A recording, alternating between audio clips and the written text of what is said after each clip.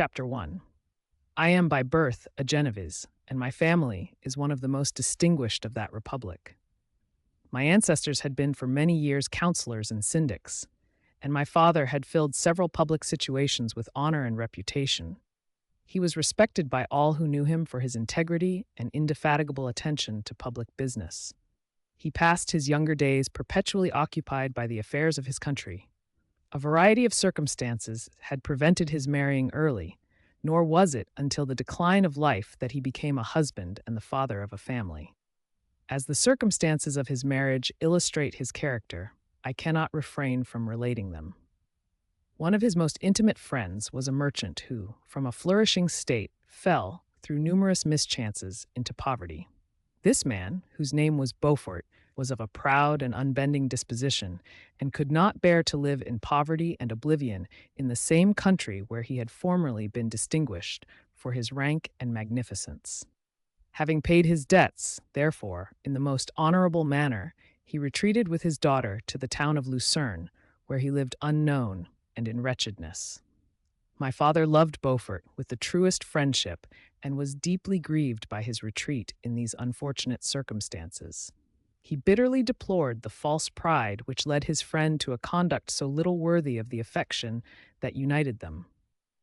He lost no time in endeavoring to seek him out, with the hope of persuading him to begin the world again through his credit and assistance. Beaufort had taken effectual measures to conceal himself, and it was 10 months before my father discovered his abode. Overjoyed at this discovery, he hastened to the house, which was situated in a mean street near the Reuss. But when he entered, misery and despair alone welcomed him. Beaufort had saved but a very small sum of money from the wreck of his fortunes, but it was sufficient to provide him with sustenance for some months, and in the meantime he hoped to procure some respectable employment in a merchant's house. The interval was, consequently, spent in inaction. His grief only became more deep and rankling when he had leisure for reflection, and at length it took so fast hold of his mind that at the end of 3 months he lay on a bed of sickness, incapable of any exertion. His daughter attended him with the greatest tenderness, but she saw with despair that their little fund was rapidly decreasing and that there was no other prospect of support. But Caroline Beaufort possessed a mind of an uncommon mold, and her courage rose to support her in her adversity. She procured plain work. She plaited straw and by various means contrived to earn a pittance scarcely sufficient to support life. Several months passed in this manner. Her father grew worse. Her time was more entirely occupied in attending him. Her means of subsistence decreased, and in the 10th month her father died in her arms, leaving her an orphan and a beggar. This last blow overcame her, and she knelt by Beaufort's coffin weeping bitterly when my father entered the chamber. He came like a protecting spirit to the poor girl, who committed herself to his care, and after the interment of his friend he conducted her to Geneva and placed her under the protection of a relation. 2 years after this event, Caroline became his wife. There was a considerable difference between the ages of my parents, but this circumstance seemed to unite them only closer in bonds of devoted affection. There was a sense of justice in my father's upright mind, which rendered it necessary that he should approve highly to love strongly. Perhaps during former years he had suffered from the late discovered unworthiness of one beloved, and so was disposed to set a greater value on tried worth. There was a show of gratitude and worship in his attachment to my mother, differing wholly from the doting fondness of age, for it was inspired by reverence for her virtues, and a desire to be the means of, in some degree, recompensing her for the sorrows she had endured, but which gave inexpressible grace to his behavior to her. Everything was made to yield to her wishes and her convenience. He strove to shelter her, as a fair exotic is sheltered by the gardener, from every rougher wind, and to surround her with all that could tend to excite pleasurable emotion in her soft and benevolent mind. Her health, and even the tranquility of her hitherto constant spirit, had been shaken by what she had gone through. During the 2 years that had elapsed previous to their marriage, my father had gradually relinquished all his public functions, and immediately after their union they sought the pleasant climate of Italy, and the change of scene and interest attendant on a tour through that land of wonders as a restorative for her weakened frame. From Italy, they visited Germany and France. I, their eldest child, was born at Naples, and as an infant, accompanied them in their rambles. I remained for several years their only child. Much as they were attached to each other, they seemed to draw inexhaustible stores of affection from a very mine of love to bestow them upon me. My mother's tender caresses and my father's smile of benevolent pleasure while regarding me are my first recollections. I was their plaything and their idol, and something better, their child, the innocent and helpless creature bestowed on them by heaven, whom to bring up to good, and whose future lot it was in their hands to direct to happiness or misery, according as they fulfilled their duties towards me. With this deep consciousness of what they owed towards the being to which they had given life, added to the active spirit of tenderness that animated both, it may be imagined that while during every hour of my infant life I received a lesson of patience, of charity, and of self-control, I was so guided by a silken cord that all seemed but one train of enjoyment to me. For a long time I was their only care. My mother had much desired to have a daughter, but I continued their single offspring. When I was about 5 years old, while making an excursion beyond the frontiers of Italy, they passed a week on the shores of the Lake of Como. Their benevolent disposition often made them enter the cottages of the poor. This, to my mother, was more than a duty. It was a necessity, a passion, remembering what she had suffered and how she had been relieved, for her to act in her turn the guardian angel to the afflicted. During one of their walks, a poor cot in the foldings of a veil attracted their notice as being singularly disconsolate, while the number of half-clothed children gathered about it spoke of penury in its worst shape. One day, when my father had gone by himself to Milan, my mother, accompanied by me, visited this abode. She found a peasant and his wife, hard-working, bent down by care and labor, distributing a scanty meal to 5 hungry babes. Among these there was one which attracted my mother far above all the rest. She appeared of a different stock. The 4 others were dark-eyed, hardy little vagrants. This child was thin and very fair. Her hair was the brightest living gold, and despite the poverty of her clothing, seemed to set a crown of distinction on her head. Her brow was clear and ample, her blue eyes cloudless, and her lips and the molding of her face so expressive of sensibility and sweetness that none could behold her without looking on her as of a distinct species, a being heaven sent, and bearing a celestial stamp in all her features. The peasant woman, perceiving that my mother fixed eyes of wonder and admiration on this lovely girl, eagerly communicated her history. She was not her child, but the daughter of a Milanese nobleman. Her mother was a German and had died on giving her birth. The infant had been placed with these good people to nurse. They were better off then. They had not been long married, and their eldest child was but just born. The father of their charge was one of those Italians nursed in the memory of the antique glory of Italy, one among the Schiavi Ognor Frementi, who exerted himself to obtain the liberty of his country. He became the victim of its weakness. Whether he had died or still lingered in the dungeons of Austria was not known. His property was confiscated. His child became an orphan and a beggar. She continued with her foster parents and bloomed in their rude abode, fairer than a garden rose among dark-leaved brambles. When my father returned from Milan, he found playing with me in the hall of our villa a child fairer than pictured cherub, a creature who seemed to shed radiance from her looks and whose form and motions were lighter than the chamois of the hills. The apparition was soon explained. With his permission, my mother prevailed on her rustic guardians to yield their charge to her. They were fond of the sweet orphan. Her presence had seemed a blessing to them, but it would be unfair to her to keep her in poverty and want when Providence afforded her such powerful protection. They consulted their village priest, and the result was that Elizabeth Lavenza became the inmate of my parents' house, my more than sister, the beautiful and adored companion of all my occupations and my pleasures. Everyone loved Elizabeth. The passionate and almost reverential attachment with which all regarded her became, while I shared it, my pride and my delight. On the evening previous to her being brought to my home, my mother had said playfully, "I have a pretty present for my Victor. Tomorrow he shall have it." And when on the morrow she presented Elizabeth to me as her promised gift, I, with childish seriousness, interpreted her words literally and looked upon Elizabeth as mine, mine to protect, love, and cherish. All praises bestowed on her I received as maid to a possession of my own. We called each other familiarly by the name of cousin. No word, no expression could body forth the kind of relation in which she stood to me, my more than sister, since till death she was to be mine only. Chapter 2. We were brought up together. There was not quite a year difference in our ages. I need not say that we were strangers to any species of disunion or dispute. Harmony was the soul of our companionship, and the diversity and contrast that subsisted in our characters drew us nearer together. Elizabeth was of a calmer and more concentrated disposition. But, with all my ardor, I was capable of a more intense application and was more deeply smitten with the thirst for knowledge.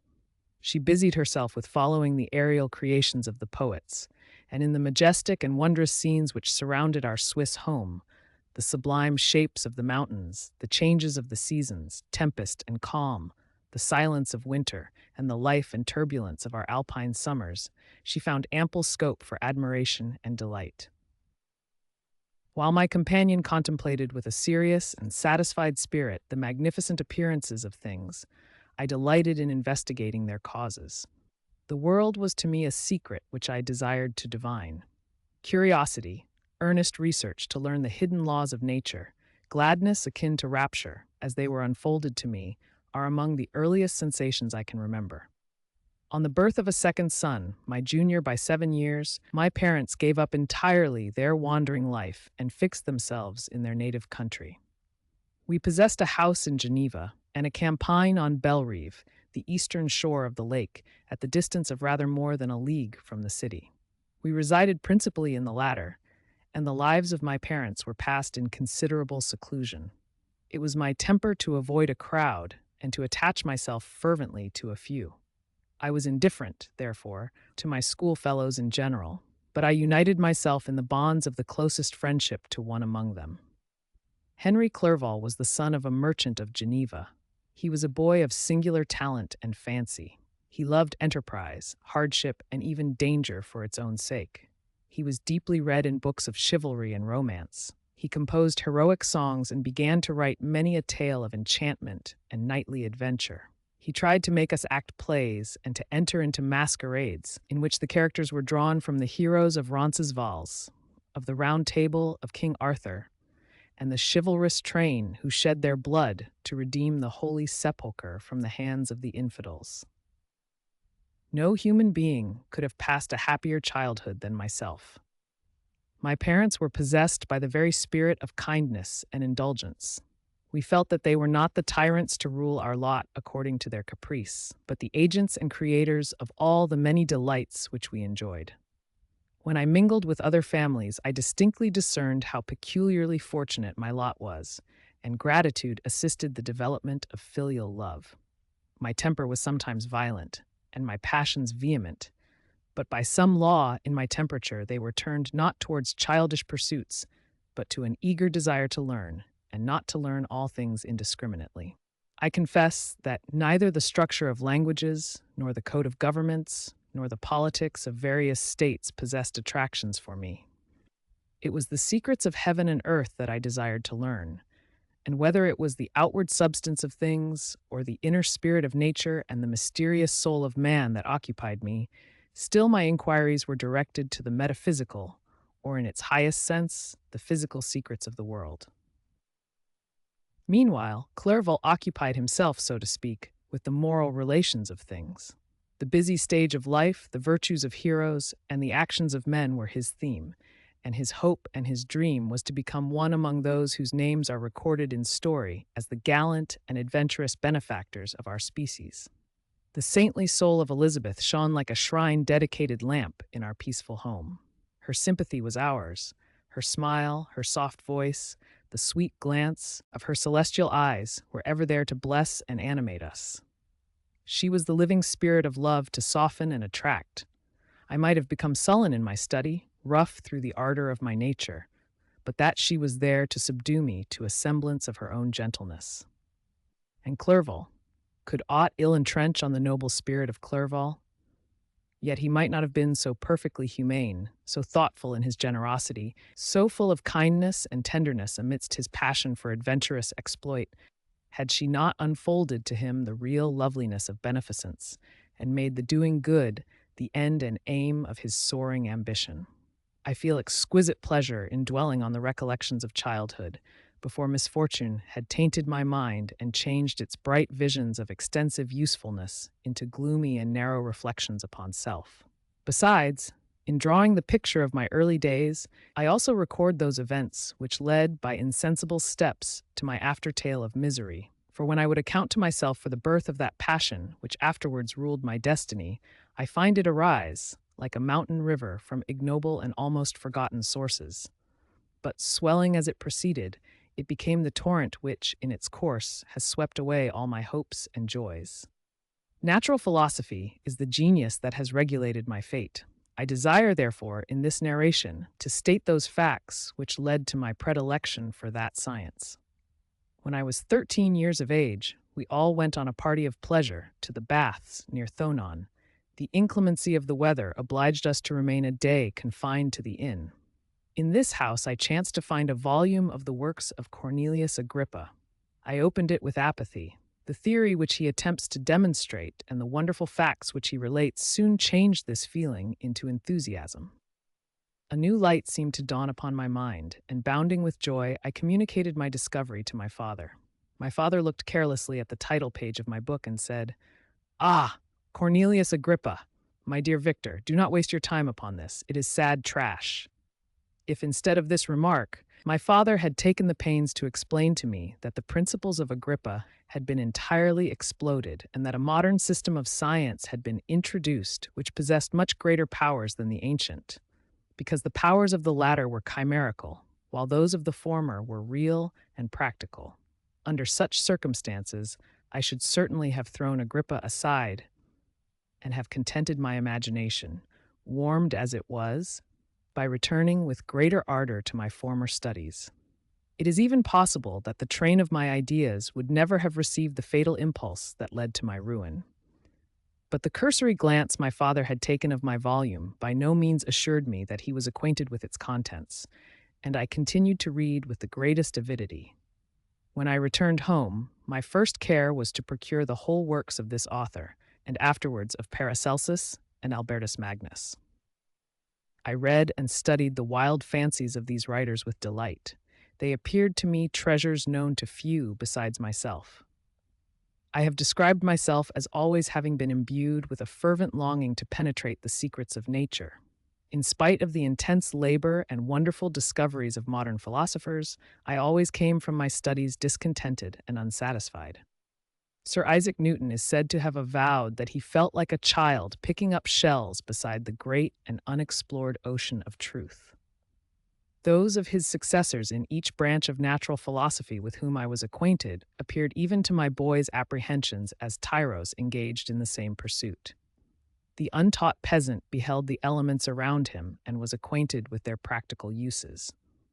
The most learned philosopher knew little more.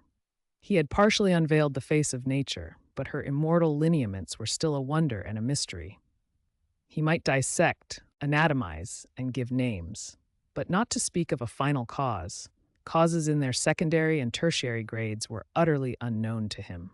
I had gazed upon the fortifications and impediments that seemed to keep human beings from entering the citadel of nature, and rashly and ignorantly I had repined. But here were books, and here were men who had penetrated deeper and knew more. I took their word for all that they averred, and I became their disciple. It may appear strange that such should arise in the 18th century, but while I followed the routine of education in the schools of Geneva, I was, to a great degree, self-taught with regard to my favorite studies. My father was not scientific, and I was left to struggle with a child's blindness, added to a student's thirst for knowledge. Under the guidance of my new preceptors, I entered with the greatest diligence into the search of the philosopher's stone and the elixir of life, but the latter soon obtained my undivided attention. Wealth was an inferior object, but what glory would attend the discovery if I could banish disease from the human frame and render man invulnerable to any but a violent death? Nor were these my only visions. The raising of ghosts or devils was a promise liberally accorded by my favorite authors, the fulfillment of which I most eagerly sought. And if my incantations were always unsuccessful, I attributed the failure rather to my own inexperience and mistake than to a want of skill or fidelity in my instructors. And thus, for a time, I was occupied by exploded systems, mingling, like an unadept, a thousand contradictory theories, and floundering desperately in a very slough of multifarious knowledge, guided by an ardent imagination and childish reasoning, till an accident again changed the current of my ideas. When I was about 15 years old, we had retired to our house near Bellerive, when we witnessed a most violent and terrible thunderstorm. It advanced from behind the mountains of Jura, and the thunder burst at once with frightful loudness from various quarters of the heavens. I remained, while the storm lasted, watching its progress with curiosity and delight. As I stood at the door, on a sudden I beheld a stream of fire issue from an old and beautiful oak, which stood about 20 yards from our house. And so soon as the dazzling light vanished, the oak had disappeared, and nothing remained but a blasted stump. When we visited it the next morning, we found the tree shattered in a singular manner. It was not splintered by the shock, but entirely reduced to thin ribbons of wood. I never beheld anything so utterly destroyed. Before this, I was not unacquainted with the more obvious laws of electricity. On this occasion, a man of great research in natural philosophy was with us, and excited by this catastrophe, he entered on the explanation of a theory which he had formed on the subject of electricity and galvanism, which was at once new and astonishing to me. All that he said threw greatly into the shade Cornelius Agrippa, Albertus Magnus, and Paracelsus, the lords of my imagination. But by some fatality, the overthrow of these men disinclined me to pursue my accustomed studies. It seemed to me as if nothing would or could ever be known.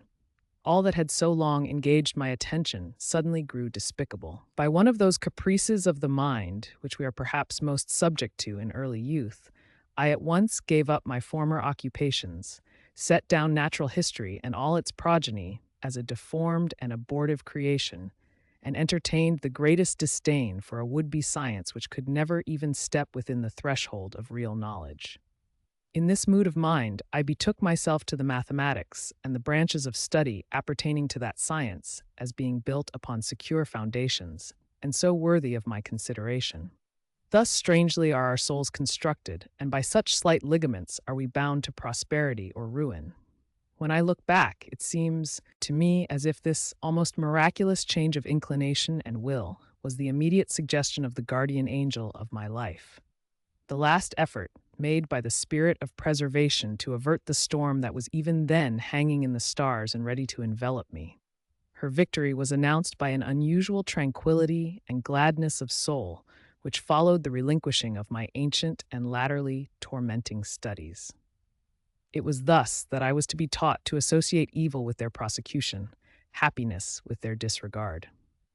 It was a strong effort of the spirit of good, but it was ineffectual. Destiny was too potent, and her immutable laws had decreed my utter and terrible destruction. Chapter 3. When I had attained the age of 17, my parents resolved that I should become a student at the University of Ingolstadt. I had hitherto attended the schools of Geneva, but my father thought it necessary for the completion of my education that I should be made acquainted with other customs than those of my native country.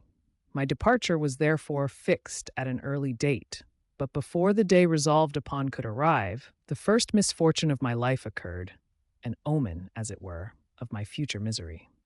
Elizabeth had caught the scarlet fever. Her illness was severe, and she was in the greatest danger. During her illness, many arguments had been urged to persuade my mother to refrain from attending upon her. She had at first yielded to our entreaties, but when she heard that the life of her favorite was menaced, she could no longer control her anxiety. She attended her sickbed. Her watchful attentions triumphed over the malignity of the distemper. Elizabeth was saved, but the consequences of this imprudence were fatal to her preserver. On the third day, my mother sickened. Her fever was accompanied by the most alarming symptoms, and the looks of her medical attendants prognosticated the worst event. On her deathbed, the fortitude and benignity of this best of women did not desert her. She joined the hands of Elizabeth and myself. "My children," she said, "my firmest hopes of future happiness were placed on the prospect of your union. This expectation will now be the consolation of your father. Elizabeth, my love, you must supply my place to my younger children. Alas, I regret that I am taken from you. And, happy and beloved as I have been, is it not hard to quit you all? But these are not thoughts befitting me. I will endeavor to resign myself cheerfully to death, and will indulge a hope of meeting you in another world." She died calmly, and her countenance expressed affection even in death. I need not describe the feelings of those whose dearest ties are rent by that most irreparable evil, the void that presents itself to the soul, and the despair that is exhibited on the countenance. It is so long before the mind can persuade itself that she whom we saw every day, and whose very existence appeared a part of our own, can have departed forever, that the brightness of a beloved eye can have been extinguished, and the sound of a voice so familiar and dear to the ear can be hushed, never more to be heard.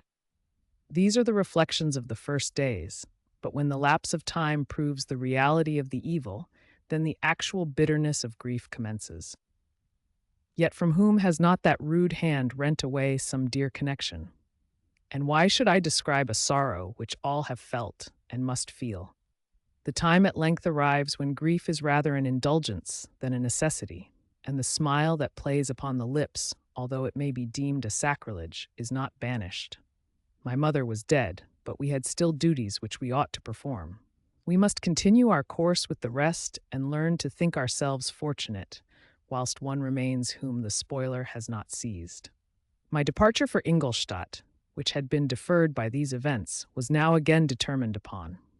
I obtained from my father a respite of some weeks. It appeared to me sacrilege so soon to leave the repose, akin to death, of the house of mourning, and to rush into the thick of life. I was new to sorrow, but it did not the less alarm me. I was unwilling to quit the sight of those that remained to me, and above all, I desired to see my sweet Elizabeth in some degree consoled. She indeed veiled her grief and strove to act the comforter to us all. She looked steadily on life and assumed its duties with courage and zeal.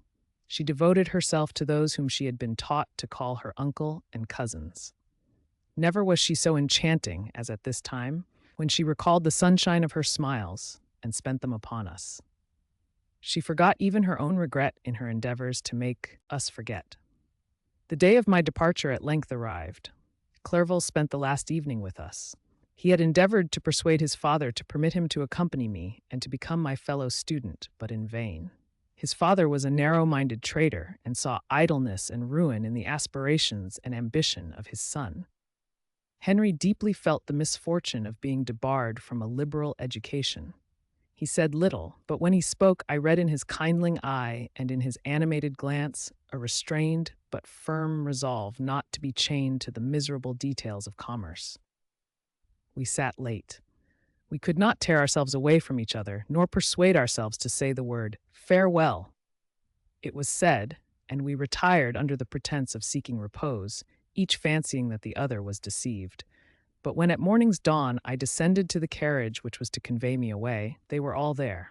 My father again to bless me, Clerval to press my hand once more, my Elizabeth to renew her entreaties that I would write often, and to bestow the last feminine attentions on her playmate and friend.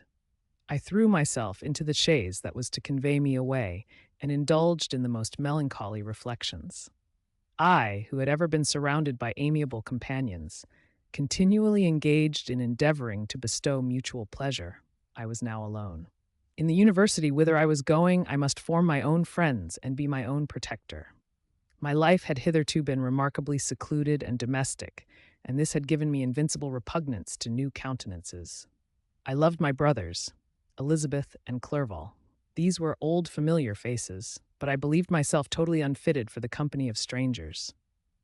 Such were my reflections as I commenced my journey, but as I proceeded, my spirits and hopes rose. I ardently desired the acquisition of knowledge. I had often, when at home, thought it hard to remain during my youth cooped up in one place, and had longed to enter the world and take my station among other human beings. Now my desires were complied with, and it would, indeed, have been folly to repent. I had sufficient leisure for these and many other reflections during my journey to Ingolstadt, which was long and fatiguing. At length, the high white steeple of the town met my eyes. I alighted and was conducted to my solitary apartment to spend the evening as I pleased. The next morning, I delivered my letters of introduction and paid a visit to some of the principal professors. Chance, or rather the evil influence, the angel of destruction, which asserted omnipotent sway over me from the moment I turned my reluctant steps from my father's door, led me first to M. Krempe, professor of natural philosophy. He was an uncouth man, but deeply imbued in the secrets of his science. He asked me several questions concerning my progress in the different branches of science appertaining to natural philosophy. I replied carelessly and partly in contempt, mentioned the names of my alchemists as the principal authors I had studied. The professor stared. "Have you," he said, "really spent your time in studying such nonsense?" I replied in the affirmative. "Every minute," continued M. Krempe with warmth, "every instant that you have wasted on those books is utterly and entirely lost. You have burdened your memory with exploded systems and useless names. Good God! In what desert land have you lived, where no one was kind enough to inform you that these fancies which you have so greedily imbibed are 1,000 years old and as musty as they are ancient? I little expected, in this enlightened and scientific age, to find a disciple of Albertus Magnus and Paracelsus. My dear sir, you must begin your studies entirely anew."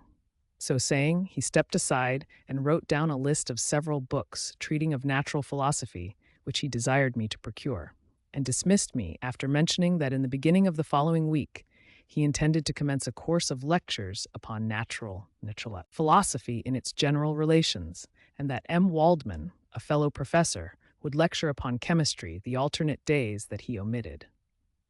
I returned home not disappointed, for I have said that I had long considered those authors useless whom the professor reprobated, but I returned not at all the more inclined to recur to these studies in any shape.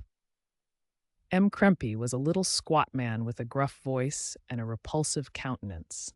The teacher, therefore, did not prepossess me in favor of his pursuits.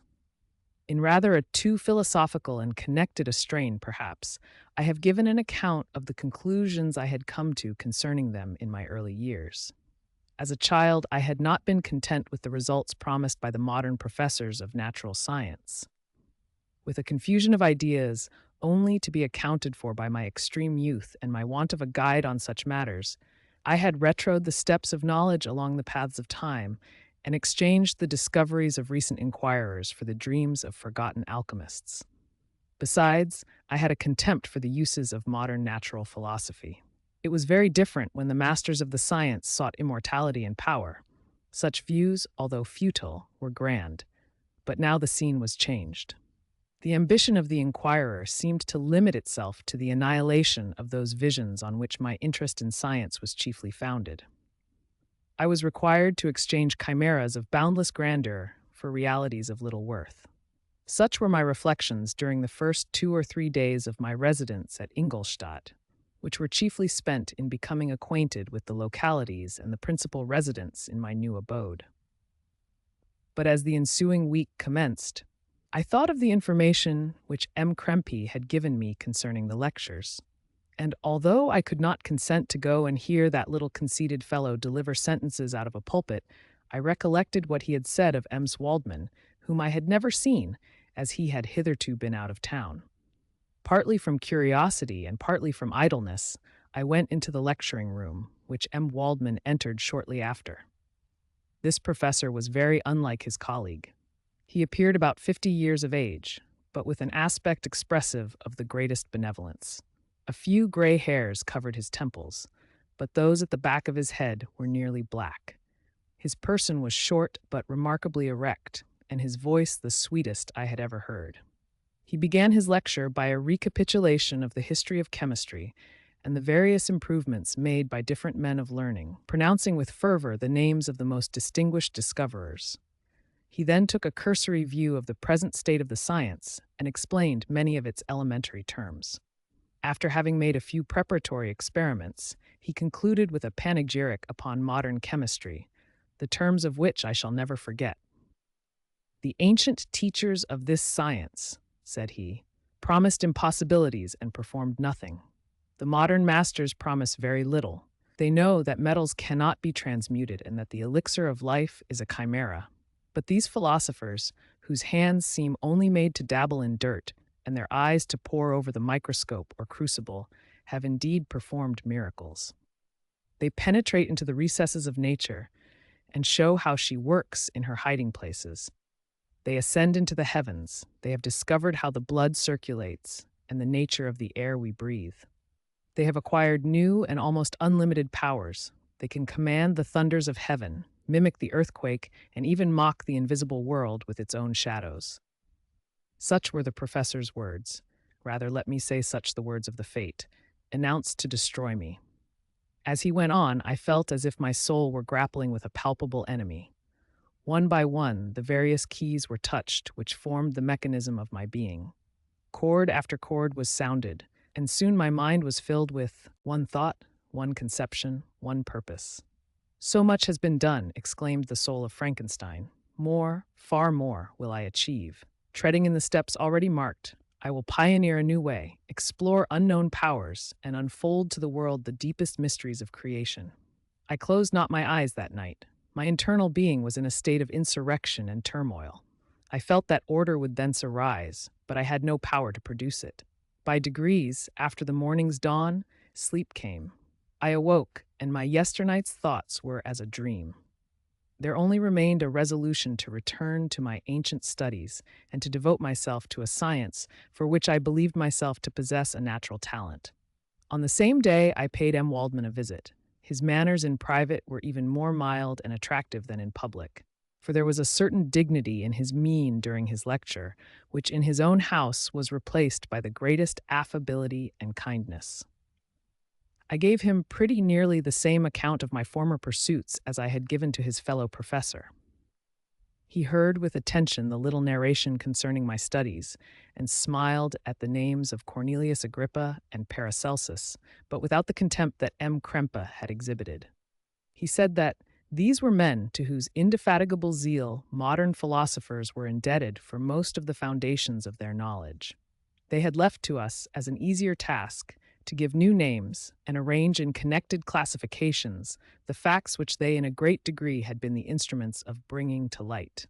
The labors of men of genius, however erroneously directed, scarcely ever fail in ultimately turning to the solid advantage of mankind. I listened to his statement, which was delivered without any presumption or affectation, and then added that his lecture had removed my prejudices against modern chemists. I expressed myself in measured terms, with the modesty and deference due from a youth to his instructor, without letting escape, inexperience in life would have made me ashamed, any of the enthusiasm which stimulated my intended labors.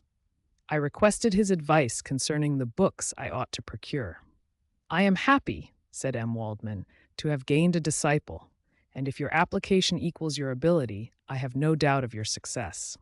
Chemistry is that branch of natural philosophy in which the greatest improvements have been and may be made. It is on that account that I have made it my peculiar study, but at the same time, I have not neglected the other branches of science. A man would make but a very sorry chemist if he attended to that department of human knowledge alone. If your wish is to become really a man of science and not merely a petty experimentalist, I should advise you to apply to every branch of natural philosophy, including mathematics." He then took me into his laboratory and explained to me the uses of his various machines, instructing me as to what I ought to procure, and promising me the use of his own when I should have advanced far enough in the science not to derange their mechanism. He also gave me the list of books which I had requested, and I took my leave. Thus ended a day memorable to me. It decided my future destiny. Chapter 4.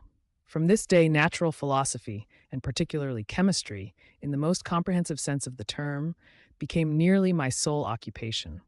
I read with ardor those works, so full of genius and discrimination, which modern inquirers have written on these subjects. I attended the lectures and cultivated the acquaintance of the men of science of the university, and I found even in M. Krempe a great deal of sound sense and real information, combined, it is true, with a repulsive physiognomy and manners, but not on that account the less valuable. In M. Waldman I found a true friend. His gentleness was never tinged by dogmatism, and his instructions were given with an air of frankness and good nature that banished every idea of pedantry. In 1,000 ways he smoothed for me the path of knowledge, and made the most abstruse inquiries clear and facile to my apprehension. My application was at first fluctuating and uncertain. It gained strength as I proceeded, and soon became so ardent and eager that the stars often disappeared in the light of morning, whilst I was yet engaged in my laboratory. As I applied so closely, it may be easily conceived that my progress was rapid. My ardor was indeed the astonishment of the students, and my proficiency that of the masters. Professor Krempe often asked me, with a sly smile, how Cornelius Agrippa went on, whilst M. Waldman expressed the most heartfelt exultation in my progress. 2 years passed in this manner, during which I paid no visit to Geneva, but was engaged, heart and soul, in the pursuit of some discoveries which I hoped to make. None but those who have experienced them can conceive of the enticements of science. In other studies, you go as far as others have gone before you, and there is nothing more to know. But in a scientific pursuit, there is continual food for discovery and wonder. A mind of moderate capacity, which closely pursues one study, must infallibly arrive at great proficiency in that study.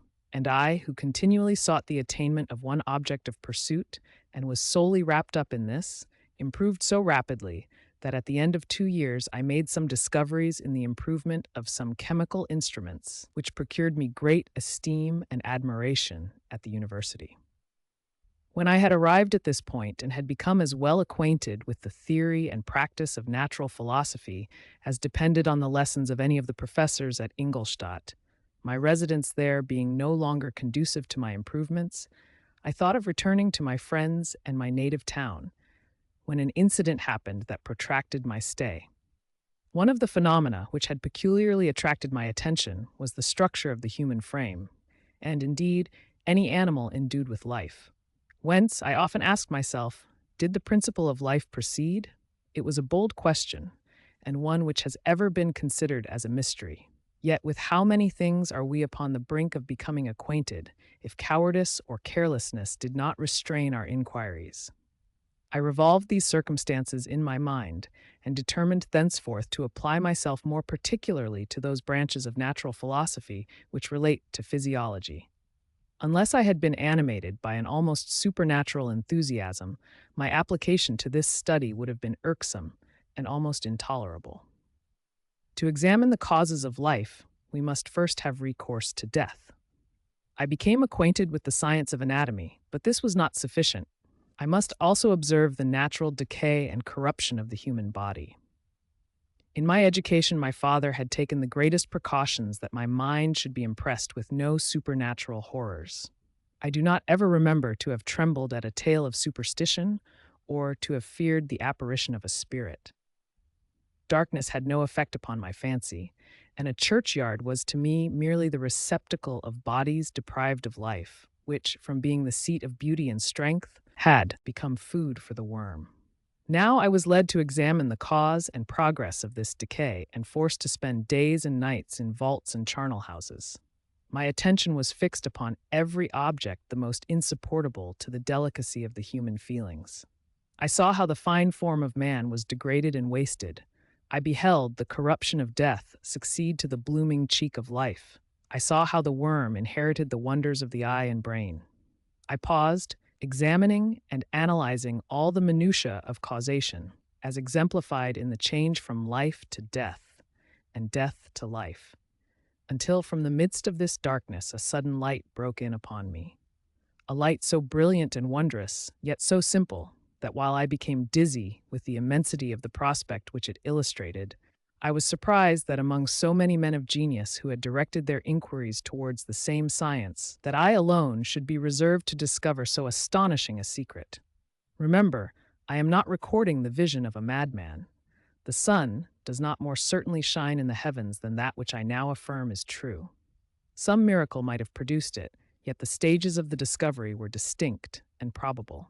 After days and nights of incredible labor and fatigue, I succeeded in discovering the cause of generation and life. Nay, more, I became myself capable of bestowing animation upon lifeless matter.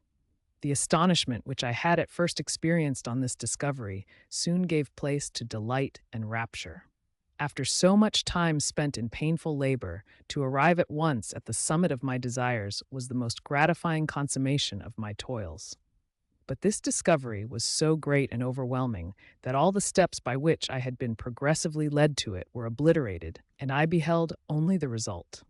What had been the study and desire of the wisest men since the creation of the world was now within my grasp. Not that, like a magic scene, it all opened upon me at once. The information I had obtained was of a nature rather to direct my endeavors so soon as I should point them towards the object of my search than to exhibit that object already accomplished. I was like the Arabian who had been buried with the dead and found a passage to life, aided only by one glimmering and seemingly ineffectual light. I see by your eagerness and the wonder and hope which your eyes express, my friend, that you expect to be informed of the secret with which I am acquainted. That cannot be. Listen patiently until the end of my story, and you will easily perceive why I am reserved upon that subject. I will not lead you on, unguarded and ardent as I then was, to your destruction and infallible misery. Learn from me, if not by my precepts, at least by my example, how dangerous is the acquirement of knowledge, and how much happier that man is who believes his native town to be the world, than he who aspires to become greater than his nature will allow. When I found so astonishing a power placed within my hands, I hesitated a long time concerning the manner in which I should employ it. Although I possessed the capacity of bestowing animation, yet to prepare a frame for the reception of it, with all its intricacies of fibers, muscles, and veins, still remained a work of inconceivable difficulty and labor. I doubted at first whether I should attempt the creation of a being like myself, or one of simpler organization, but my imagination was too much exalted by my first success to permit me to doubt of my ability to give life to an animal as complex and wonderful as man. The materials at present within my command hardly appeared adequate to so arduous an undertaking, but I doubted not that I should ultimately succeed. I prepared myself for a multitude of reverses. My operations might be incessantly baffled, and at last my work be imperfect. Yet when I considered the improvement which every day takes place in science and mechanics, I was encouraged to hope my present attempts would at least lay the foundations of future success. Nor could I consider the magnitude and complexity of my plan as any argument of its impracticability. It was with these feelings that I began the creation of a human being. As the minuteness of the parts formed a great hindrance to my speed, I resolved, contrary to my first intention, to make the being of a gigantic stature, that is to say, about 8 feet in height and proportionably large. After having formed this determination and having spent some months in successfully collecting and arranging my materials, I began. No one can conceive the variety of feelings which bore me onwards like a hurricane in the first enthusiasm of success.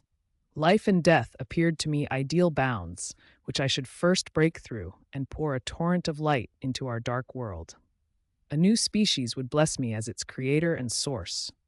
Many happy and excellent natures would owe their being to me.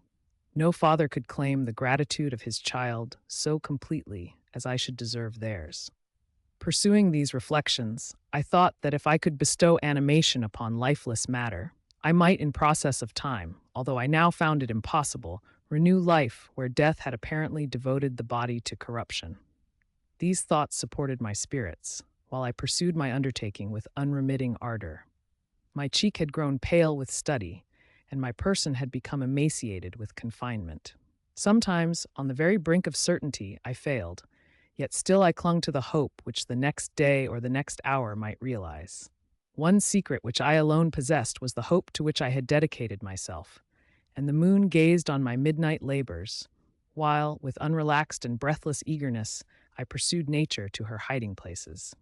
Who shall conceive the horrors of my secret toil as I dabbled among the unhallowed damps of the grave or tortured the living animal to animate the lifeless clay? My limbs now tremble, and my eyes swim with the remembrance. But then a resistless and almost frantic impulse urged me forward. I seemed to have lost all soul or sensation, but for this one pursuit. It was indeed but a passing trance that only made me feel with renewed acuteness so soon as, the unnatural stimulus ceasing to operate, I had returned to my old habits. I collected bones from charnel houses and disturbed, with profane fingers, the tremendous secrets of the human frame. In a solitary chamber, or rather cell, at the top of the house, and separated from all the other apartments by a gallery and staircase, I kept my workshop of filthy creation. My eyeballs were starting from their sockets in attending to the details of my employment. The dissecting room and the slaughterhouse furnished many of my materials, and often did my human nature turn with loathing from my occupation, whilst, still urged on by an eagerness which perpetually increased, I brought my work near to a conclusion. The summer months passed while I was thus engaged, heart and soul in one pursuit. It was a most beautiful season. Never did the fields bestow a more plentiful harvest, or the vines yield a more luxuriant vintage, but my eyes were insensible to the charms of nature. And the same feelings which made me neglect the scenes around me caused me also to forget those friends who were so many miles absent and whom I had not seen for so long a time. I knew my silence disquieted them, and I well remembered the words of my father. I know that while you are pleased with yourself, you will think of us with affection, and we shall hear regularly from you. You must pardon me if I regard any interruption in your correspondence as a proof that your other duties are equally neglected. I knew well, therefore, what would be my father's feelings, but I could not tear my thoughts from my employment, loathsome in itself, but which had taken an irresistible hold of my imagination. I wished, as it were, to procrastinate all that related to my feelings of affection until the great object, which swallowed up every habit of my nature, should be completed. I then thought that my father would be unjust if he ascribed my neglect to vice or faultiness on my part, but I am now convinced that he was justified in conceiving that I should not be altogether free from blame. A human being in perfection ought always to preserve a calm and peaceful mind, and never to allow passion or a transitory desire to disturb his tranquility. I do not think that the pursuit of knowledge is an exception to this rule. If the study to which you apply yourself has a tendency to weaken your affections and to destroy your taste for those simple pleasures in which no alloy can possibly mix, then that study is certainly unlawful, that is to say, not befitting the human mind. If this rule were always observed, if no man allowed any pursuit whatsoever to interfere with the tranquility of his domestic affections, Greece had not been enslaved, Caesar would have spared his country, America would have been discovered more gradually, and the empires of Mexico and Peru had not been destroyed. But I forget that I am moralizing in the most interesting part of my tale, and your looks remind me to proceed. My father made no reproach in his letters, and only took notice of my silence by inquiring into my occupations more particularly than before. Winter, spring, and summer passed away during my labors, but I did not watch the blossom or the expanding leaves, sights which before always yielded me supreme delight. So deeply was I engrossed in my occupation. The leaves of that year had withered before my work drew near to a close, and now every day showed me more plainly how well I had succeeded. But my enthusiasm was checked by my anxiety, and I appeared rather like one doomed by slavery to toil in the mines, or any other unwholesome trade, than an artist occupied by his favorite employment. Every night I was oppressed by a slow fever, and I became nervous to a most painful degree. The fall of a leaf startled me, and I shunned my fellow creatures as if I had been guilty of a crime. Sometimes I grew alarmed at the wreck I perceived that I had become. The energy of my purpose alone sustained me. My labors would soon end, and I believed that exercise and amusement would then drive away incipient disease. And I promised myself both of these when my creation should be complete. Chapter 5. It was on a dreary night of November that I beheld the accomplishment of my toils. With an anxiety that almost amounted to agony, I collected the instruments of life around me, that I might infuse a spark of being into the lifeless thing that lay at my feet. It was already 1 in the morning. The rain pattered dismally against the panes, and my candle was nearly burnt out, when, by the glimmer of the half-extinguished light, I saw the dull yellow eye of the creature open. It breathed hard, and a convulsive motion agitated its limbs. How can I describe my emotions at this catastrophe, or how delineate the wretch whom with such infinite pains and care I had endeavored to form? His limbs were in proportion, and I had selected his features as beautiful. Beautiful, great God! His yellow skin scarcely covered the work of muscles and arteries beneath. His hair was of a lustrous black and flowing, his teeth of a pearly whiteness. But these luxuriances only formed a more horrid contrast with his watery eyes, that seemed almost of the same color as the dun white sockets in which they were set, his shriveled complexion and straight black lips. The different accidents of life are not so changeable as the feelings of human nature. I had worked hard for nearly 2 years, for the sole purpose of infusing life into an inanimate body. For this, I had deprived myself of rest and health. I had desired it with an ardor that far exceeded moderation. But now that I had finished, the beauty of the dream vanished, and breathless horror and disgust filled my heart. Unable to endure the aspect of the being I had created, I rushed out of the room and continued a long time traversing my bedchamber, unable to compose my mind to sleep. At length, lassitude succeeded to the tumult I had before endured, and I threw myself on the bed in my clothes, endeavoring to seek a few moments of forgetfulness. But it was in vain. I slept, indeed, but I was disturbed by the wildest dreams. I thought I saw Elizabeth, in the bloom of health, walking in the streets of Ingolstadt. Delighted and surprised, I embraced her. But as I imprinted the first kiss on her lips, they became livid with the hue of death. Her features appeared to change, and I thought that I held the corpse of my dead mother in my arms. A shroud enveloped her form, and I saw the grave worms crawling in the folds of the flannel. I started from my sleep with horror. A cold dew covered my forehead, my teeth chattered, and every limb became convulsed. When, by the dim and yellow light of the moon, as it forced its way through the window shutters, I beheld the wretch, the miserable monster whom I had created.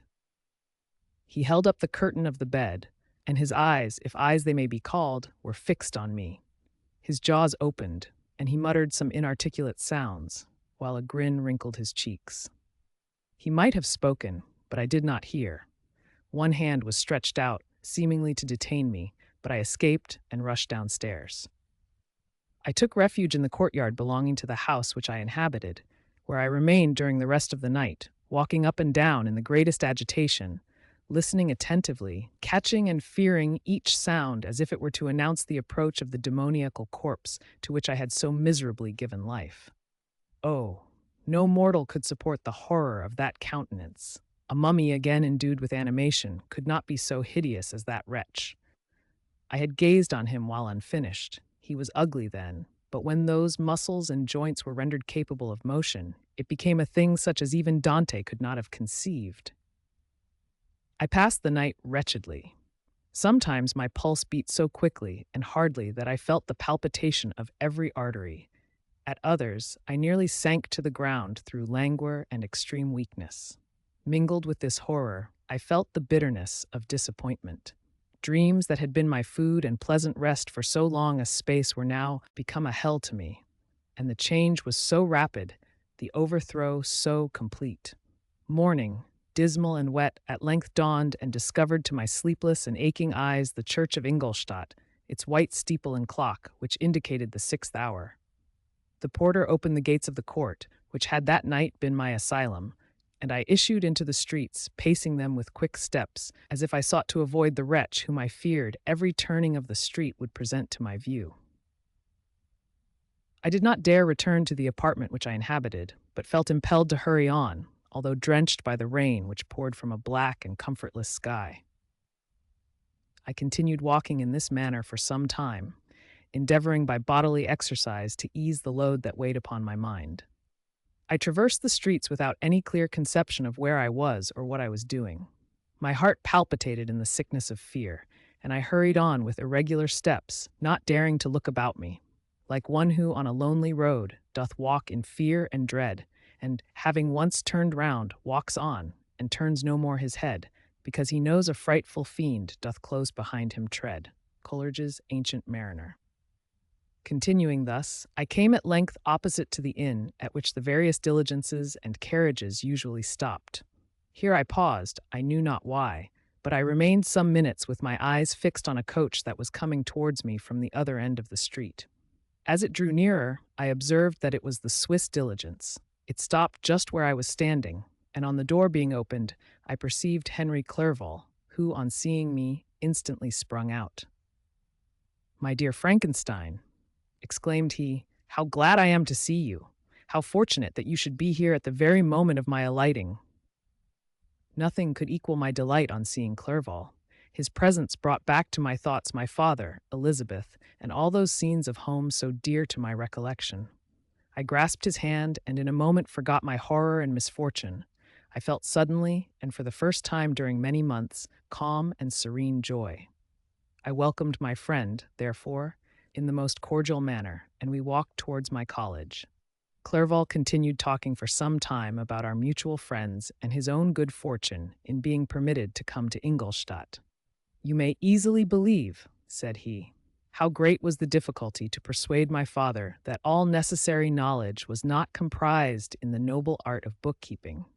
And, indeed, I believe I left him incredulous to the last, for his constant answer to my unwearied entreaties was the same as that of the Dutch schoolmaster in The Vicar of Wakefield. I have 10,000 florins a year without Greek. I eat heartily without Greek.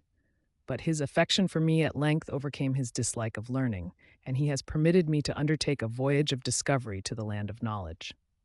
It gives me the greatest delight to see you, but tell me how you left my father, brothers, and Elizabeth." "Very well, and very happy, only a little uneasy that they hear from you so seldom. By the by, I mean to lecture you a little upon their account myself.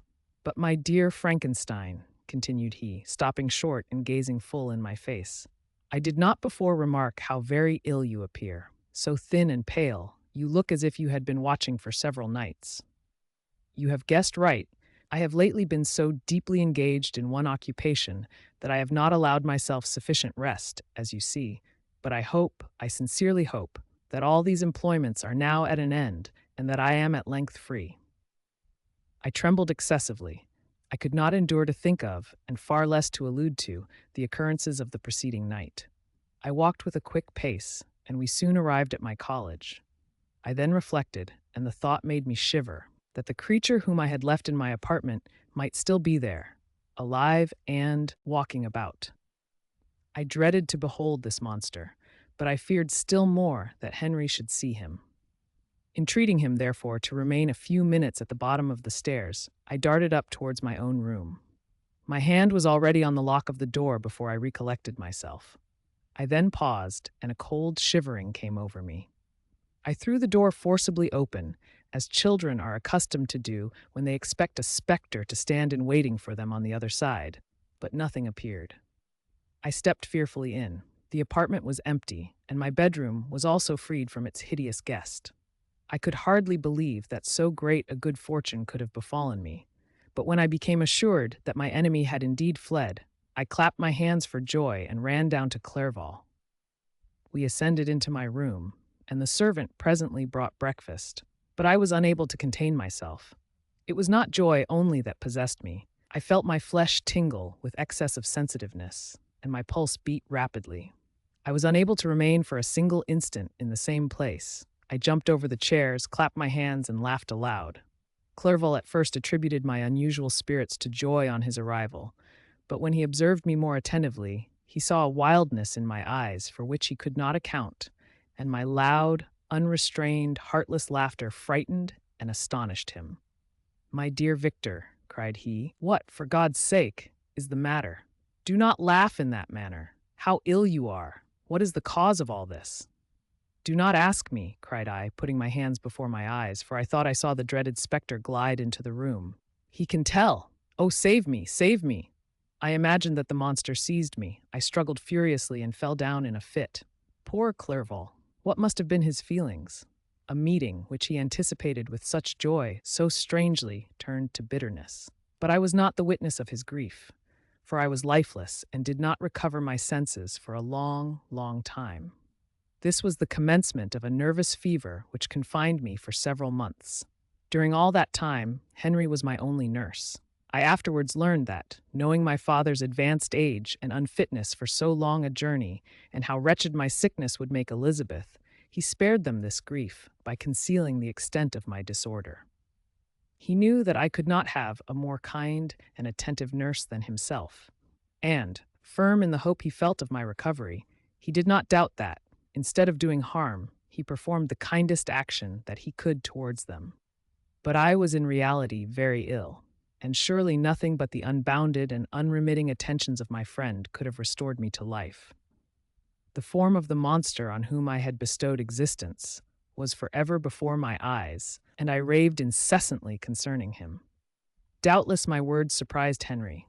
He at first believed them to be the wanderings of my disturbed imagination, but the pertinacity with which I continually recurred to the same subject persuaded him that my disorder indeed owed its origin to some uncommon and terrible event. By very slow degrees, and with frequent relapses that alarmed and grieved my friend, I recovered. I remember the first time I became capable of observing outward objects with any kind of pleasure. I perceived that the fallen leaves had disappeared and that the young buds were shooting forth from the trees that shaded my window. It was a divine spring, and the season contributed greatly to my convalescence. I felt also sentiments of joy and affection revive in my bosom.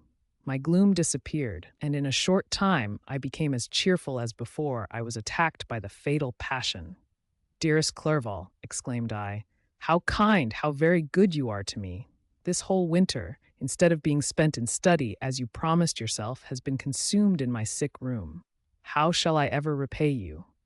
I feel the greatest remorse for the disappointment of which I have been the occasion, but you will forgive me. You will repay me entirely if you do not discompose yourself, but get well as fast as you can. And since you appear in such good spirits, I may speak to you on one subject, may I not?" I trembled. One subject, what could it be? Could he allude to an object on whom I dared not even think? "Compose yourself," said Clerval, who observed my change of color. "I will not mention it if it agitates you, but your father and cousin would be very happy if they received a letter from you in your own handwriting. They hardly know how ill you have been and are uneasy at your long silence. Is that all, my dear Henry? How could you suppose that my first thought would not fly towards those dear, dear friends whom I love and who are so deserving of my love? If this is your present temper, my friend, you will perhaps be glad to see a letter that has been lying here some days for you. It is from your cousin, I believe." Chapter 6. Clerval then put the following letter into my hands. It was from my own Elizabeth. "My dearest cousin, you have been ill, very ill, and even the constant letters of dear kind Henry are not sufficient to reassure me on your account. You are forbidden to write, to hold a pen. Yet one word from you, dear Victor, is necessary to calm our apprehensions. For a long time I have thought that each post would bring this line, and my persuasions have restrained my uncle from undertaking a journey to Ingolstadt. I have prevented his encountering the inconveniences and perhaps dangers of so long a journey, yet how often have I regretted not being able to perform it myself. I figure to myself that the task of attending on your sickbed has devolved on some mercenary old nurse who could never guess your wishes, nor minister to them with the care and affection of your poor cousin. Yet that is over now. Clerval writes that indeed you are getting better. I eagerly hope that you will confirm this intelligence soon in your own handwriting. Get well, and return to us. You will find a happy, cheerful home and friends who love you dearly. Your father's health is vigorous, and he asks but to see you, but to be assured that you are well, and not a care will ever cloud his benevolent countenance.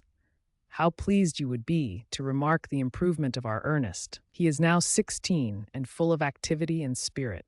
He is desirous to be a true Swiss and to enter into foreign service, but we cannot part with him, at least until his elder brother returns to us. My uncle is not pleased with the idea of a military career in a distant country, But Ernest never had your powers of application. He looks upon study as an odious fetter. His time is spent in the open air, climbing the hills or rowing on the lake. I fear that he will become an idler unless we yield the point and permit him to enter on the profession which he has selected. Little alteration, except the growth of our dear children, has taken place since you left us. The blue lake and snow-clad mountains, they never change. And I think our placid home and our contented hearts are regulated by the same immutable laws. My trifling occupations take up my time and amuse me, and I am rewarded for any exertions by seeing none but happy, kind faces around me. Since you left us, but one change has taken place in our little household. Do you remember on what occasion Justine Moritz entered our family? Probably you do not. I will relate her history, therefore, in a few words. Madame Moritz, her mother, was a widow with 4 children, of whom Justine was the third. This girl had always been the favorite of her father, but through a strange perversity, her mother could not endure her, and after the death of M. Moritz, treated her very ill. My aunt observed this, and when Justine was 12 years of age, prevailed on her mother to allow her to live at our house. The republican institutions of our country have produced simpler and happier manners than those which prevail in the great monarchies that surround it. Hence, there is less distinction between the several classes of its inhabitants, and the lower orders, being neither so poor nor so despised, their manners are more refined and moral. A servant in Geneva does not mean the same thing as a servant in France and England. Justine, thus received in our family, learned the duties of a servant, a condition which, in our fortunate country, does not include the idea of ignorance and a sacrifice of the dignity of a human being. Justine, you may remember, was a great favorite of yours, and I recollect you once remarked that if you were in an ill humor, one glance from Justine could dissipate it, for the same reason that Ariosto gives concerning the beauty of Angelica. She looked so frank-hearted and happy. My aunt conceived a great attachment for her, by which she was induced to give her an education superior to that which she had at first intended. This benefit was fully repaid. Justine was the most grateful little creature in the world. I do not mean that she made any professions, I never heard one pass her lips, but you could see by her eyes that she almost adored her protectress. Although her disposition was gay and in many respects inconsiderate, yet she paid the greatest attention to every gesture of my aunt. She thought her the model of all excellence and endeavored to imitate her phraseology and manners, so that even now she often reminds me of her.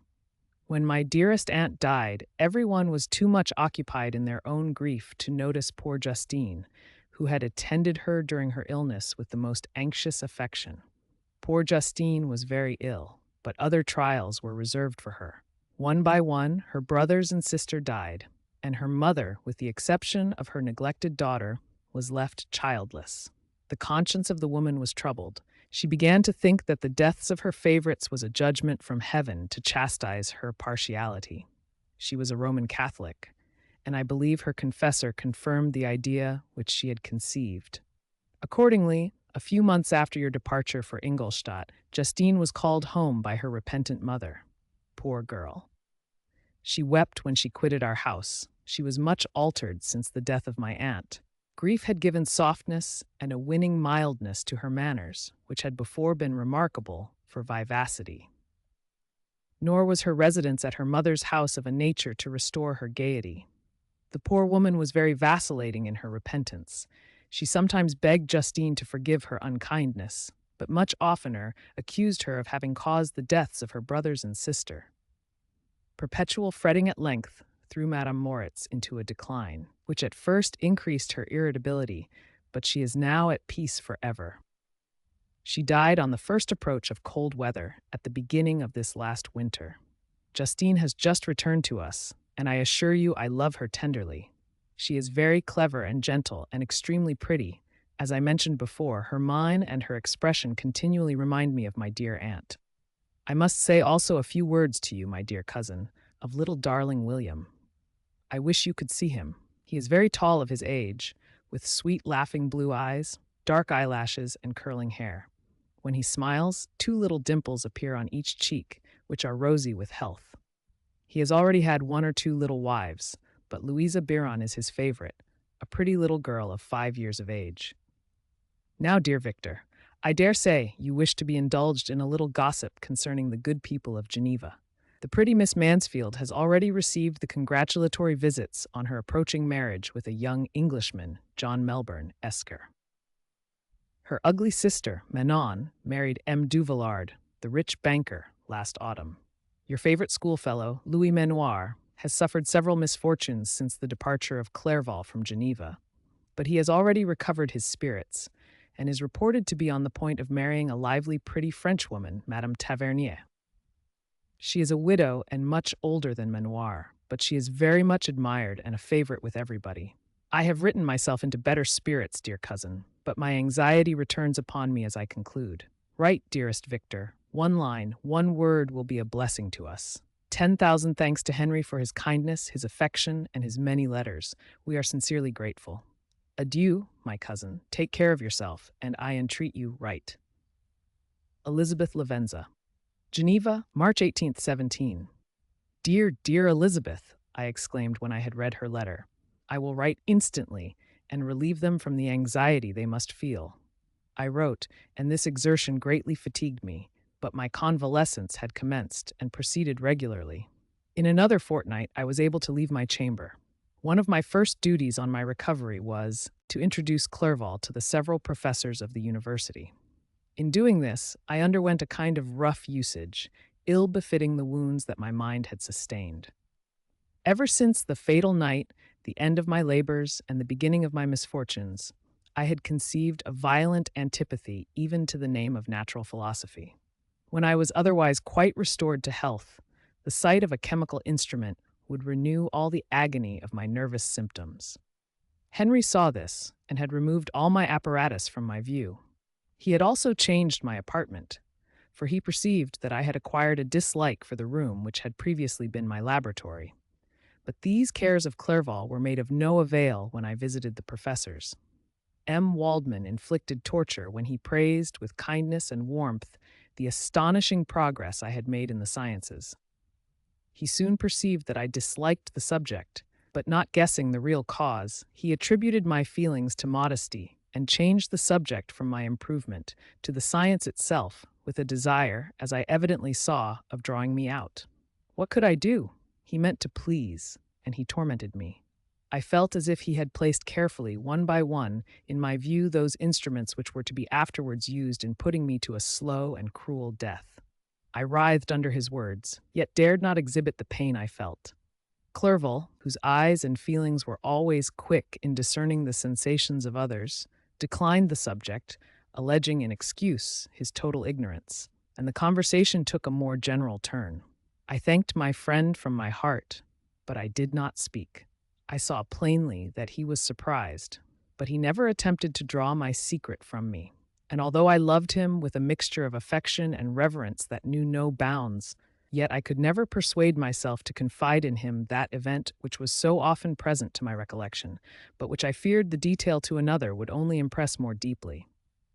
M. Krempe was not equally docile, and in my condition at that time, of almost insupportable sensitiveness, his harsh, blunt encomiums gave me even more pain than the benevolent approbation of M. Waldman. "Dean, the fellow!" cried he. "Why, M. Clerval, I assure you he has outstripped us all." Stare if you please, but it is nevertheless true. A youngster who, but a few years ago, believed in Cornelius Agrippa as firmly as in the gospel, has now set himself at the head of the university, and if he is not soon pulled down, we shall all be out of countenance. Continued he, observing my face expressive of suffering. M. Frankenstein is modest, an excellent quality in a young man. Young men should be diffident of themselves. You know, M. Clerval. I was myself when young, but that wears out in a very short time. M. Krempe had now commenced an eulogy on himself, which happily turned the conversation from a subject that was so annoying to me. Clerval had never sympathized in my tastes for natural science, and his literary pursuits differed wholly from those which had occupied me. He came to the university with the design of making himself complete master of the Oriental languages, and thus he should open a field for the plan of life he had marked out for himself. Resolved to pursue no inglorious career, he turned his eyes toward the east, as affording scope for his spirit of enterprise. The Persian, Arabic, and Sanskrit languages engaged his attention, and I was easily induced to enter on the same studies. Idleness had ever been irksome to me, and now that I wished to fly from reflection and hated my former studies, I felt great relief in being the fellow pupil with my friend, and found not only instruction, but consolation in the works of the Orientalists. I did not, like him, attempt a critical knowledge of their dialects, for I did not contemplate making any other use of them than temporary amusement. I read merely to understand their meaning, and they well repaid my labors.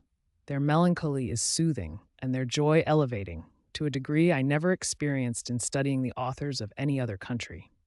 When you read their writings, life appears to consist in a warm sun and a garden of roses, in the smiles and frowns of a fair enemy and the fire that consumes your own heart. How different from the manly and heroical poetry of Greece and Rome. Summer passed away in these occupations, and my return to Geneva was fixed for the latter end of autumn. But being delayed by several accidents, winter and snow arrived, the roads were deemed impassable, and my journey was retarded until the ensuing spring. I felt this delay very bitterly, for I longed to see my native town and my beloved friends. My return had only been delayed so long from an unwillingness to leave Clerval in a strange place before he had become acquainted with any of its inhabitants. The winter, however, was spent cheerfully, and although the spring was uncommonly late, when it came, its beauty compensated for its dilatoriness. The month of May had already commenced, and I expected the letter daily which was to fix the date of my departure, when Henry proposed a pedestrian tour in the environs of Ingolstadt, that I might bid a personal farewell to the country I had so long inhabited. I acceded with pleasure to this proposition. I was fond of exercise, and Clerval had always been my favorite companion in the ramble of this nature that I had taken among the scenes of my native country. We passed a fortnight in these perambulations. My health and spirits had long been restored, and they gained additional strength from the salubrious air I breathed, the natural incidents of our progress, and the conversation of my friend. Study had before secluded me from the intercourse of my fellow creatures, and rendered me unsocial. But Clerval called forth the better feelings of my heart. He again taught me to love the aspect of nature and the cheerful faces of children. Excellent friend, how sincerely you did love me, and endeavor to elevate my mind until it was on a level with your own. A selfish pursuit had cramped and narrowed me until your gentleness and affection warmed and opened my senses. I became the same happy creature who a few years ago, loved and beloved by all, had no sorrow or care. When happy, inanimate nature had the power of bestowing on me the most delightful sensations. A serene sky and verdant fields filled me with ecstasy. The present season was indeed divine. The flowers of spring bloomed in the hedges, while those of summer were already in bud. I was undisturbed by thoughts which during the preceding year had pressed upon me, notwithstanding my endeavors to throw them off, with an invincible burden. Henry rejoiced in my gaiety, and sincerely sympathized in my feelings. He exerted himself to amuse me, while he expressed the sensations that filled his soul. The resources of his mind on this occasion were truly astonishing. His conversation was full of imagination, and very often, in imitation of the Persian and Arabic writers, he invented tales of wonderful fancy and passion. At other times, he repeated my favorite poems or drew me out into arguments which he supported with great ingenuity. We returned to our college on a Sunday afternoon. The peasants were dancing, and everyone we met appeared gay and happy. My own spirits were high, and I bounded along with feelings of unbridled joy and hilarity. Chapter 7. On my return, I found the following letter from my father. My dear Victor, you have probably waited impatiently for a letter to fix the date of your return to us, and I was at first tempted to write only a few lines, merely mentioning the day on which I should expect you. But that would be a cruel kindness, and I dare not do it. What would be your surprise, my son, when you expected a happy and glad welcome, to behold, on the contrary, tears and wretchedness? And how, Victor, can I relate our misfortune? Absence cannot have rendered you callous to our joys and griefs, and how shall I inflict pain on my long-absent son? I wish to prepare you for the woeful news, but I know it is impossible. Even now, your eye skims over the page to seek the words which are to convey to you the horrible tidings. William is dead, that sweet child whose smiles delighted and warmed my heart, who was so gentle, yet so gay. Victor, he is murdered. I will not attempt to console you, but will simply relate the circumstances of the transaction. Last Thursday, May 7th, I, my niece, and your two brothers went to walk in Plain Palace. The evening was warm and serene, and we prolonged our walk farther than usual. It was already dusk before we thought of returning, and then we discovered that William and Ernest, who had gone on before, were not to be found. We accordingly rested on a seat until they should return. Presently Ernest came and inquired if we had seen his brother. He said that he had been playing with him, that William had run away to hide himself, and that he vainly sought for him, and afterwards waited for a long time, but that he did not return. This account rather alarmed us, and we continued to search for him until night fell, when Elizabeth conjectured that he might have returned to the house. He was not there. We returned again with torches, for I could not rest when I thought that my sweet boy had lost himself and was exposed to all the damps and dews of night. Elizabeth also suffered extreme anguish. About 5 in the morning, I discovered my lovely boy, whom the night before I had seen blooming and active in health, stretched on the grass, livid and motionless. The print of the murderer's finger was on his neck. He was conveyed home, and the anguish that was visible in my countenance betrayed the secret to Elizabeth. She was very earnest to see the corpse. At first I attempted to prevent her, but she persisted, and entering the room where it lay, hastily examined the neck of the victim, and clasping her hands exclaimed, "Oh God, I have murdered my darling child!" She fainted, and was restored with extreme difficulty.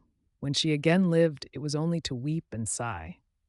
She told me that that same evening, William had teased her to let him wear a very valuable miniature that she possessed of your mother. This picture is gone, and was doubtless the temptation which urged the murderer to the deed. We have no trace of him at present, although our exertions to discover him are unremitted, but they will not restore my beloved William.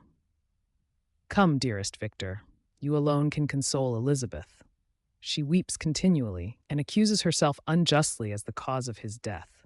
Her words pierce my heart. We are all unhappy, but will not that be an additional motive for you, my son, to return and be our comforter? Your dear mother.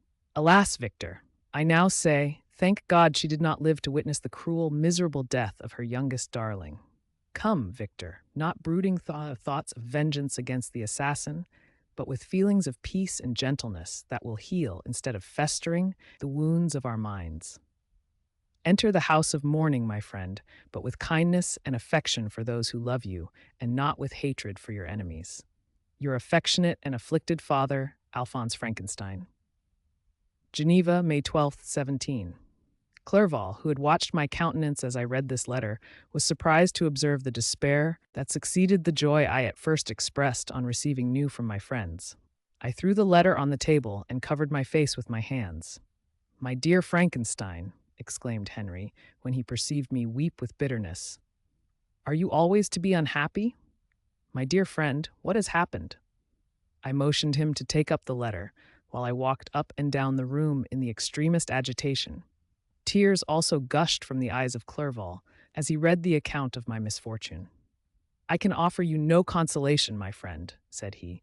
"Your disaster is irreparable. What do you intend to do?" "To go instantly to Geneva. Come with me, Henry, to order the horses."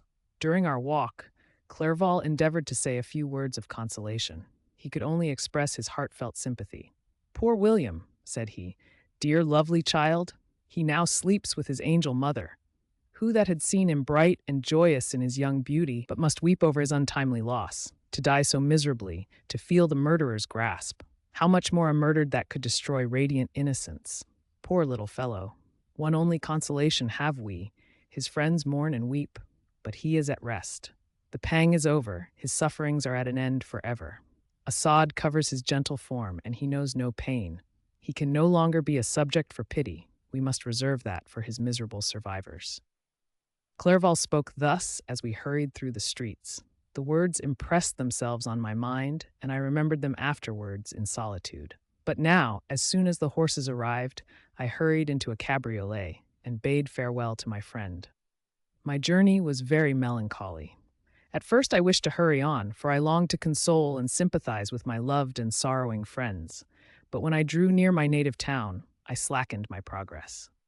I could hardly sustain the multitude of feelings that crowded into my mind.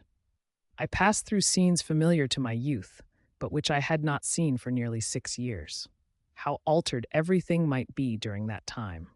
One sudden and desolating change had taken place, but 1,000 little circumstances might have by degrees worked other alterations, which, although they were done more tranquilly, might not be the less decisive. Fear overcame me.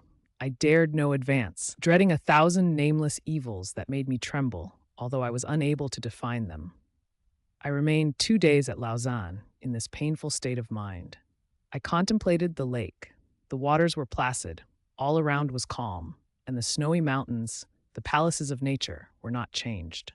By degrees, the calm and heavenly scene restored me, and I continued my journey towards Geneva. The road ran by the side of the lake, which became narrower as I approached my native town. I discovered more distinctly the black sides of Jura and the bright summit of Mont Blanc. I wept like a child. Dear mountains, my own beautiful lake, how do you welcome your wanderer? Your summits are clear, the sky and lake are blue and placid. Is this to prognosticate peace or to mock at my unhappiness? I fear, my friend, that I shall render myself tedious by dwelling on these preliminary circumstances. But they were days of comparative happiness, and I think of them with pleasure. My country, my beloved country, who but a native can tell the delight I took in again beholding thy streams, thy mountains, and, more than all, thy lovely lake? Yet, as I drew nearer home, grief and fear again overcame me.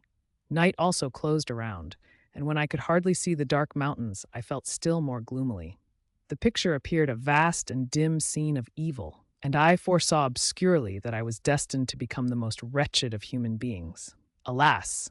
I prophesied truly, and failed only in one single circumstance, that in all the misery I imagined and dreaded, I did not conceive the 100th part of the anguish I was destined to endure. It was completely dark when I arrived in the environs of Geneva. The gates of the town were already shut, and I was obliged to pass the night at Secheron, a village at the distance of half a league from the city. The sky was serene, and as I was unable to rest, I resolved to visit the spot where my poor William had been murdered. As I could not pass through the town, I was obliged to cross the lake in a boat to arrive at Plainpalais. During this short voyage, I saw the lightning playing on the summit of Mont Blanc in the most beautiful figures. The storm appeared to approach rapidly, and on landing, I ascended a low hill that I might observe its progress. It advanced. The heavens were clouded, and I soon felt the rain coming slowly in large drops, but its violence quickly increased. I quitted my seat and walked on, although the darkness and storm increased every minute, and the thunder burst with a terrific crash over my head. It was echoed from Salève, the Juras, and the Alps of Savoy. Vivid flashes of lightning dazzled my eyes, illuminating the lake, making it appear like a vast sheet of fire. Then for an instant, everything seemed of a pitchy darkness, until the eye recovered itself from the preceding flash. The storm, as is often the case in Switzerland, appeared at once in various parts of the heavens. The most violent storm hung exactly north of the town, over the part of the lake which lies between the promontory of Bellerive and the village of Copet. Another storm enlightened Jura with faint flashes, and another darkened and sometimes disclosed the Mole, a peaked mountain to the east of the lake. While I watched the tempest, so beautiful yet terrific, I wandered on with a hasty step. This noble war in the sky elevated my spirits. I clasped my hands and exclaimed aloud, "William, dear angel, this is thy funeral, this thy dirge." As I said these words, I perceived in the gloom a figure which stole from behind a clump of trees near me. I stood fixed, gazing intently. I could not be mistaken. A flash of lightning illuminated the object and discovered its shape plainly to me. Its gigantic stature and the deformity of its aspect, more hideous than belongs to humanity, instantly informed me that it was the wretch, the filthy Damon, to whom I had given life. What did he there? Could he be, I shuddered at the conception, the murderer of my brother? No sooner did that idea cross my imagination Then I became convinced of its truth. My teeth chattered, and I was forced to lean against a tree for support. The figure passed me quickly, and I lost it in the gloom. Nothing in human shape could have destroyed the fair child. He was the murderer. I could not doubt it. The mere presence of the idea was an irresistible proof of the fact. I thought of pursuing the devil, but it would have been in vain, for another flash discovered him to me hanging among the rocks of the nearly perpendicular ascent of Mont Salève, a hill that bounds Plain-Palais on the south. He soon reached the summit and disappeared. I remained motionless. The thunder ceased, but the rain still continued, and the scene was enveloped in an impenetrable darkness. I revolved in my mind the events which I had until now sought to forget, the whole train of my progress toward the creation, the appearance of the works of my own hands at my bedside, its departure. 2 years had now nearly elapsed since the night on which he first received life, and was this his first crime? Alas, I had turned loose into the world a depraved wretch, whose delight was in carnage and misery. Had he not murdered my brother? No one can conceive the anguish I suffered during the remainder of the night, which I spent, cold and wet, in the open air. But I did not feel the inconvenience of the weather. My imagination was busy in scenes of evil and despair. I considered the being whom I had cast among mankind, and endowed with the will and power to effect purposes of horror, such as the deed which he had now done, nearly in the light of my own vampire, my own spirit, let loose from the grave, and forced to destroy all that was dear to me. Day dawned, and I directed my steps towards the town. The gates were open, and I hastened to my father's house. My first thought was to discover what I knew of the murderer and cause instant pursuit to be made. But I paused when I reflected on the story that I had to tell. A being whom I myself had formed and endued with life had met me at midnight among the precipices of an inaccessible mountain.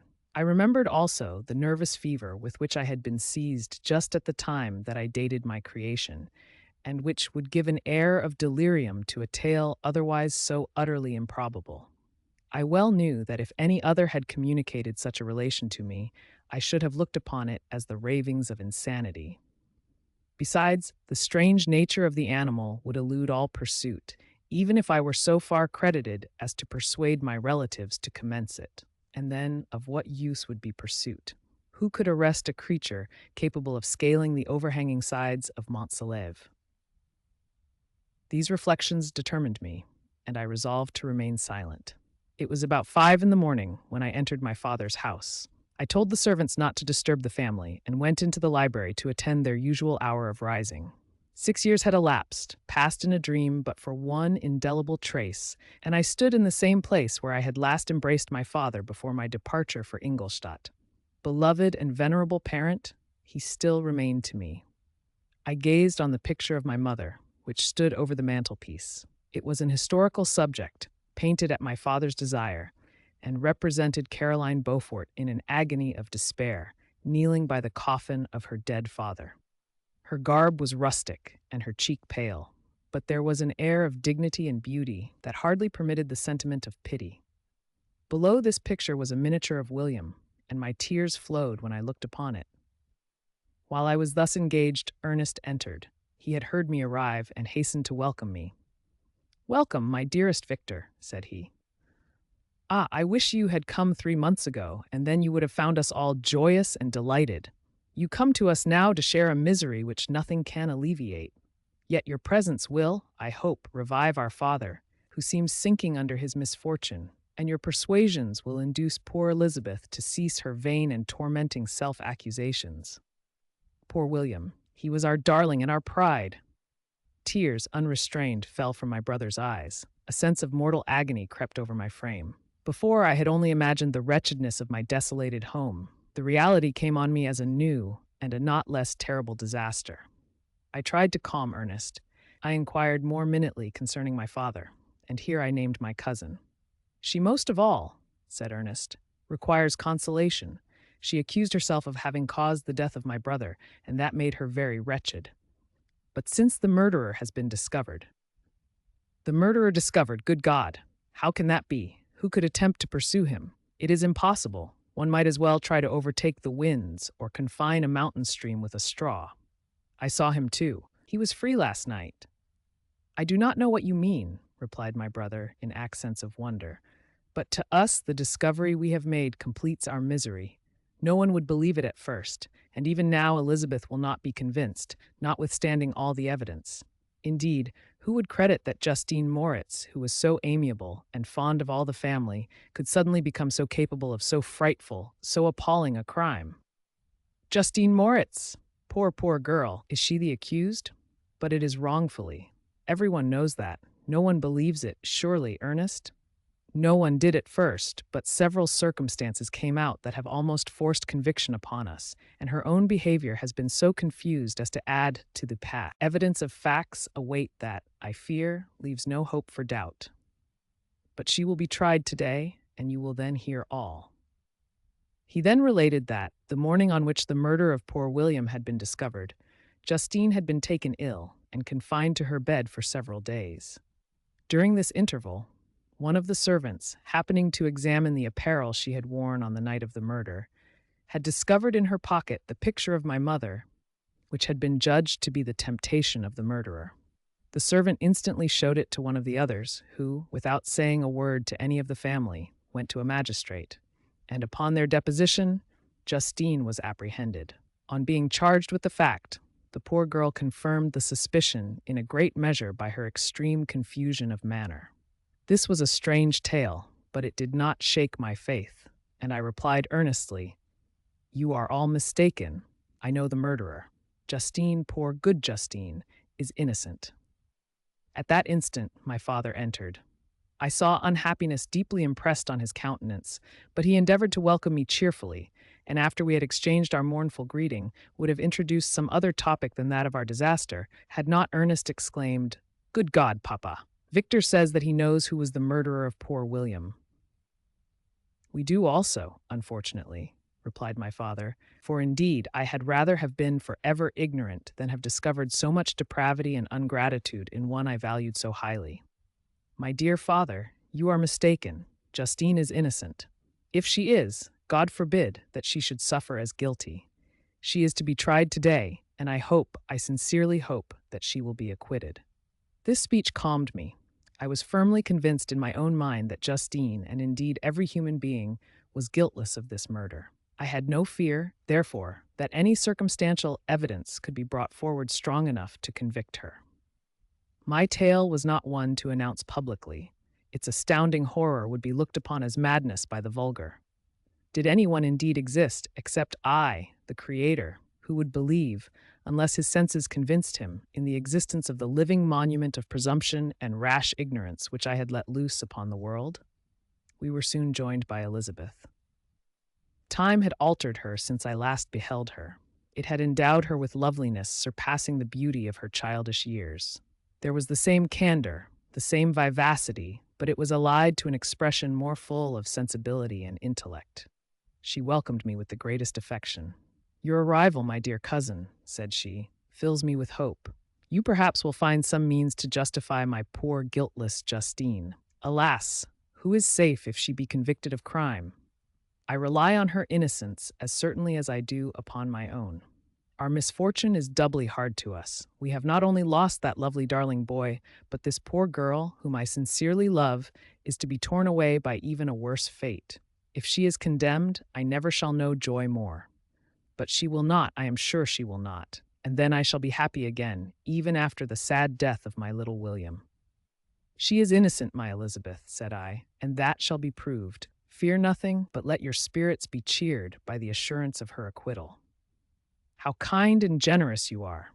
Everyone else believes in her guilt, and that made me wretched, for I knew that it was impossible, and to see everyone else prejudiced in so deadly a manner rendered me hopeless and despairing." She wept. "Dearest niece," said my father, "dry your tears. If she is, as you believe, innocent, rely on the justice of our laws and the activity with which I shall prevent the slightest shadow of partiality." Chapter 8. We passed a few sad hours until 11 o'clock, when the trial was to commence. My father and the rest of the family being obliged to attend as witnesses, I accompanied them to the court. During the whole of this wretched mockery of justice, I suffered living torture. It was to be decided whether the result of my curiosity and lawless devices would cause the death of two of my fellow beings. One a smiling babe full of innocence and joy, the other far more dreadfully murdered, with every aggravation of infamy that could make the murder memorable in horror. Justine also was a girl of merit and possessed qualities which promised to render her life happy. Now all was to be obliterated in an ignominious grave, and I the cause. 1,000 times rather would I have confessed myself guilty of the crime ascribed to Justine, but I was absent when it was committed, and such a declaration would have been considered as the ravings of a madman, and would not have exculpated her who suffered through me. The appearance of Justine was calm. She was dressed in mourning, and her countenance, always engaging, was rendered by the solemnity of her feelings exquisitely beautiful. Yet she appeared confident in innocence, and did not tremble, although gazed on and execrated by thousands, for all the kindness which her beauty might otherwise have excited was obliterated in the minds of the spectators by the imagination of the enormity she was supposed to have committed. She was tranquil, yet her tranquillity was evidently constrained, and as her confusion had before been adduced as a proof of her guilt, she worked up her mind to an appearance of courage. When she entered the court, she threw her eyes round it and quickly discovered where we were seated. A tear seemed to dim her eye when she saw us, but she quickly recovered herself, and a look of sorrowful affection seemed to attest her utter guiltlessness. The trial began, and after the advocate against her had stated the charge, several witnesses were called. Several strange facts combined against her, which might have staggered anyone who had not such proof of her innocence as I had. She had been out the whole of the night on which the murder had been committed, and towards morning had been perceived by a market woman not far from the spot where the body of the murdered child had been afterwards found. The woman asked her what she did there, but she looked very strangely, and only returned a confused and unintelligible answer. She returned to the house about 8 o'clock, and when one inquired where she had passed the night, she replied that she had been looking for the child, and demanded earnestly if anything had been heard concerning him. When shown the body, she fell into violent hysterics and kept her bed for several days. The picture was then produced, which the servant had found in her pocket, and when Elizabeth, in a faltering voice, proved that it was the same which, an hour before the child had been missed, she had placed round his neck, a murmur of horror and indignation filled the court. Justine was called on for her defense. As the trial had proceeded, her countenance had altered. Surprise, horror, and misery were strongly expressed. Sometimes she struggled with her tears, but when she was desired to plead, she collected her powers and spoke in an audible although variable voice. "God knows," she said, "how entirely I am innocent, but I do not pretend that my protestations should acquit me. I rest my innocence on a plain and simple explanation of the facts which have been adduced against me, and I hope the character I have always borne will incline my judges to a favorable interpretation where any circumstance appears doubtful or suspicious." She then related that, by the permission of Elizabeth, she had passed the evening of the night on which the murder had been committed at the house of an aunt at Cheyne, a village situated at about a league from Geneva. On her return at about 9 o'clock, she met a man who asked her if she had seen anything of the child who was lost. She was alarmed by this account and passed several hours in looking for him, when the gates of Geneva were shut, and she was forced to remain several hours of the night in a barn belonging to a cottage, being unwilling to call up the inhabitants, to whom she was well known. Most of the night she spent here watching. Towards morning, she believed that she slept for a few minutes. Some steps disturbed her, and she awoke. It was dawn, and she quitted her asylum, that she might again endeavor to find my brother. If she had gone near the spot where his body lay, it was without her knowledge. That she had been bewildered when questioned by the market woman was not surprising, since she had passed a sleepless night, and the fate of poor William was yet uncertain. Concerning the picture, she could give no account. "I know," continued the unhappy victim, "how heavily and fatally this one circumstance weighs against me, but I have no power of explaining it, and when I have expressed my utter ignorance, I am only left to conjecture concerning the probabilities by which it might have been placed in my pocket. But here also I am checked. I believe that I have no enemy on earth, and none surely would have been so wicked as to destroy me wantonly. Did the murderer place it there? I know of no opportunity afforded him for so doing. Or, if I had, why should he have stolen the jewel, to part with it again so soon? I commit my cause to the justice of my judges, yet I see no room for hope. I beg permission to have a few witnesses examined concerning my character, and if their testimony shall not overweigh my supposed guilt, I must be condemned, although I would pledge my salvation on my innocence. Several witnesses were called who had known her for many years, and they spoke well of her, but fear and hatred of the crime of which they supposed her guilty rendered them timorous and unwilling to come forward. Elizabeth saw even this last resource, her excellent dispositions and irreproachable conduct, about to fail the accused, when, although violently agitated, she desired permission to address the court. "I am," said she, "the cousin of the unhappy child who was murdered, or rather his sister, for I was educated by and have lived with his parents ever since, and even long before his birth. It may therefore be judged indecent in me to come forward on this occasion. But when I see a fellow creature about to perish through the cowardice of her pretended friends, I wish to be allowed to speak, that I may say what I know of her character. I am well acquainted with the accused. I have lived in the same house with her, at one time for 5 and at another for nearly 2 years. During all that period she appeared to me the most amiable and benevolent of human creatures. She nursed Madame Frankenstein, my aunt, in her last illness with the greatest affection and care, and afterwards attended her own mother during a tedious illness, in a manner that excited the admiration of all who knew her, after which she again lived in my uncle's house, where she was beloved by all the family. She was warmly attached to the child who is now dead, and acted towards him like a most affectionate mother. For my own part, I do not hesitate to say that, notwithstanding all the evidence produced against her, I believe and rely on her perfect innocence. She had no temptation for such an action. As to the bauble on which the chief proof rests, if she had earnestly desired it, I should have willingly given it to her. So much do I esteem and value her." A murmur of approbation followed Elizabeth's simple and powerful appeal, but it was excited by her generous interference, and not in favor of poor Justine, on whom the public indignation was turned with renewed violence, charging her with the blackest ingratitude. She herself wept as Elizabeth spoke, but she did not answer. My own agitation and anguish was extreme during the whole trial. I believed in her innocence. I knew it. Could the daemon who had, I did not for a minute doubt, murdered my brother also in his hellish sport, have betrayed the innocent to death and ignominy? I could not sustain the horror of my situation, and when I perceived that the popular voice and the countenances of the judges had already condemned my unhappy victim, I rushed out of the court in agony. The tortures of the accused did not equal mine. She was sustained by innocence, but the fangs of remorse tore my bosom and would not forgo their hold. I passed a night of unmingled wretchedness. In the morning I went to the court. My lips and throat were parched. I dared not ask the fatal question, but I was known, and the officer guessed the cause of my visit. The ballots had been thrown. They were all black, and Justine was condemned. I cannot pretend to describe what I then felt. I had before experienced sensations of horror, and I have endeavored to bestow upon them adequate expressions, but words cannot convey an idea of the heart-sickening despair that I then endured. The person to whom I addressed myself added that Justine had already confessed her guilt.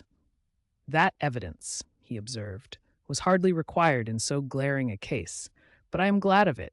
And indeed, none of our judges like to condemn a criminal upon circumstantial evidence, be it ever so decisive."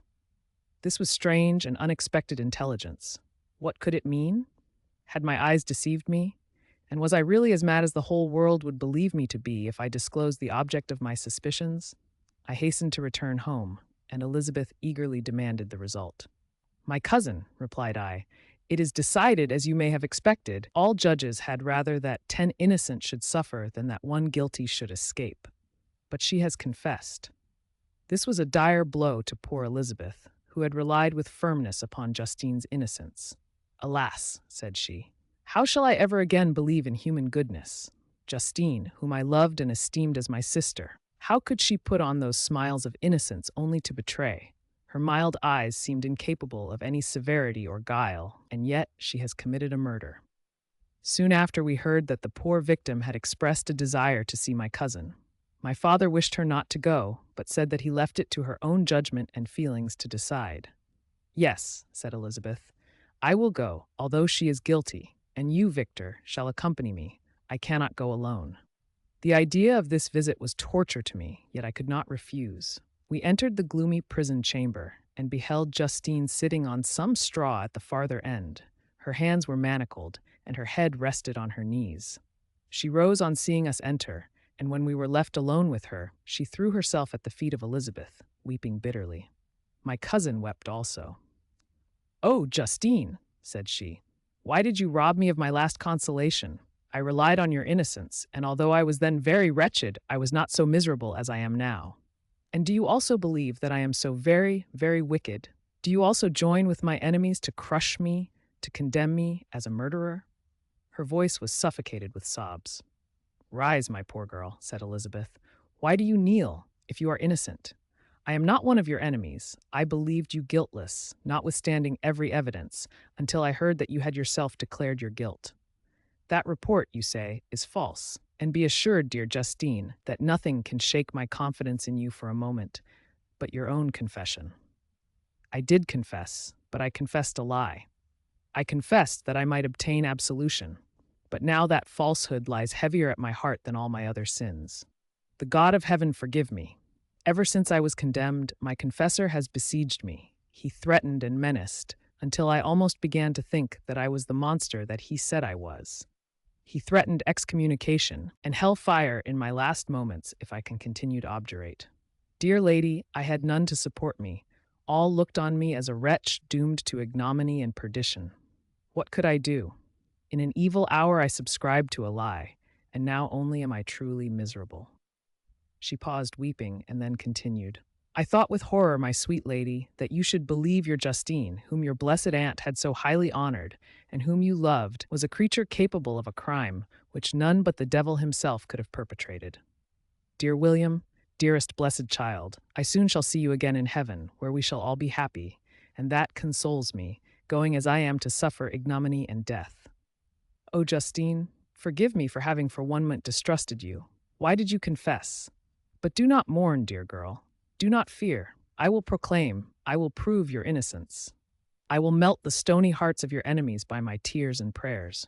You shall not die.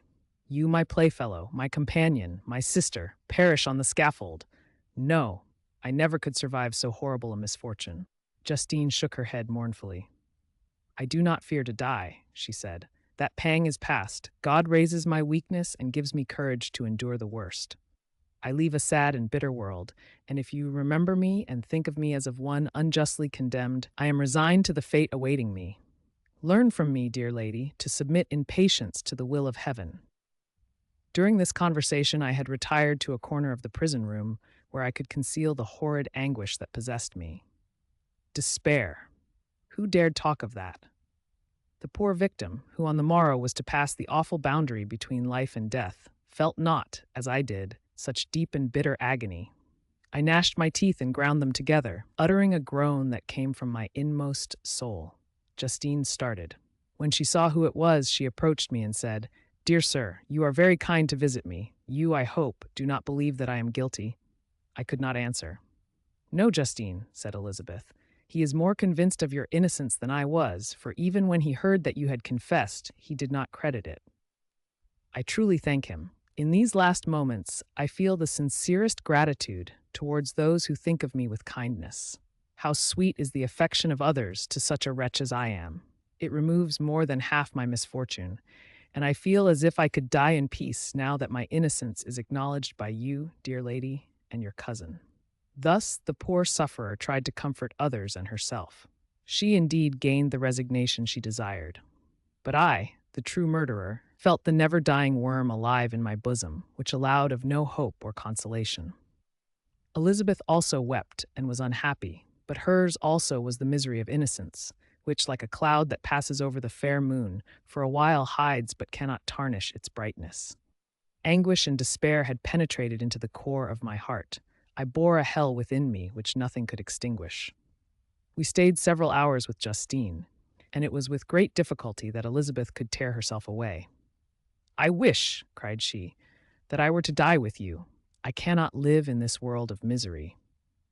Justine assumed an air of cheerfulness, while she with difficulty repressed her bitter tears.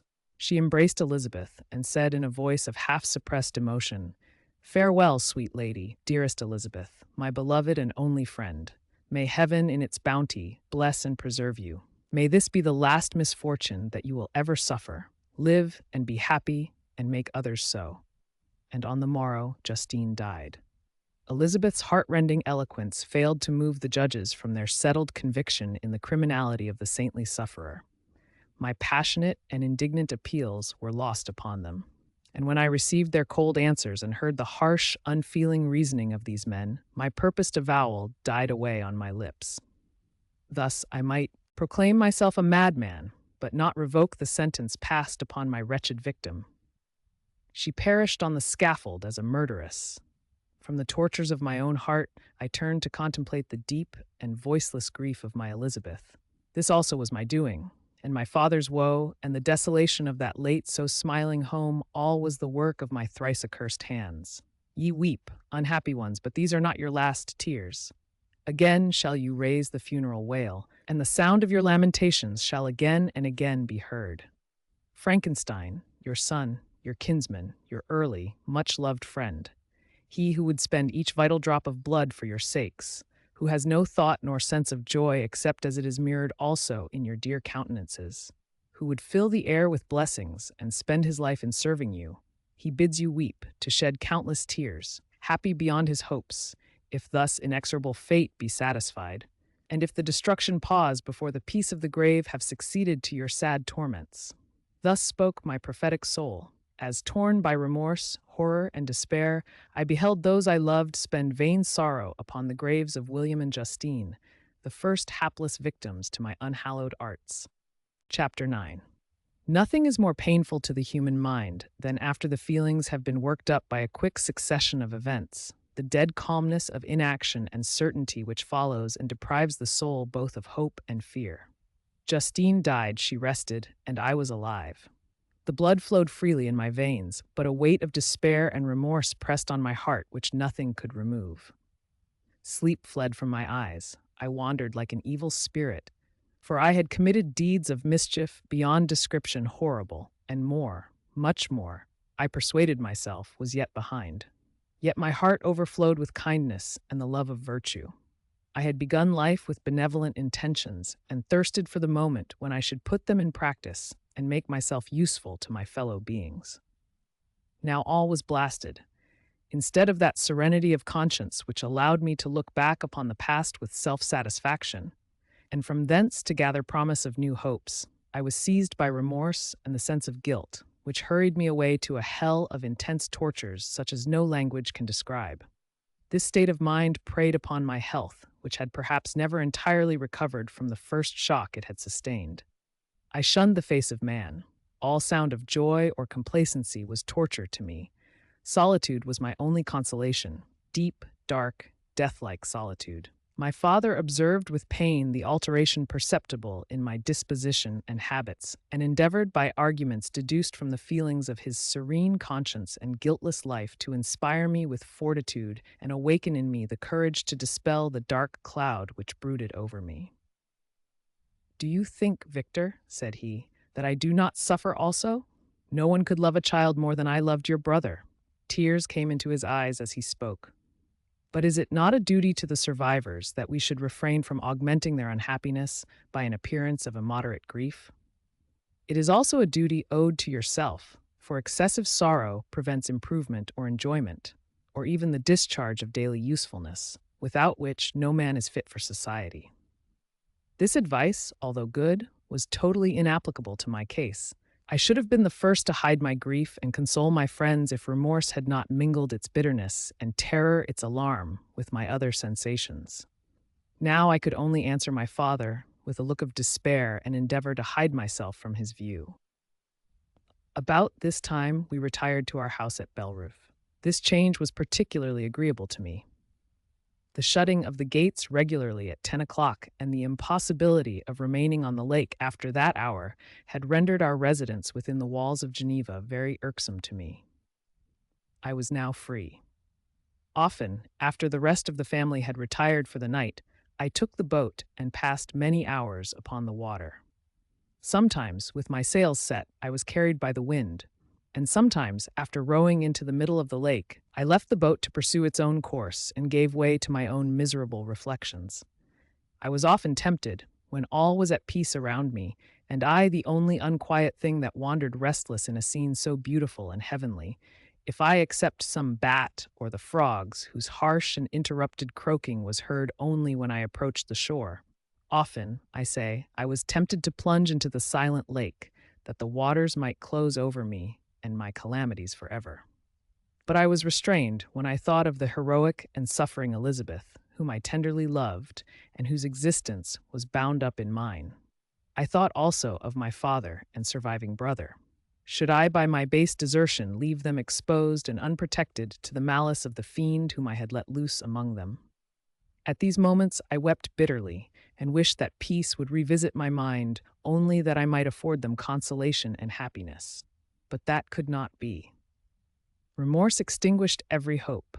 I had been the author of unalterable evils, and I lived in daily fear lest the monster whom I had created should perpetrate some new wickedness.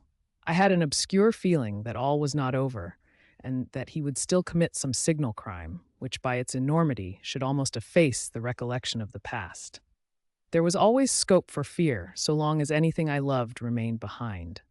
My abhorrence of this fiend cannot be conceived. When I thought of him, I gnashed my teeth, my eyes became inflamed, and I ardently wished to extinguish that life which I had so thoughtlessly bestowed. When I reflected on his crimes and malice, my hatred and revenge burst all bounds of moderation. I would have made a pilgrimage to the highest peak of the Andes, could I, when there, have precipitated him to their base. I wished to see him again, that I might wreak the utmost extent of abhorrence on his head and avenge the deaths of William and Justine. Our house was the house of mourning. My father's health was deeply shaken by the horror of the recent events. Elizabeth was sad and desponding. She no longer took delight in her ordinary occupations. All pleasure seemed to her sacrilege toward the dead. Eternal woe and tears she then thought was the just tribute she should pay to innocence so blasted and destroyed. She was no longer that happy creature who in earlier youth wandered with me on the banks of the lake and talked with ecstasy of our future prospects. The first of those sorrows which are sent to wean us from the earth had visited her, and its dimming influence quenched her dearest smiles. "When I reflect, my dear cousin," said she, "on the miserable death of Justine Moritz, I no longer see the world and its works as they before appeared to me. Before, I looked upon the accounts of vice and injustice that I read in books or heard from others as tales of ancient days or imaginary evils. At least they were remote and more familiar to reason than to the imagination. But now misery has come home, and men appear to me as monsters thirsting for each other's blood. Yet I am certainly unjust. Everybody believed that poor girl to be guilty, and if she could have committed the crime for which she suffered, assuredly she would have been the most depraved of human creatures. For the sake of a few jewels, to have murdered the son of her benefactor and friend, a child whom she had nursed from its birth, and appeared to love as if it had been her own. I could not consent to the death of any human being, but certainly I should have thought such a creature unfit to remain in the society of men. But she was innocent.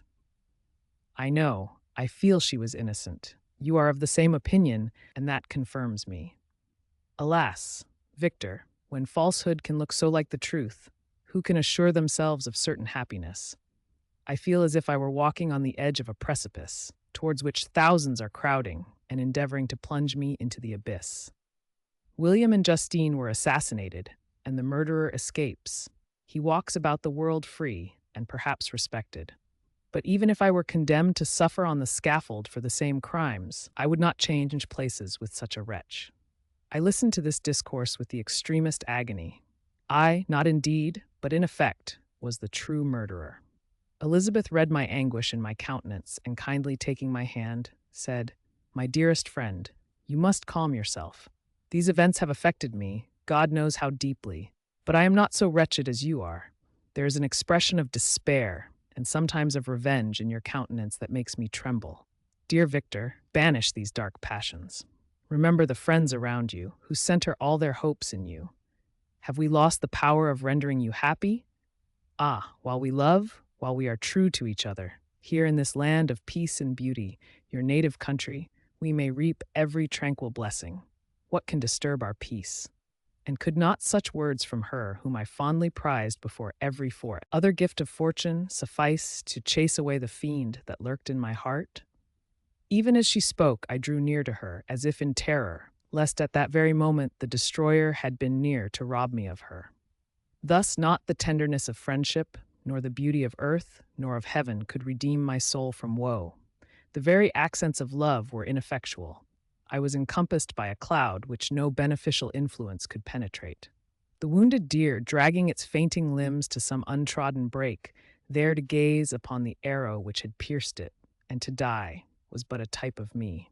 Sometimes I could cope with the sullen despair that overwhelmed me, but sometimes the whirlwind passions of my soul drove me to seek, by bodily exercise and by change of place, some relief from my intolerable sensations. It was during an access of this kind that I suddenly left my home, and bending my steps towards the near alpine valleys, sought in the magnificence, the eternity of such scenes, to forget myself and my ephemeral, because human, sorrows. My wanderings were directed towards the valley of Chamouni. I had visited it frequently during my boyhood. 6 years had passed since then. I was a wreck, but naught had changed in those savage and enduring scenes. I performed the first part of my journey on horseback. I afterwards hired a mule, as the more sure-footed and least liable to receive injury on these rugged roads. The weather was fine. It was about the middle of the month of August, nearly 2 months after the death of Justine, that miserable epoch from which I dated all my woe. The weight upon my spirit was sensibly lightened as I plunged yet deeper in the ravine of Arve. The immense mountains and precipices that overhung me on every side, the sound of the river raging among the rocks, and the dashing of the waterfalls around spoke of a power mighty as omnipotence, and I ceased to fear or to bend before any being less almighty than that which had created and ruled the elements, here displayed in their most terrific guise. Still, as I ascended higher, the valley assumed a more magnificent and astonishing character. Ruined castles hanging on the precipices of piny mountains, the impetuous Arve, and cottages every here and there peeping forth from among the trees formed a scene of singular beauty. But it was augmented and rendered sublime by the mighty Alps, whose white and shining pyramids and domes towered above all, as belonging to another earth, the habitations of another race of beings. I passed the bridge of Pélissier, where the ravine, which the river forms, opened before me, and I began to ascend the mountain that overhangs it. Soon after, I entered the valley of Chamouni. This valley is more wonderful and sublime, but not so beautiful and picturesque as that of Servox, through which I had just passed. The high and snowy mountains were its immediate boundaries, but I saw no more ruined castles and fertile fields. Immense glaciers approached the road. I heard the rumbling thunder of the falling avalanche and marked the smoke of its passage. Mont Blanc, the supreme and magnificent Mont Blanc, raised itself from the surrounding aiguilles, and its tremendous dome overlooked the valley. A tingling, long-lost sense of pleasure often came across me during this journey. Some turn in the road, some new object suddenly perceived and recognized, reminded me of days gone by, and were associated with the light-hearted gaiety of boyhood. The very winds whispered in soothing accents, and maternal nature bade me weep no more. Then again, the kindly influence ceased to act. I found myself fettered again to grief and indulging in all the misery of reflection. Then I spurred on my animal, striving so to forget the world, my fears, and more than all, myself. Or, in a more desperate fashion, I alighted and threw myself on the grass, weighed down by horror and despair. At length, I arrived at the village of Chamouni. Exhaustion succeeded to the extreme, fatigue both of body and of mind, which I had endured. For a short space of time, I remained at the window watching the pallid lightnings that played above Mont Blanc and listening to the rushing of the Arve, which pursued its noisy way beneath. The same lulling sounds acted as a lullaby to my too keen sensations. When I placed my head upon my pillow, sleep crept over me. I felt it as it came and blessed the giver of oblivion. Chapter 10. I spent the following day roaming through the valley. I stood beside the sources of the Arveyron, which take their rise in a glacier that with slow pace is advancing down from the summit of the hills to barricade the valley. The abrupt sides of vast mountains were before me. The icy wall of the glacier overhung me. A few shattered pines were scattered around, and the solemn silence of this glorious presence chamber of imperial nature was broken only by the brawling waves or the fall of some vast fragment, the thunder sound of the avalanche or the cracking, reverberated along the mountains, of the accumulated ice, which, through the silent working of immutable laws, was ever and anon rent and torn, as if it had been but a plaything in their hands. These sublime and magnificent scenes afforded me the greatest consolation that I was capable of receiving. They elevated me from all littleness of feeling, and although they did not remove my grief, they subdued and tranquilized it. In some degree, also, they diverted my mind from the thoughts over which it had brooded for the last month. I retired to rest at night, my slumbers, as it were, waited on and ministered to by the assemblance of grand shapes which I had contemplated during the day.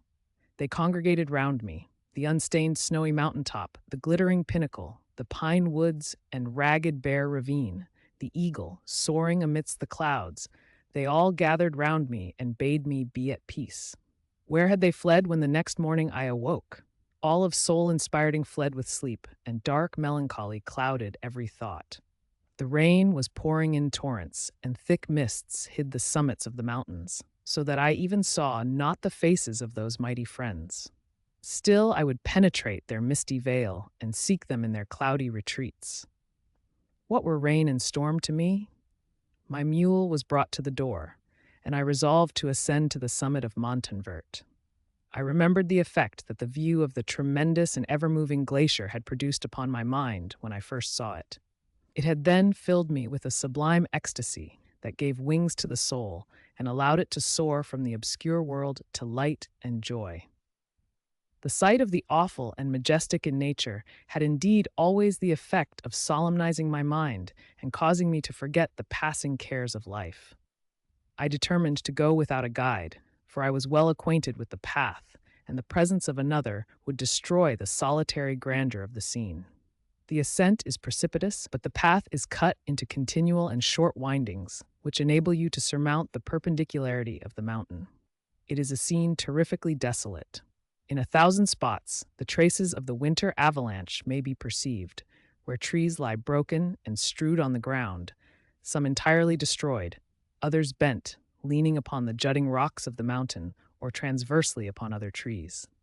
The path, as you ascend higher, is intersected by ravines of snow, down which stones continually roll from above.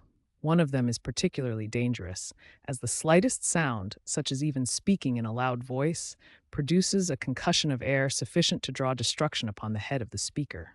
The pines are not tall or luxuriant, but they are somber and add an air of severity to the scene. I looked on the valley beneath. Vast mists were rising from the rivers which ran through it, and curling in thick wreaths around the opposite mountains, whose summits were hid in the uniform clouds, while rain poured from the dark sky and added to the melancholy impression I received from the objects around me. Alas! Why does man boast of sensibilities superior to those apparent in the brute? It only renders them more necessary beings. If our impulses were confined to hunger, thirst, and desire, we might be nearly free. But now we are moved by every wind that blows and a chance word or scene that word may convey to us. We rest. A dream has power to poison sleep. We rise. One wandering thought pollutes the day. We feel, conceive, or reason, laugh or weep, embrace fond woe, or cast our cares away. It is the same, for, be it joy or sorrow, the path of its departure still is free. Man's yesterday may ne'er be like his morrow, naught may endure but mutability. It was nearly noon when I arrived at the top of the ascent. For some time I sat upon the rock that overlooks the sea of ice. A mist covered both that and the surrounding mountains. Presently a breeze dissipated the cloud, and I descended upon the glacier. The surface is very uneven, rising like the waves of a troubled sea, descending low, and interspersed by rifts that sink deep. The field of ice is almost a league in width, but I spent nearly 2 hours in crossing it. The opposite mountain is a bare perpendicular rock. From the side where I now stood, Montanvert was exactly opposite at the distance of a league, and above it rose Mont Blanc in awful majesty. I remained in a recess of the rock, gazing on this wonderful and stupendous scene. The sea, or rather the vast river of ice, wound among its dependent mountains, whose aerial summits hung over its recesses. Their icy and glittering peaks shone in the sunlight over the clouds. My heart, which was before sorrowful, now swelled with something like joy. I exclaimed, "Wandering spirits, if indeed ye wander, and do not rest in your narrow beds, allow me this faint happiness, or take me, as your companion, away from the joys of life." As I said this, I suddenly beheld the figure of a man, at some distance, advancing towards me with superhuman speed. He bounded over the crevices in the ice, among which I had walked with caution. His stature also, as he approached, seemed to exceed that of man. I was troubled. A mist came over my eyes, and I felt a faintness seize me, but I was quickly restored by the cold gale of the mountains. I perceived, as the shape came nearer, sight tremendous and abhorred, that it was the wretch whom I had created. I trembled with rage and horror, resolving to wait his approach, and then close with him in mortal combat. He approached. His countenance bespoke bitter anguish, combined with disdain and malignity, while its unearthly ugliness rendered it almost too horrible for human eyes. But I scarcely observed this. Rage and hatred had at first deprived me of utterance, and I recovered only to overwhelm him with words expressive of furious detestation and contempt. "Devil!" I exclaimed. "Do you dare approach me? And do not you fear the fierce vengeance of my arm wreaked on your miserable head? Begone, vile insect! Or rather, stay, that I may trample you to dust. And oh, that I could, with the extinction of your miserable existence, restore those victims whom you have so diabolically murdered." "I expected this reception," said the daemon. "All men hate the wretched. How, then, must I be hated, who am miserable beyond all living things? Yet you, my creator, detest and spurn me, thy creature, to whom thou art bound by ties only dissoluble by the annihilation of one of us. You purpose to kill me. How dare you sport thus with life? Do your duty towards me, and I will do mine towards you and the rest of mankind. If you will comply with my conditions, I will leave them and you at peace. But if you refuse, I will glut the maw of death until it be satiated with the blood of your remaining friends. Abhorred monster, fiend that thou art, the tortures of hell are too mild a vengeance for thy crimes. Wretched devil, you reproach me with your creation. Come on, then, that I may extinguish the spark which I so negligently bestowed." My rage was without bounds. I sprang on him, impelled by all the feelings which can arm one being against the existence of another. He easily eluded me and said, "Be calm. I entreat you to hear me before you give vent to your hatred on my devoted head. Have I not suffered enough, that you seek to increase my misery? Life, although it may only be an accumulation of anguish, is dear to me, and I will defend it. Remember, thou hast made me more powerful than thyself. My height is superior to thine, my joints more supple. But I will not be tempted to set myself in opposition to thee. I am thy creature, and I will be even mild and docile to my natural lord and king if thou wilt also perform thy part, the which thou owest me. O Frankenstein, be not equitable to every other, and trample upon me alone, to whom thy justice and even thy clemency and affection is most due. Remember that I am thy creature. I ought to be thy Adam, but I am rather the fallen angel, whom thou drivest from joy for no misdeed. Everywhere I see bliss, from which I alone am irrevocably excluded. I was benevolent and good. Misery made me a fiend. Make me happy, and I shall again be virtuous. Begone, I will not hear you. There can be no community between you and me. We are enemies. Begone, or let us try our strength in a fight in which one must fall. How can I move thee? Will no entreaties cause thee to turn a favorable eye upon thy creature, who implores thy goodness and compassion?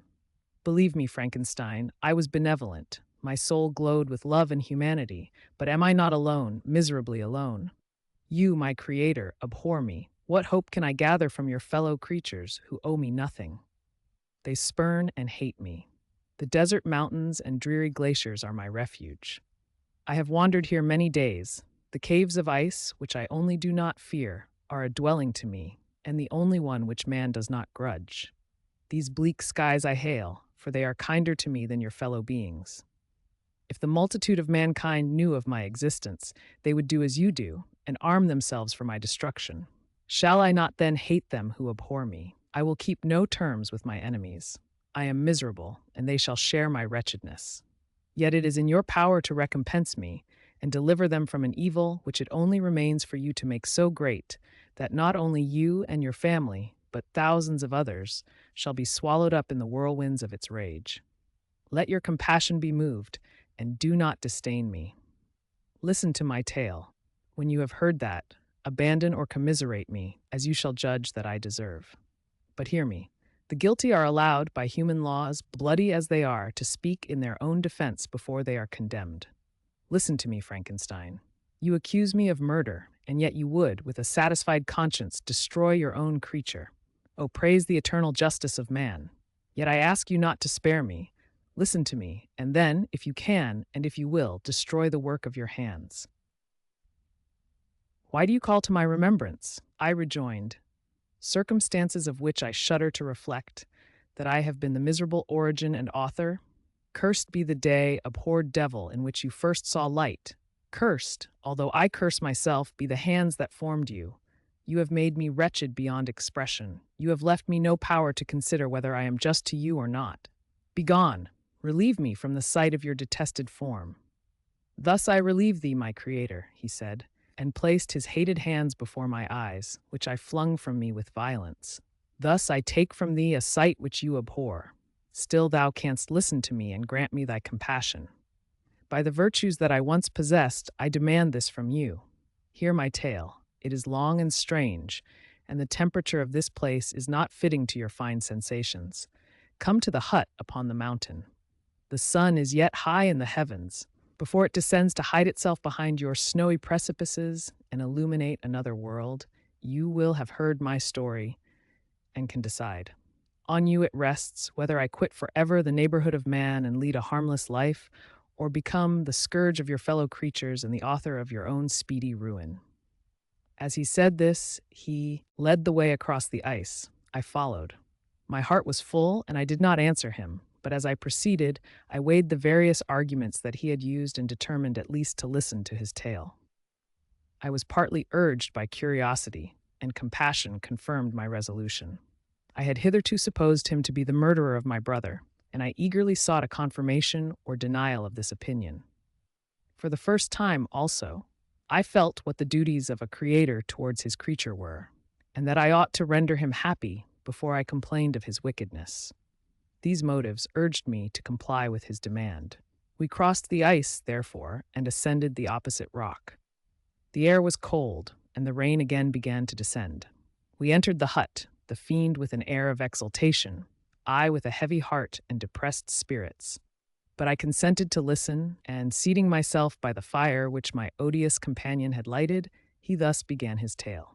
Chapter 11. It is with considerable difficulty that I remember the original era of my being. All the events of that period appear confused and indistinct. A strange multiplicity of sensations seized me, and I saw, felt, heard, and smelt at the same time. And it was, indeed, a long time before I learned to distinguish between the operations of my various senses. By degrees, I remember, a stronger light pressed upon my nerves, so that I was obliged to shut my eyes. Darkness then came over me and troubled me. But hardly had I felt this, when, by opening my eyes, as I now suppose, the light poured in upon me again. I walked and, I believe, descended, but I presently found a great alteration in my sensations. Before, dark and opaque bodies had surrounded me, impervious to my touch or sight, but I now found that I could wander on at liberty, with no obstacles which I could not either surmount or avoid. The light became more and more oppressive to me, and the heat wearying me as I walked, I sought a place where I could receive shade. This was the forest near Ingolstadt, and here I lay by the side of a brook, resting from my fatigue, until I felt tormented by hunger and thirst. This roused me from my nearly dormant state, and I ate some berries, which I found hanging on the trees or lying on the ground. I slaked my thirst at the brook, and then lying down was overcome by sleep. It was dark when I awoke. I felt cold also, and half frightened, as it were, instinctively, finding myself so desolate. Before I had quitted your apartment on a sensation of cold, I had covered myself with some clothes, but these were insufficient to secure me from the dews of night. I was a poor, helpless, miserable wretch. I knew and could distinguish nothing, but feeling pain invade me on all sides, I sat down and wept. Soon a gentle light stole over the heavens and gave me a sensation of pleasure. I started up and beheld a radiant form rise from among the trees. The moon I gazed with a kind of wonder. It moved slowly, but it enlightened my path, and I again went out in search of berries. I was still cold when under one of the trees I found a huge cloak, with which I covered myself and sat down upon the ground. No distinct ideas occupied my mind. All was confused. I felt light and hunger and thirst and darkness. Innumerable sounds rang in my ears, and on all sides various scents saluted me. The only object that I could distinguish was the bright moon, and I fixed my eyes on that with pleasure. Several changes of day and night passed, and the orb of night had greatly lessened when I began to distinguish my sensations from each other. I gradually saw plainly the clear stream that supplied me with drink and the trees that shaded me with their foliage. I was delighted when I first discovered that a pleasant sound, which often saluted my ears, proceeded from the throats of the little winged animals who had often intercepted the light from my eyes. I began also to observe with greater accuracy the forms that surrounded me and to perceive the boundaries of the radiant roof of light which canopied me. Sometimes I tried to imitate the pleasant songs of the birds, but was unable.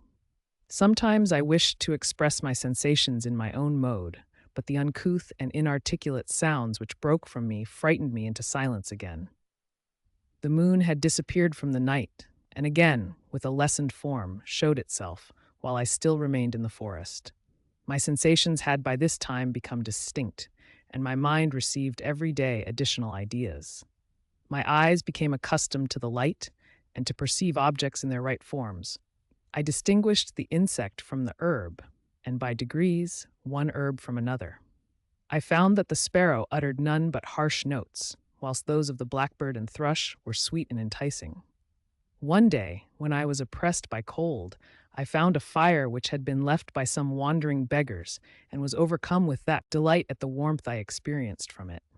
In my joy, I thrust my hand into the live embers, but quickly drew it out again with a cry of pain. How strange, I thought, that the same cause should produce such opposite effects. I examined the materials of the fire, and to my joy found it to be composed of wood. I quickly collected some branches, but they were wet and would not burn. I was pained at this, and sat still watching the operation of the fire. The wet wood which I had placed near the heat dried and itself became inflamed. I reflected on this, and by touching the various branches, I discovered the cause and busied myself in collecting a great quantity of wood, that I might dry it and have a plentiful supply of fire. When night came on and brought sleep with it, I was in the greatest fear lest my fire should be extinguished. I covered it carefully with dry wood and leaves, and placed wet branches upon it. And then, spreading my cloak, I lay on the ground and sank into sleep. It was morning when I awoke, and my first care was to visit the fire. I uncovered it, and a gentle breeze quickly fanned it into a flame. I observed this also, and contrived a fan of branches, which roused the embers when they were nearly extinguished. When night came again, I found, with pleasure, that the fire gave light as well as heat, and that the discovery of this element was useful to me in my food. For I found some of the offals that the travelers had left had been roasted, and tasted much more savory than the berries I gathered from the trees. I tried, therefore, to dress my food in the same manner, placing it on the live embers. I found that the berries were spoiled by this operation, and the nuts and roots much improved. Food, however, became scarce, and I often spent the whole day searching in vain for a few acorns to assuage the pangs of hunger.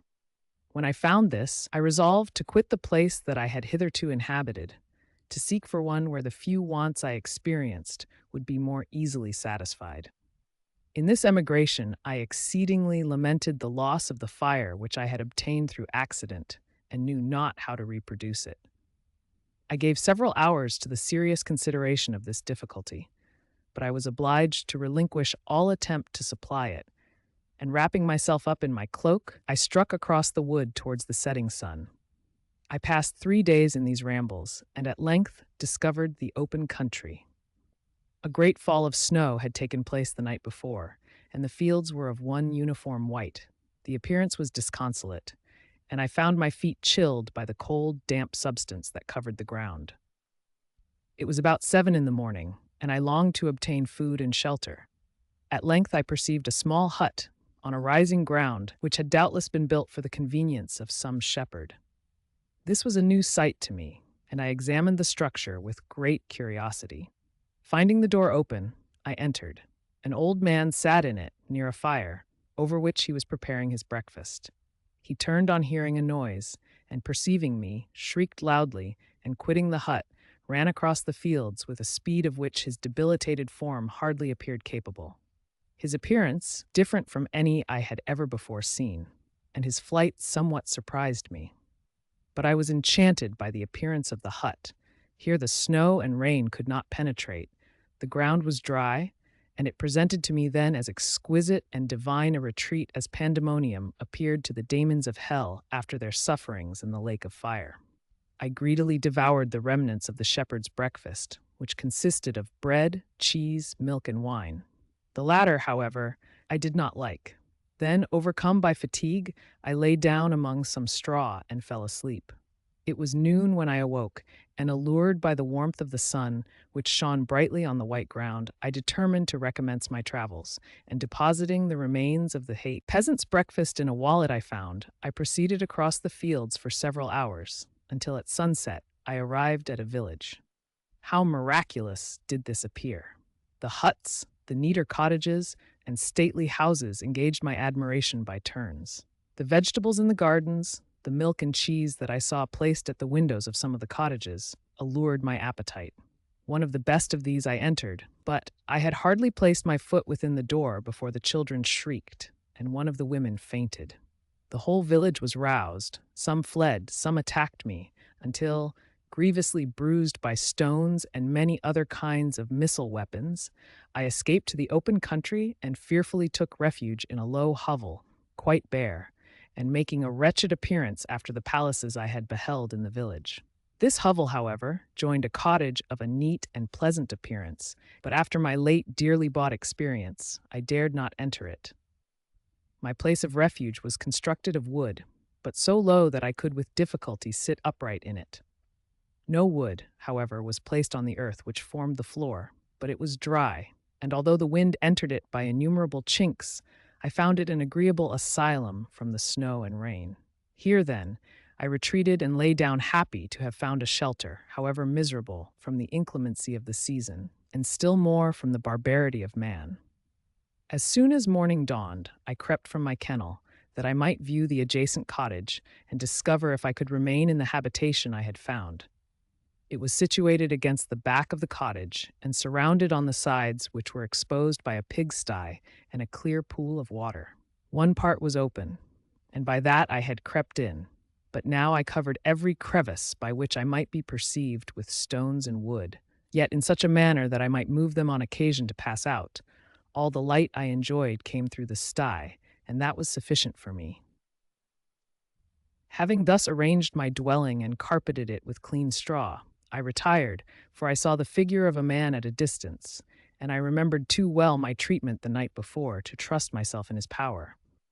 I had first, however, provided for my sustenance for that day by a loaf of coarse bread, which I purloined, and a cup with which I could drink more conveniently than from my hand of the pure water which flowed by my retreat. The floor was a little raised, so that it was kept perfectly dry, and by its vicinity to the chimney of the cottage it was tolerably warm. Being thus provided, I resolved to reside in this hovel until something should occur which might alter my determination. It was indeed a paradise compared to the bleak forest, my former residence, the rain-dropping branches and dank earth. I ate my breakfast with pleasure, and was about to remove a plank to procure myself a little water when I heard a step, and looking through a small chink, I beheld a young creature, with a pail on her head, passing before my hovel. The girl was young and of gentle demeanor, unlike what I have since found cottagers and farmhouse servants to be. Yet she was meanly dressed, a coarse blue petticoat and a linen jacket being her only garb. Her fair hair was plaited, but not adorned. She looked patient, yet sad. I lost sight of her, and in about a quarter of an hour she returned, bearing the pail, which was now partly filled with milk. As she walked along, seemingly incommoded by the burden, a young man met her, whose countenance expressed a deeper despondence. Uttering a few sounds with an air of melancholy, he took the pail from her head and bore it to the cottage himself. She followed, and they disappeared. Presently I saw the young man again, with some tools in his hand, cross the field behind the cottage, and the girl was also busied, sometimes in the house and sometimes in the yard. On examining my dwelling, I found that one of the windows of the cottage had formerly occupied a part of it, but the panes had been filled up with wood. In one of these was a small and almost imperceptible chink through which the eye could just penetrate. Through this crevice a small room was visible, whitewashed and clean, but very bare of furniture.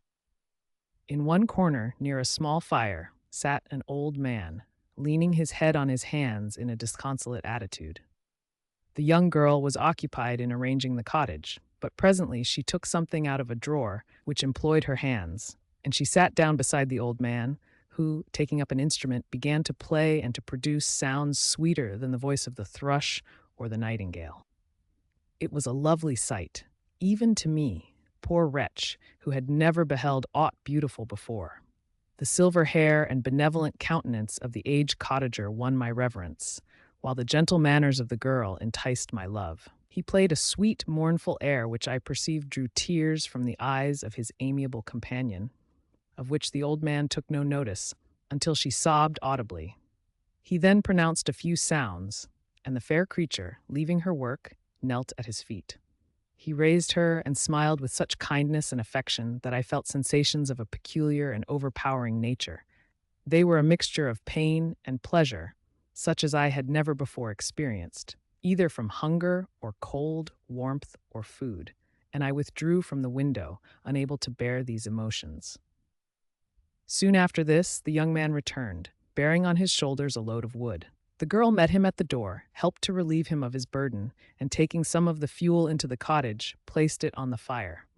Then she and the youth went apart into a nook of the cottage, and he showed her a large loaf and a piece of cheese.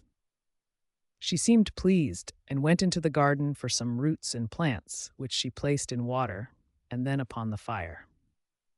She afterwards continued her work, whilst the young man went into the garden and appeared busily employed in digging and pulling up roots. After he had been employed thus about an hour, the young woman joined him, and they entered the cottage together. The old man had, in the meantime, been pensive, but on the appearance of his companions he assumed a more cheerful air, and they sat down to eat. The meal was quickly dispatched. The young woman was again occupied in arranging the cottage. The old man walked before the cottage in the sun for a few minutes, leaning on the arm of the youth. Nothing could exceed in beauty the contrast between these two excellent creatures. One was old, with silver hairs and a countenance beaming with benevolence and love. The younger was slight and graceful in his figure, and his features were molded with the finest symmetry, yet his eyes and attitude expressed the utmost sadness and despondency. The old man returned to the cottage, and the youth, with tools different from those he had used in the morning, directed his steps across the fields. Night quickly shut in, but to my extreme wonder, I found that the cottagers had a means of prolonging light by the use of tapers, and was delighted to find that the setting of the sun did not put an end to the pleasure I experienced in watching my human neighbors. In the evening, the young girl and her companion were employed in various occupations, which I did not understand, and the old man again took up the instrument, which produced the divine sounds that had enchanted me in the morning.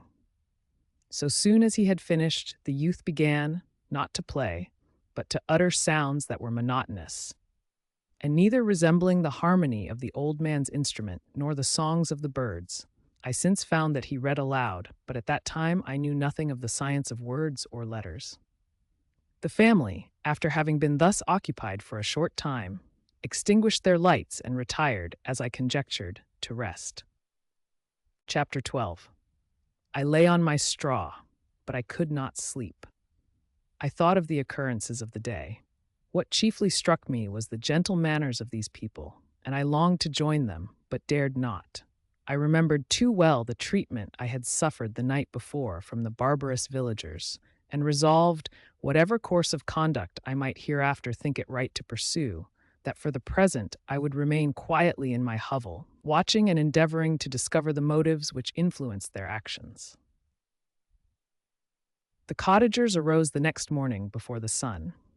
The young woman arranged the cottage and prepared the food, and the youth departed after the first meal. This day was passed in the same routine as that which preceded it. The young man was constantly employed out of doors, and the girl in various laborious occupations within. The old man, whom I soon perceived to be blind, employed his leisure hours on his instrument or in contemplation. Nothing could exceed the love and respect which the younger cottagers exhibited towards their venerable companion. They performed towards him every little office of affection and duty with gentleness, and he rewarded them by his benevolent smiles. They were not entirely happy. The young man and his companion often went apart and appeared to weep. I saw no cause for their unhappiness, but I was deeply affected by it. If such lovely creatures were miserable, it was less strange that I, an imperfect and solitary being, should be wretched. Yet why were these gentle beings unhappy? They possessed a delightful house, for such it was in my eyes, and every luxury. They had a fire to warm them when chill and delicious viands when hungry. They were dressed in excellent clothes, and still more, they enjoyed one another's company and speech, interchanging each day looks of affection and kindness. What did their tears imply? Did they really express pain? I was at first unable to solve these questions, but perpetual attention and time explained to me many appearances which were at first enigmatic. A considerable period elapsed before I discovered one of the causes of the uneasiness of this amiable family. It was poverty, and they suffered that evil in a very distressing degree. Their nourishment consisted entirely of the vegetables of their garden and the milk of one cow, which gave very little during the winter, when its masters could scarcely procure food to support it. They often, I believe, suffered the pangs of hunger very poignantly, especially the two younger cottagers, for several times they placed food before the old man when they reserved none for themselves. This trait of kindness moved me sensibly. I had been accustomed, during the night, to steal a part of their store for my own consumption, but when I found that in doing this, I inflicted pain on the cottagers, I abstained and satisfied myself with berries, nuts, and roots which I gathered from a neighboring wood. I discovered also another means through which I was enabled to assist their labors. I found that the youth spent a great part of each day in collecting wood for the family fire, and during the night I often took his tools, the use of which I quickly discovered, and brought home firing sufficient for the consumption of several days. I remember, the first time that I did this, the young woman, when she opened the door in the morning, appeared greatly astonished on seeing a great pile of wood on the outside. She uttered some words in a loud voice, and the youth joined her, who also expressed surprise. I observed, with pleasure, that he did not go to the forest that day, but spent it in repairing the cottage and cultivating the garden. By degrees, I made a discovery of still greater moment. I found that these people possessed a method of communicating their experience and feelings to one another by articulate sounds. I perceived that the words they spoke sometimes produced pleasure or pain, smiles or sadness, in the minds and countenances of the hearers. This was indeed a godlike science, and I ardently desired to become acquainted with it. But I was baffled in every attempt I made for this purpose. Their pronunciation was quick, and the words they uttered, not having any apparent connection with visible objects, I was unable to discover any clue by which I could unravel the mystery of their reference. By great application, however, and after having remained during the space of several revolutions of the moon in my hovel, I discovered the names that were given to some of the most familiar objects of discourse. I learned and applied the words fire, milk, bread, and wood. I learned also the names of the cottagers themselves. The youth and his companion had each of them several names, but the old man had only one, which was father. The girl was called sister or Agatha, and the youth Felix, brother or son. I cannot describe the delight I felt when I learned the ideas appropriated to each of these sounds and was able to pronounce them. I distinguished several other words without being able as yet to understand or apply them, such as good, dearest, unhappy. I spent the winter in this manner. The gentle manners and beauty of the cottagers greatly endeared them to me. When they were unhappy, I felt depressed. When they rejoiced, I sympathized in their joys. I saw few human beings besides them, and if any other happened to enter the cottage, their harsh manners and rude gait only enhanced to me the superior accomplishments of my friends. The old man, I could perceive, often endeavored to encourage his children, as sometimes I found that he called them, to cast off their melancholy. He would talk in a cheerful accent, with an expression of goodness that bestowed pleasure even upon me. Agatha listened with respect, her eyes sometimes filled with tears, which she endeavored to wipe away unperceived, but I generally found that her countenance and tone were more cheerful after having listened to the exhortations of her father. It was not thus with Felix. He was always the saddest of the group, and even to my unpracticed senses, he appeared to have suffered more deeply than his friends. But if his countenance was more sorrowful, his voice was more cheerful than that of his sister, especially when he addressed the old man. I could mention innumerable instances which, although slight, marked the dispositions of these amiable cottagers. In the midst of poverty and want, Felix carried with pleasure to his sister the first little white flower that peeped out from beneath the snowy ground. Early in the morning, before she had risen, he cleared away the snow that obstructed her path to the milk-house, drew water from the well, and brought the wood from the outhouse, where, to his perpetual astonishment, he found his store always replenished by an invisible hand. In the day, I believe, he worked sometimes for a neighboring farmer, because he often went forth and did not return until dinner, yet brought no wood with him. At other times he worked in the garden, but as there was little to do in the frosty season, he read to the old man and Agatha.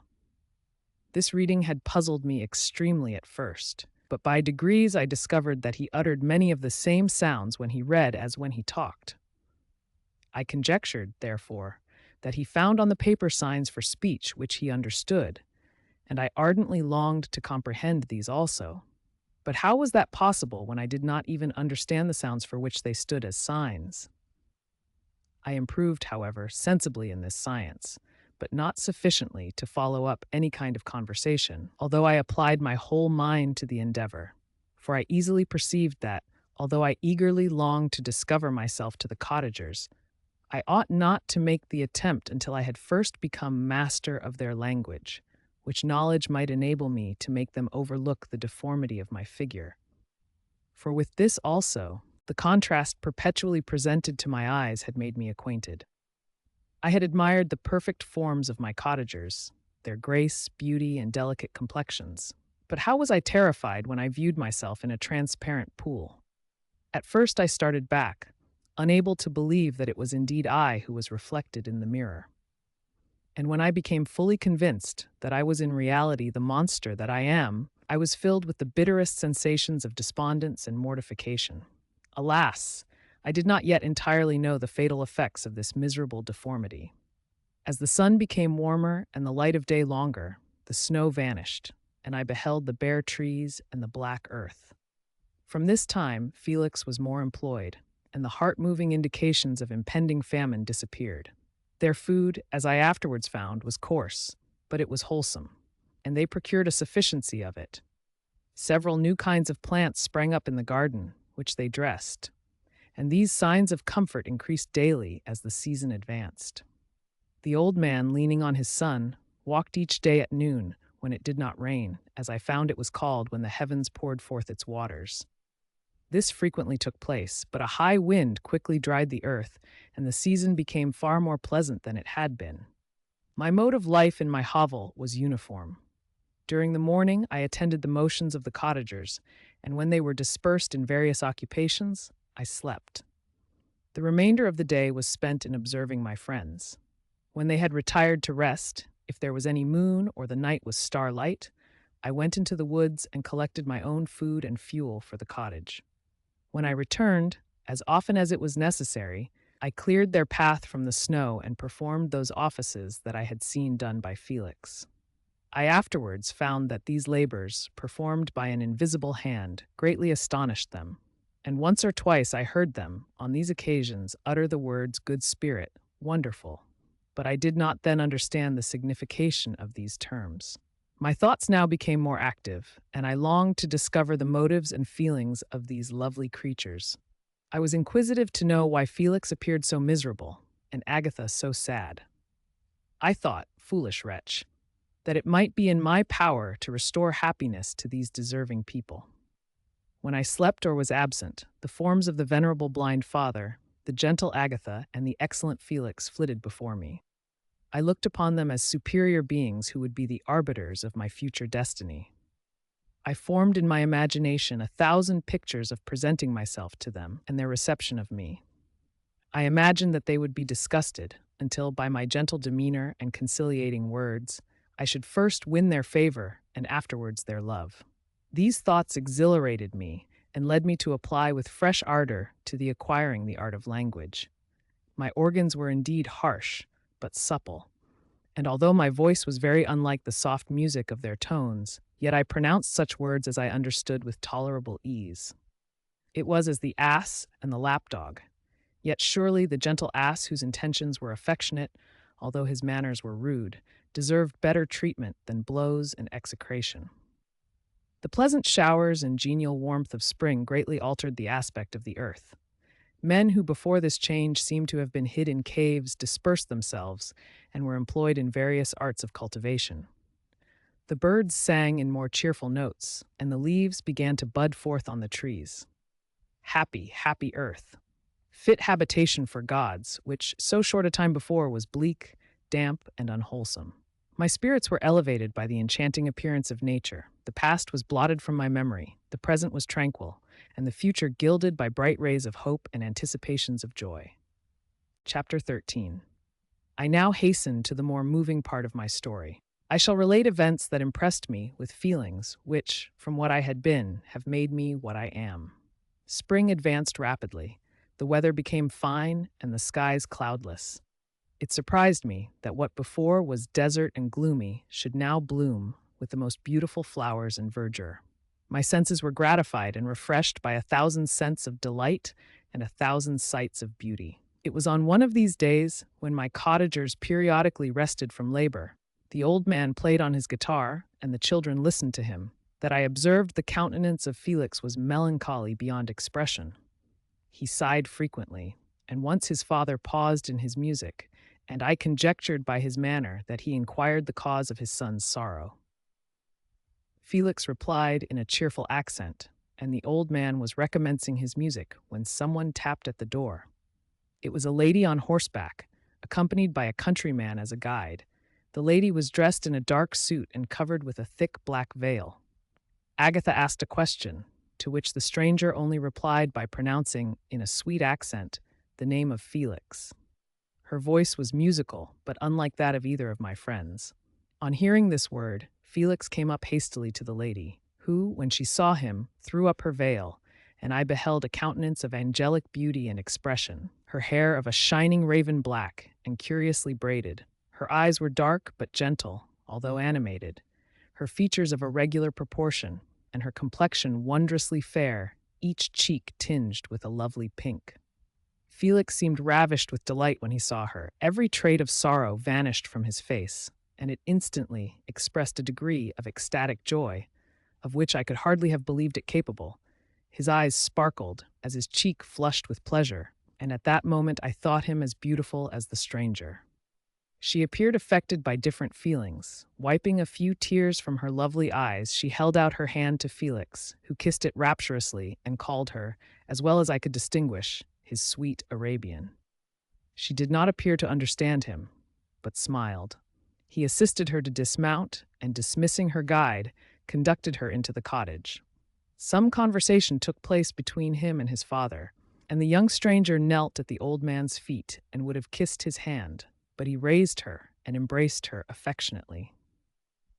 I soon perceived that although the stranger uttered articulate sounds and appeared to have a language of her own, she was neither understood by nor herself understood the cottagers. They made many signs which I did not comprehend, but I saw that her presence diffused gladness through the cottage, dispelling their sorrow as the sun dissipates the morning mists. Felix seemed peculiarly happy, and with smiles of delight welcomed his Arabian. Agatha, the ever-gentle Agatha, kissed the hands of the lovely stranger, and pointing to her brother, made signs which appeared to me to mean that he had been sorrowful until she came. Some hours passed thus, while they, by their countenances, expressed joy, the cause of which I did not comprehend. Presently I found, by the frequent recurrence of some sound which the stranger repeated after them, that she was endeavoring to learn their language, and the idea instantly occurred to me that I should make use of the same instructions to the same end. The stranger learned about 20 words at the first lesson. Most of them, indeed, were those which I had before understood, but I profited by the others. As night came on, Agatha and the Arabian retired early. When they separated, Felix kissed the hand of the stranger and said, "Good night, sweet Safi." He sat up much longer, conversing with his father, and by the frequent repetition of her name, I conjectured that their lovely guest was the subject of their conversation. I ardently desired to understand them and bent every faculty towards that purpose, but found it utterly impossible. The next morning, Felix went out to his work, and after the usual occupations of Agatha were finished, the Arabian sat at the feet of the old man, and taking his guitar, played some airs so entrancingly beautiful that they at once drew tears of sorrow and delight from my eyes. She sang, and her voice flowed in a rich cadence, swelling or dying away like a nightingale of the woods. When she had finished, she gave the guitar to Agatha, who at first declined it. She played a simple air, and her voice accompanied it in sweet accents, but unlike the wondrous strain of the stranger. The old man appeared enraptured and said some words which Agatha endeavored to explain to Saifi, and by which he appeared to wish to express that she bestowed on him the greatest delight by her music. The days now passed as peaceably as before, with the sole alteration that joy had taken place of sadness in the countenances of my friends. Safi was always gay and happy. She and I improved rapidly in the knowledge of language, so that in 2 months I began to comprehend most of the words uttered by my protectors.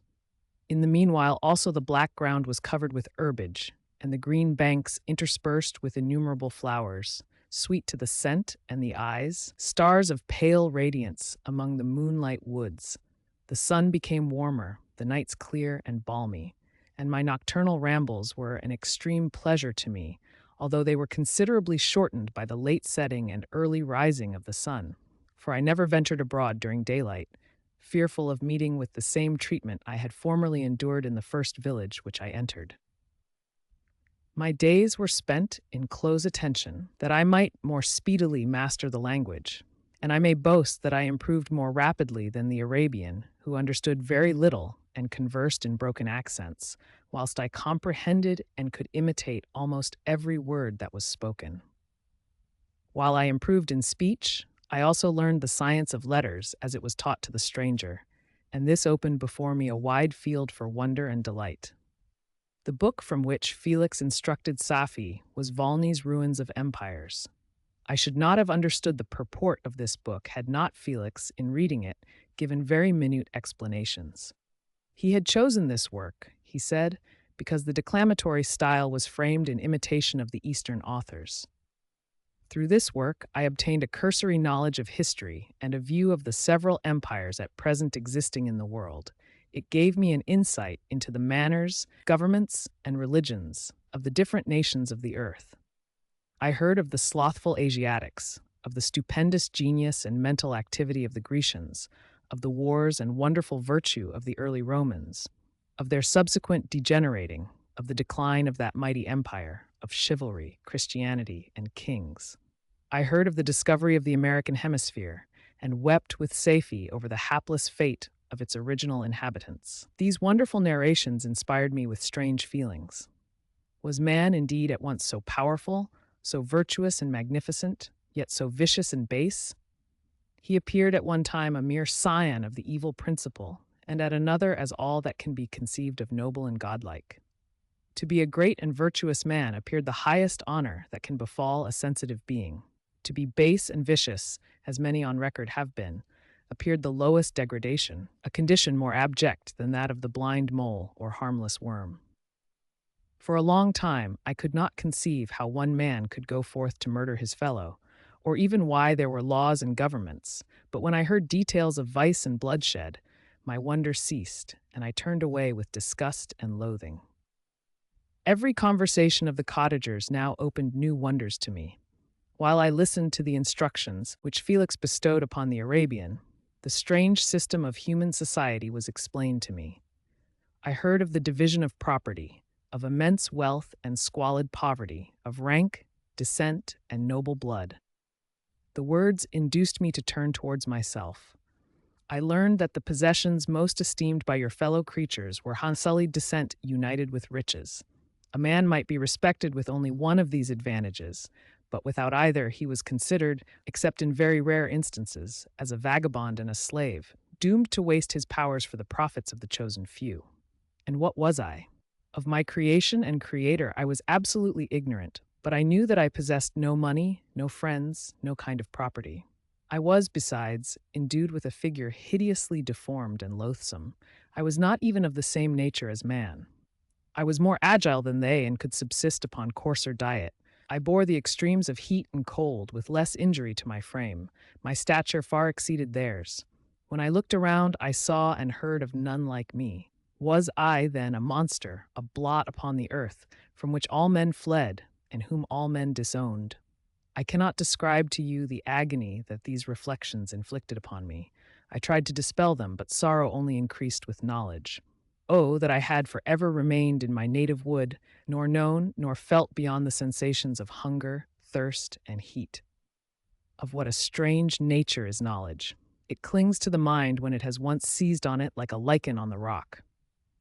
I wished sometimes to shake off all thought and feeling, but I learned that there was but one means to overcome the sensation of pain, and that was death, a state which I feared yet did not understand.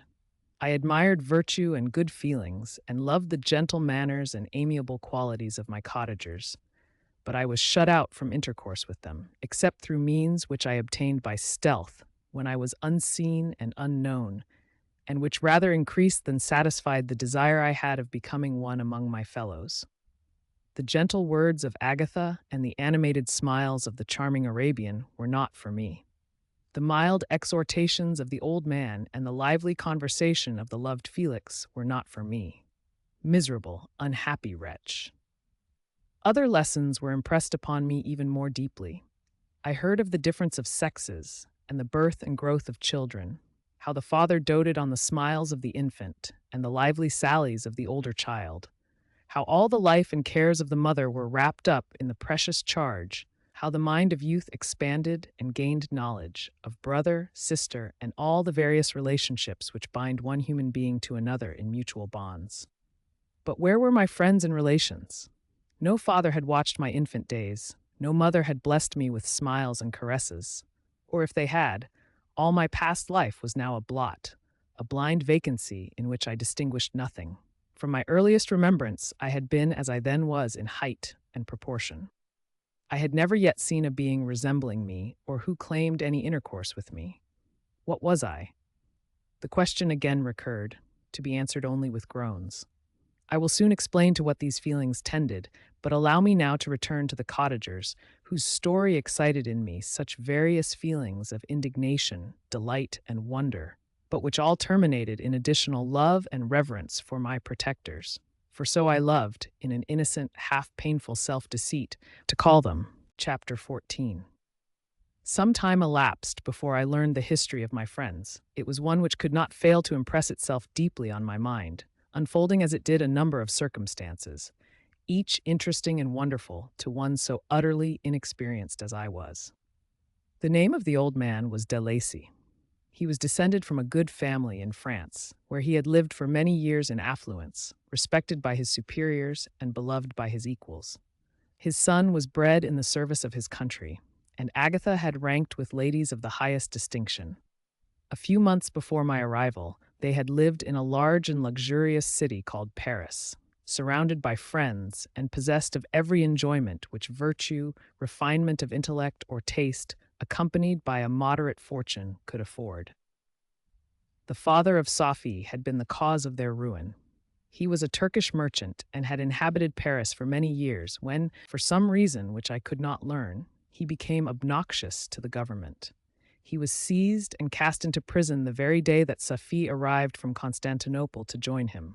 He was tried and condemned to death. The injustice of his sentence was very flagrant.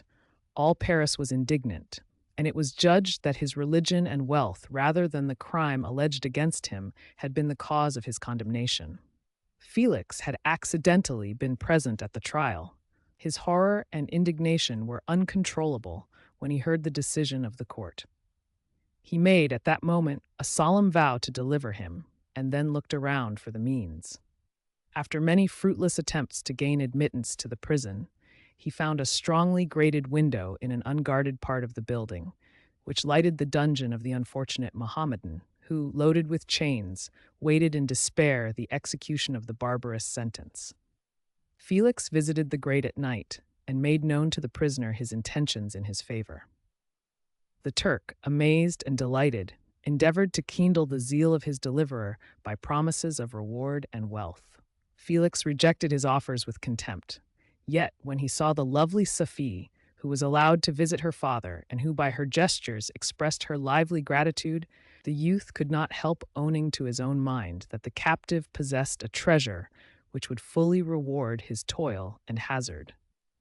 The Turk quickly perceived the impression that his daughter had made on the heart of Felix and endeavored to secure him more entirely in his interests by the promise of her hand in marriage so soon as he should be conveyed to a place of safety. Felix was too delicate to accept this offer, yet he looked forward to the probability of the event as to the consummation of his happiness. During the ensuing days, while the preparations were going forward for the escape of the merchant, the zeal of Felix was warmed by several letters that he received from this lovely girl, who found means to express her thoughts in the language of her lover by the aid of an old man, a servant of her father who understood French. She thanked him in the most ardent terms for his intended services towards her parent, and at the same time she gently deplored her own fate. I have copies of these letters, for I found means, during my residence in the hovel, to procure the implements of writing, and the letters were often in the hands of Felix or Agatha. Before I depart, I will give them to you. They will prove the truth of my tale. But at present, as the sun is already far declined, I shall only have time to repeat the substance of them to you. Safi related that her mother was a Christian Arab, seized and made a slave by the Turks. Recommended by her beauty, she had won the heart of the father of Safi, who married her.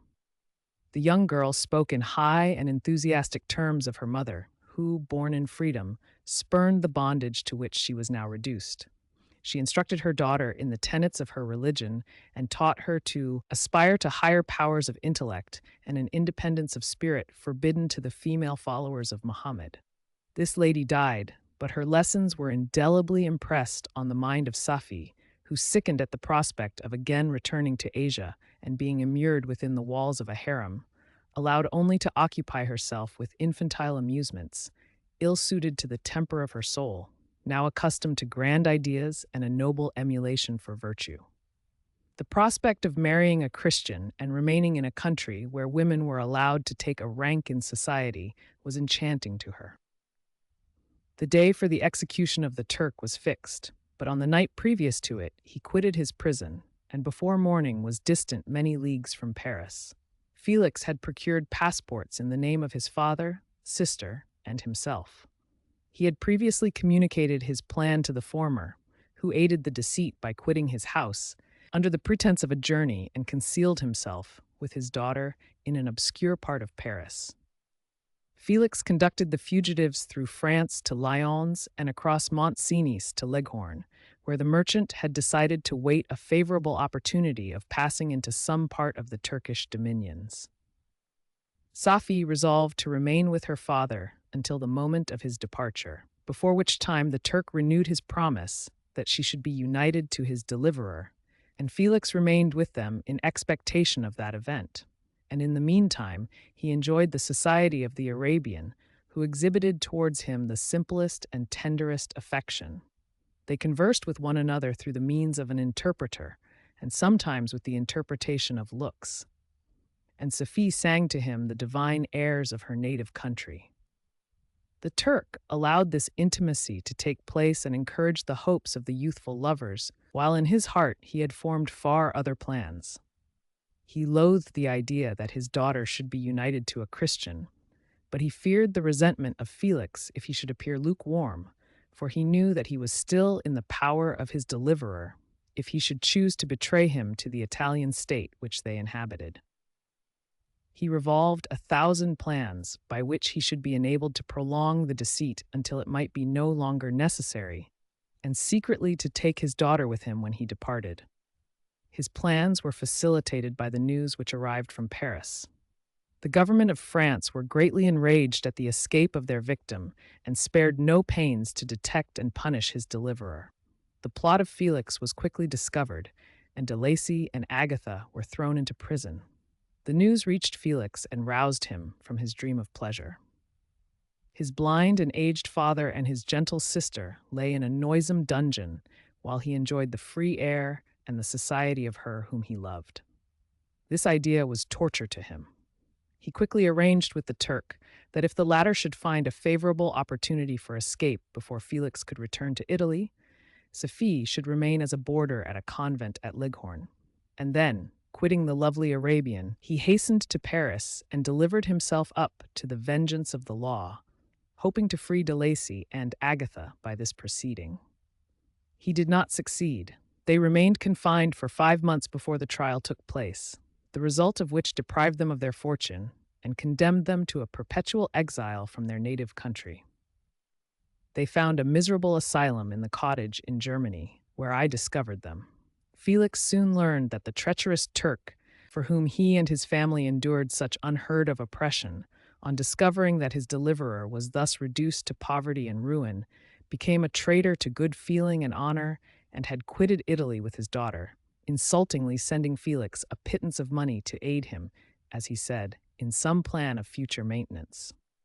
Such were the events that preyed on the heart of Felix and rendered him, when I first saw him, the most miserable of his family. He could have endured poverty, and while this distress had been the meed of his virtue, he gloried in it. But the ingratitude of the Turk and the loss of his beloved Safi were misfortunes more bitter and irreparable. The arrival of the Arabian now infused new life into his soul. When the news reached Leghorn that Felix was deprived of his wealth and rank, the merchant commanded his daughter to think no more of her lover, but to prepare to return to her native country. The generous nature of Safi was outraged by this command. She attempted to expostulate with her father, but he left her angrily, reiterating his tyrannical mandate. A few days after, the Turk entered his daughter's apartment and told her hastily that he had reason to believe that his residence at Leghorn had been divulged and that he should speedily be delivered up to the French government. He had consequently hired a vessel to convey him to Constantinople, for which city he should sail in a few hours.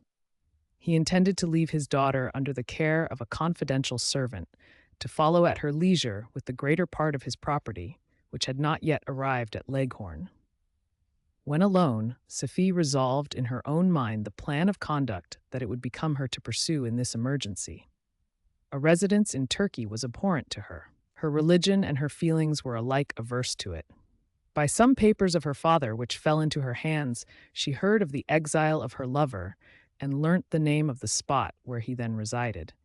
She hesitated some time, but at length she formed her determination.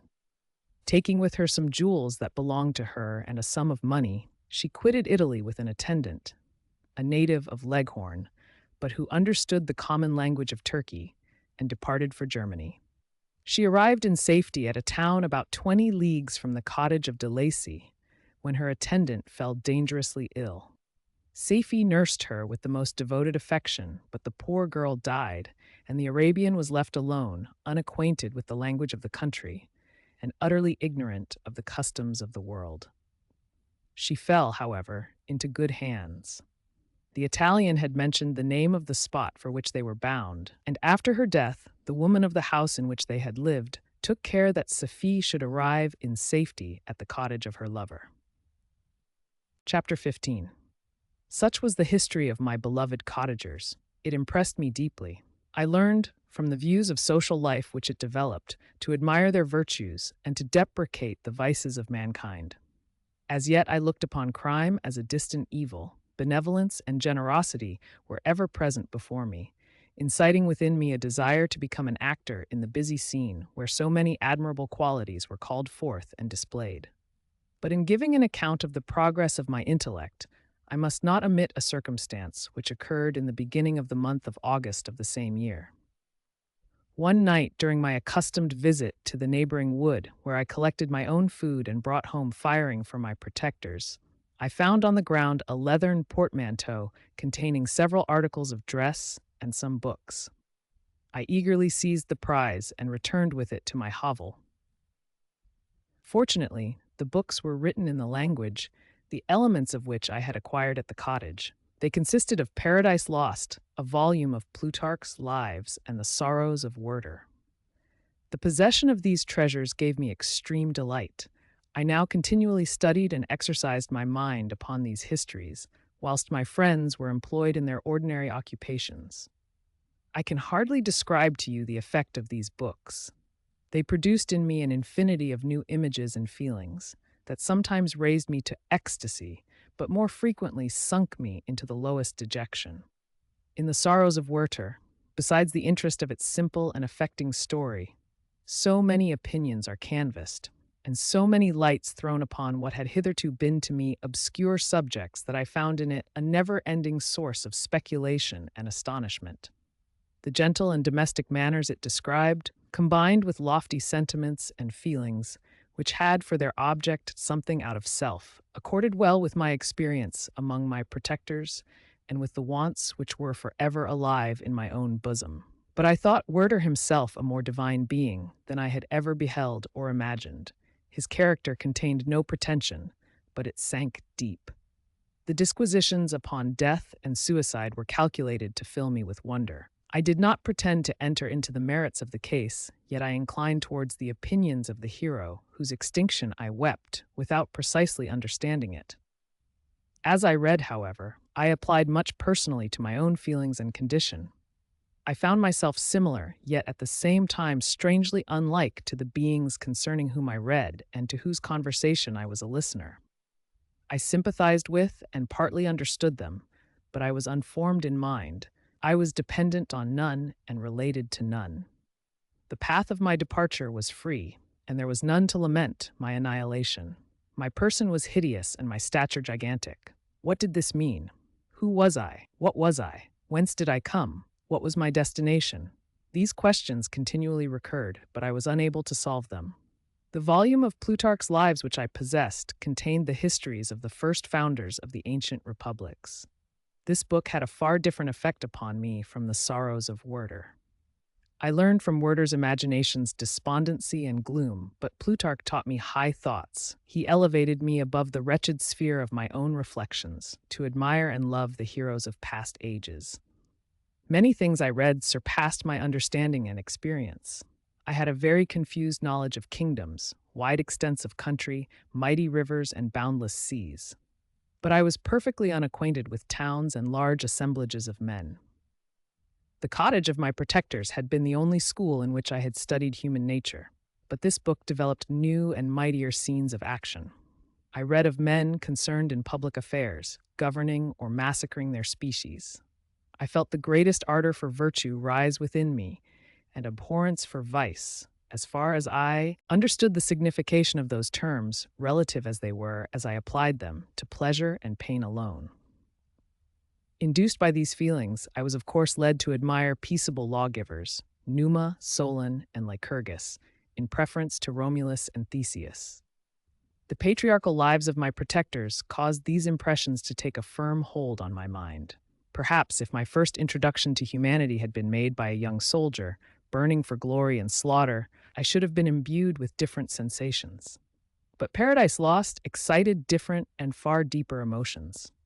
I read it, as I had read the other volumes which had fallen into my hands, as a true history. It moved every feeling of wonder and awe that the picture of an omnipotent God warring with his creatures was capable of exciting. I often referred the several situations, as their similarity struck me, to my own.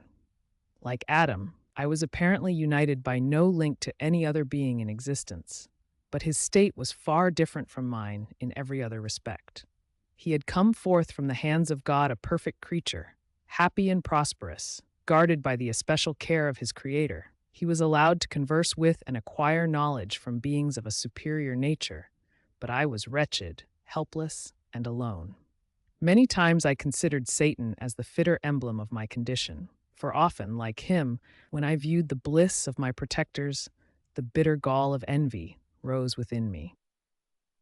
Another circumstance strengthened and confirmed these feelings. Soon after my arrival in the hovel, I discovered some papers in the pocket of the dress which I had taken from your laboratory. At first, I had neglected them, but now that I was able to decipher the characters in which they were written, I began to study them with diligence. It was your journal of the 4 months that preceded my creation. You minutely described in these papers every step you took in the progress of your work. This history was mingled with accounts of domestic occurrences. You doubtless recollect these papers. Here they are. Everything is related in them, which bears reference to my accursed origin. The whole detail of that series of disgusting circumstances which produced it is set in view. The minutest description of my odious and loathsome person is given, in language which painted your own horrors and rendered mine indelible. I sickened as I read. "Hateful day when I received life!" I exclaimed in agony. "Accursed Creator, why did you form a monster so hideous that even you turned from me in disgust? God in pity made man beautiful and alluring after his own image. But my form is a filthy type of yours, more horrid even from the very resemblance. Satan had his companions, fellow devils, to admire and encourage him, but I am solitary and abhorred." These were the reflections of my hours of despondency and solitude. But when I contemplated the virtues of the cottagers, their amiable and benevolent dispositions, I persuaded myself that when they should become acquainted with my admiration of their virtues, they would compassionate me and overlook my personal deformity. Could they turn from their door one, however monstrous, who solicited their compassion and friendship? I resolved, at least, not to despair, but in every way to fit myself for an interview with them which would decide my fate. I postponed this attempt for some months longer, for the importance attached to its success inspired me with a dread lest I should fail. Besides, I found that my understanding improved so much with every day's experience that I was unwilling to commence this undertaking until a few more months should have added to my sagacity. Several changes, in the meantime, took place in the cottage. The presence of Sophie diffused happiness among its inhabitants, and I also found that a greater degree of plenty reigned there. Felix and Agatha spent more time in amusement and conversation, and were assisted in their labors by servants. They did not appear rich, but they were contented and happy. Their feelings were serene and peaceful, while mine became every day more tumultuous. Increase of knowledge only discovered to me more clearly what a wretched outcast I was. I cherished hope, it is true, but it vanished when I beheld my person reflected in water or my shadow in the moonshine, even as that frail image and that inconstant shade. I endeavored to crush these fears and to fortify myself for the trial, which in a few months I resolved to undergo. And sometimes I allowed my thoughts, unchecked by reason, to ramble in the fields of paradise, and dared to fancy amiable and lovely creatures sympathizing with my feelings and cheering my gloom. Their angelic countenances breathed smiles of consolation. but it was all a dream. No Eve soothed my sorrows, nor shared my thoughts. I was alone. I remembered Adam's supplication to his creator, but where was mine? He had abandoned me, and in the bitterness of my heart I cursed him. Autumn passed thus.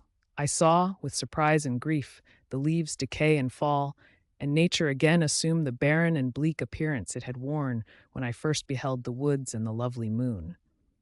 Yet I did not heed the bleakness of the weather. I was better fitted by my conformation for the endurance of cold than heat.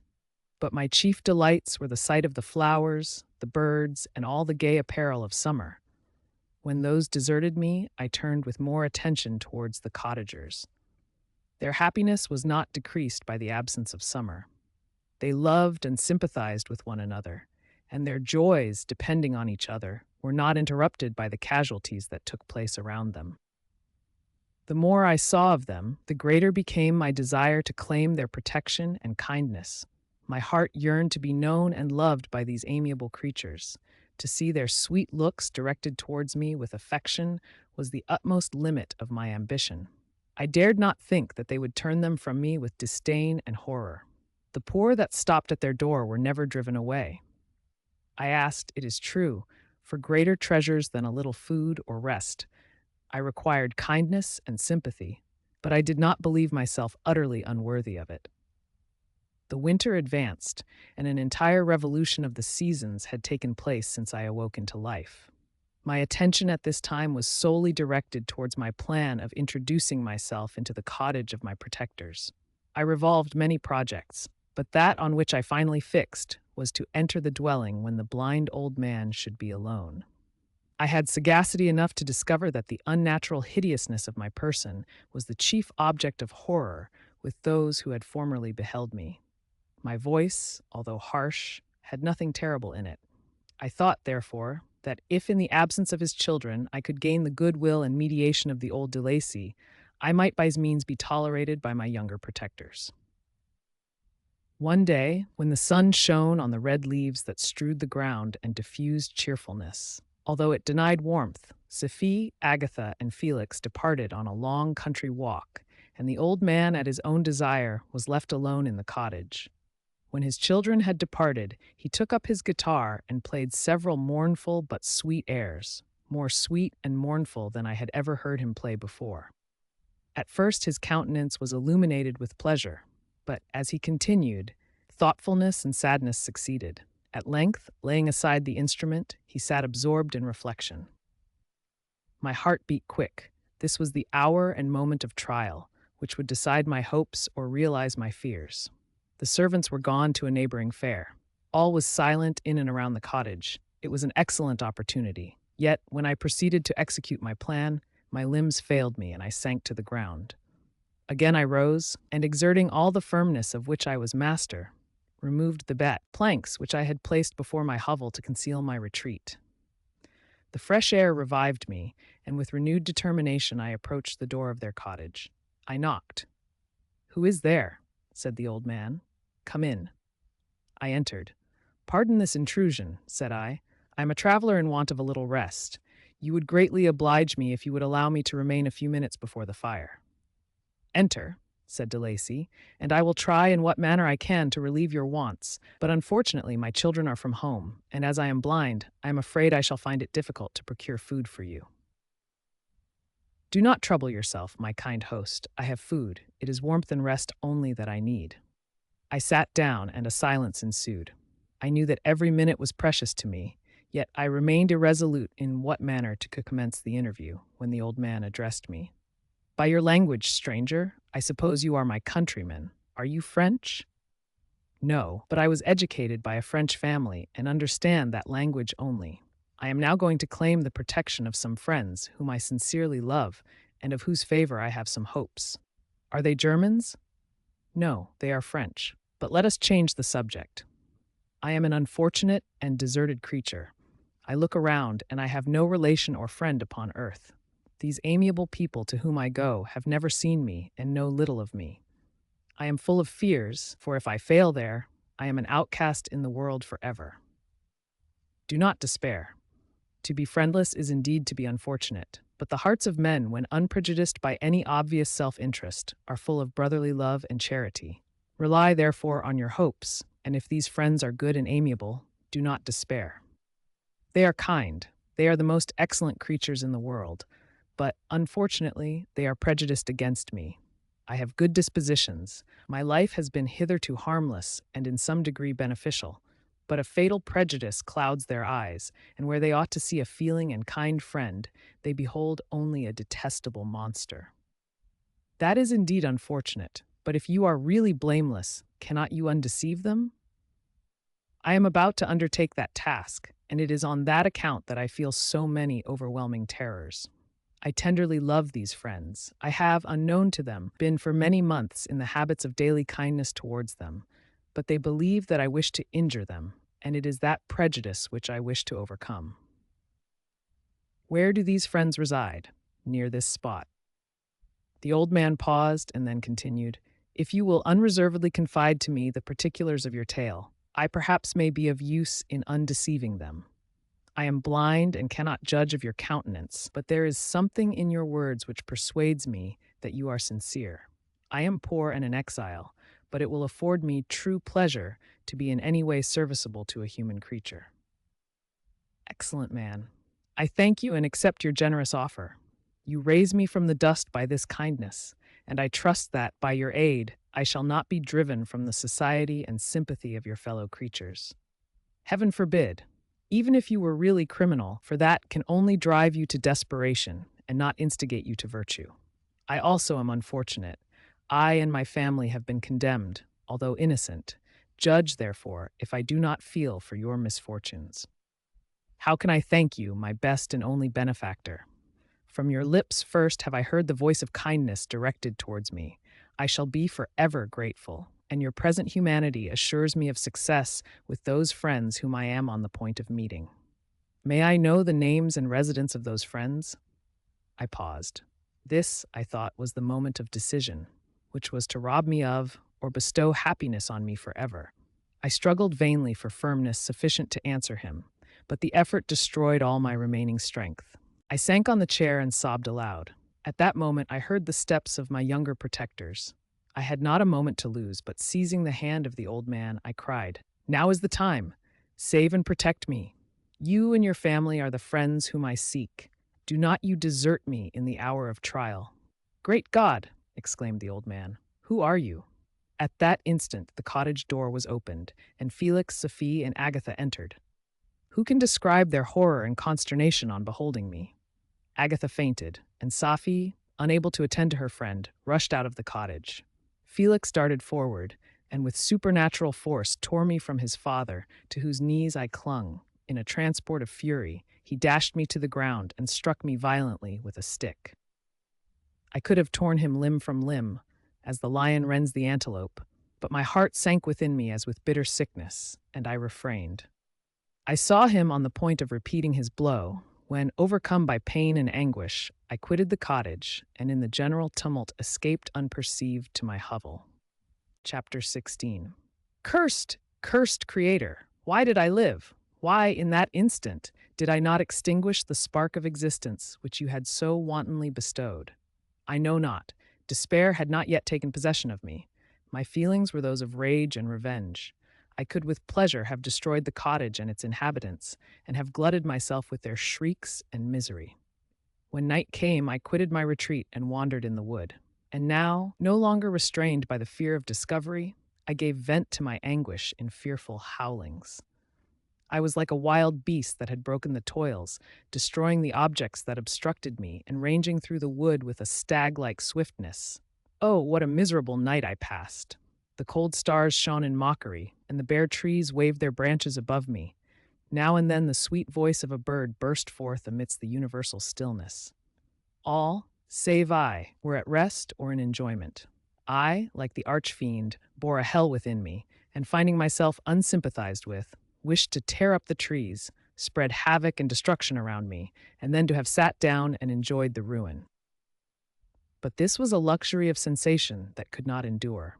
I became fatigued with excess of bodily exertion and sank on the damp grass in the sick impotence of despair. There was none among the myriads of men that existed who would pity or assist me. And should I feel kindness towards my enemies? No. From that moment I declared everlasting war against the species, and more than all, against him who had formed me and sent me forth to this insupportable misery. The sun rose. I heard the voices of men, and knew that it was impossible to return to my retreat during that day. Accordingly, I hid myself in some thick underwood, determining to devote the ensuing hours to reflection on my situation. The pleasant sunshine and the pure air of day restored me to some degree of tranquility, and when I considered what had passed at the cottage, I could not help believing that I had been too hasty in my conclusions. I had certainly acted imprudently. It was apparent that my conversation had interested the father in my behalf, and I was a fool in having exposed my person to the horror of his children. I ought to have familiarized the old de Lacy to me, and by degrees to have discovered myself to the rest of his family, when they should have been prepared for my approach. But I did not believe my errors to be irretrievable, and after much consideration I resolved to return to the cottage, seek the old man, and by my representations win him to my party. These thoughts calmed me, and in the afternoon I sank into a profound sleep, but the fever of my blood did not allow me to be visited by peaceful dreams. The horrible scene of the preceding day was forever acting before my eyes. The females were flying, and the enraged Felix tearing me from his father's feet. I awoke exhausted, and finding that it was already night, I crept forth from my hiding place and went in search of food. When my hunger was appeased, I directed my steps towards the well-known path that conducted to the cottage. All there was at peace. I crept into my hovel and remained in silent expectation of the accustomed hour when the family arose. That hour passed. The sun mounted high in the heavens, but the cottagers did not appear. I trembled violently, apprehending some dreadful misfortune. The inside of the cottage was dark, and I heard no motion. I cannot describe the agony of this suspense. Presently, two countrymen passed by, but pausing near the cottage, they entered into conversation, using violent gesticulations. But I did not understand what they said, as they spoke the language of the country, which differed from that of my protectors. Soon after, however, Felix approached with another man. I was surprised, as I knew that he had not quitted the cottage that morning, and waited anxiously to discover from his discourse the meaning of these unusual appearances.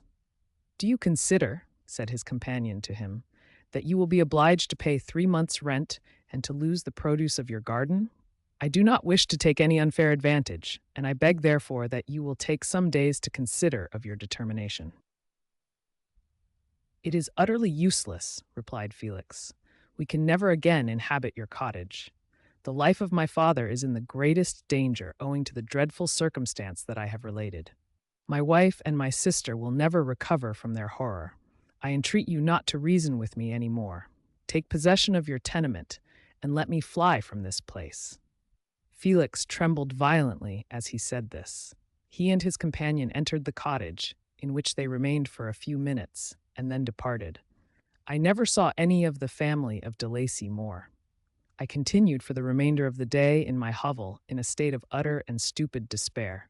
My protectors had departed and had broken the only link that held me to the world. For the first time, the feelings of revenge and hatred filled my bosom, and I did not strive to control them, but allowing myself to be borne away by the stream, I bent my mind towards injury and death. When I thought of my friends, of the mild voice of de Lacy, the gentle eyes of Agatha, and the exquisite beauty of the Arabian, these thoughts vanished, and a gush of tears somewhat soothed me. But again, when I reflected that they had spurned and deserted me, anger returned, a rage of anger, and unable to injure anything human, I turned my fury towards inanimate objects. As night advanced, I placed a variety of combustibles around the cottage, and after having destroyed every vestige of cultivation in the garden, I waited with forced impatience until the moon had sunk to commence my operations. As the night advanced, a fierce wind arose from the woods and quickly dispersed the clouds that had loitered in the heavens. The blast tore along like a mighty avalanche and produced a kind of insanity in my spirits that burst all bounds of reason and reflection. I lighted the dry branch of a tree and danced with fury around the devoted cottage, my eyes still fixed on the western horizon, the edge of which the moon nearly touched. A part of its orb was at length hid, and I waved my brand. It sank, and with a loud scream I fired the straw and heath and bushes which I had collected. The wind fanned the fire, and the cottage was quickly enveloped by the flames, which clung to it and licked it with their forked and destroying tongues. As soon as I was convinced that no assistance could save any part of the habitation, I quitted the scene and sought for refuge in the woods. And now, with the world before me, whither should I bend my steps? I resolved to fly far from the scene of my misfortunes, but to me, hated and despised, every country must be equally horrible. At length the thought of you crossed my mind. I learned from your papers that you were my father, my creator, and to whom could I apply with more fitness than to him who had given me life? Among the lessons that Felix had bestowed upon Safie, geography had not been omitted. I had learned from these the relative situations of the different countries of the earth. You had mentioned Geneva as the name of your native town, and towards this place I resolved to proceed. But how was I to direct myself? I knew that I must travel in a southwesterly direction to reach my destination, but the sun was my only guide. I did not know the names of the towns that I was to pass through, nor could I ask information from a single human being. But I did not despair. From you only could I hope for succor, although towards you I felt no sentiment but that of hatred. Unfeeling, heartless creator, you had endowed me with perceptions and passions and then cast me abroad an object for the scorn and horror of mankind. But on you only had I any claim for pity and redress, and from you I determined to seek that justice which I vainly attempted to gain from any other being that wore the human form. My travels were long, and the sufferings I endured intense. It was late in autumn when I quitted the district where I had so long resided. I traveled only at night, fearful of encountering the visage of a human being. Nature decayed around me, and the sun became heatless. Rain and snow poured around me. Mighty rivers were frozen. The surface of the earth was hard and chill and bare, and I found no shelter. Oh, earth! How often did I imprecate curses on the cause of my being? The mildness of my nature had fled, and all within me was turned to gall and bitterness. The nearer I approached to your habitation, the more deeply did I feel the spirit of revenge enkindled in my heart. Snow fell, and the waters were hardened, but I rested not. A few incidents now and then directed me, and I possessed a map of the country, but I often wandered wide from my path. The agony of my feelings allowed me no respite. No incident occurred from which my rage and misery could not extract its food. But a circumstance that happened when I arrived on the confines of Switzerland, when the sun had recovered its warmth and the earth again began to look green, confirmed in an especial manner the bitterness and horror of my feelings. I generally rested during the day and traveled only when I was secured by night from the view of man. One morning, however, finding that my path lay through a deep wood, I ventured to continue my journey after the sun had risen. The day, which was one of the first of spring, cheered even me by the loveliness of its sunshine and the balminess of the air. I felt emotions of gentleness and pleasure that had long appeared dead revive within me. Half surprised by the novelty of these sensations, I allowed myself to be borne away by them, and forgetting my solitude and deformity, dared to be happy. Soft tears again bedewed my cheeks, and I even raised my humid eyes with thankfulness towards the blessed sun, which bestowed such joy upon me. I continued to wind among the paths of the wood until I came to its boundary, which was skirted by a deep and rapid river, into which many of the trees bent their branches, now budding with the fresh spring.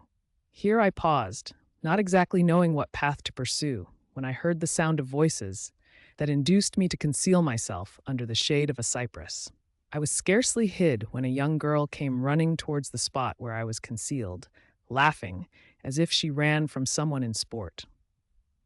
She continued her course along the precipitous sides of the river, when suddenly her foot slipped and she fell into the rapid stream.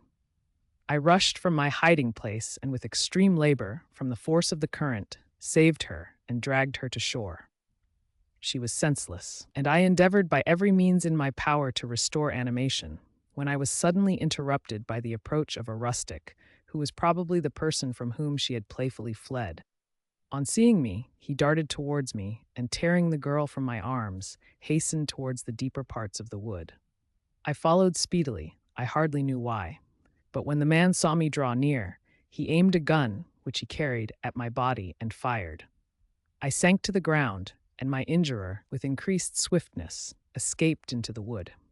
This was then the reward of my benevolence. I had saved a human being from destruction, and as a recompense I now writhed under the miserable pain of a wound which shattered the flesh and bone. The feelings of kindness and gentleness which I had entertained but a few moments before gave place to hellish rage and gnashing of teeth. Inflamed by pain, I vowed eternal hatred and vengeance to all mankind. But the agony of my wound overcame me. My pulses paused, and I fainted. For some weeks, I led a miserable life in the woods, endeavoring to cure the wound which I had received. The ball had entered my shoulder, and I knew not whether it had remained there or passed through. At any rate, I had no means of extracting it. My sufferings were augmented also by the oppressive sense of the injustice and ingratitude of their infliction. My daily vows rose for revenge, a deep and deadly revenge, such as would alone compensate for the outrages and anguish I had endured. After some weeks, my wound healed, and I continued my journey. The labors I endured were no longer to be alleviated by the bright sun or gentle breezes of spring. All joy was but a mockery, which insulted my desolate state and made me feel more painfully that I was not made for the enjoyment of pleasure. But my toils now drew near a close, and in 2 months from this time I reached the environs of Geneva. It was evening when I arrived, and I retired to a hiding place among the fields that surround it to meditate in what manner I should apply to you. I was oppressed by fatigue and hunger, and far too unhappy to enjoy the gentle breezes of evening or the prospect of the sun setting behind the stupendous mountains of Jura. At this time, a slight sleep relieved me from the pain of reflection, which was disturbed by the approach of a beautiful child who came running into the recess I had chosen with all the sportiveness of infancy. Suddenly, as I gazed on him, an idea seized me that this little creature was unprejudiced and had lived too short a time to have imbibed a horror of deformity. If, therefore, I could seize him and educate him as my companion and friend, I should not be so desolate in this peopled earth. Urged by this impulse, I seized on the boy as he passed and drew him towards me. As soon as he beheld my form, he placed his hands before his eyes and uttered a shrill scream. I drew his hand forcibly from his face and said, "Child, what is the meaning of this? I do not intend to hurt you. Listen to me." He struggled violently. "Let me go," he cried. "Monster, ugly wretch, you wish to eat me and tear me to pieces. You are an ogre. Let me go, or I will tell my papa." "Boy, you will never see your father again. You must come with me." "Hideous monster. Let me go. My papa is a syndic. He is M. Frankenstein. He will punish you. You dare not keep me. Frankenstein, you belong then to my enemy, to him towards whom I have sworn eternal revenge. You shall be my first victim." The child still struggled and loaded me with epithets which carried despair to my heart. I grasped his throat to silence him, and in a moment he lay dead at my feet. I gazed on my victim, and my heart swelled with exultation and hellish triumph. Clapping my hands, I exclaimed, "I too can create desolation. My enemy is not invulnerable. This death will carry despair to him, and 1,000 other miseries shall torment and destroy him." As I fixed my eyes on the child, I saw something glittering on his breast. I took it. It was a portrait of a most lovely woman. In spite of my malignity, it softened and attracted me. For a few moments I gazed with delight on her dark eyes, fringed by deep lashes, and her lovely lips. But presently my rage returned. I remembered that I was forever deprived of the delights that such beautiful creatures could bestow, and that she whose resemblance I contemplated would, in regarding me, have changed that air of divine benignity to one expressive of disgust and affright. Can you wonder that such thoughts transported me with rage? I only wonder that at that moment, instead of venting my sensations in exclamations and agony, I did not rush among mankind and perish in the attempt to destroy them. While I was overcome by these feelings, I left the spot where I had committed the murder, and seeking a more secluded hiding place, I entered a barn which had appeared to me to be empty. A woman was sleeping on some straw. She was young, not indeed so beautiful as her whose portrait I held, but of an agreeable aspect and blooming in the loveliness of youth and health. Here, I thought, is one of those whose joy-imparting smiles are bestowed on all but me.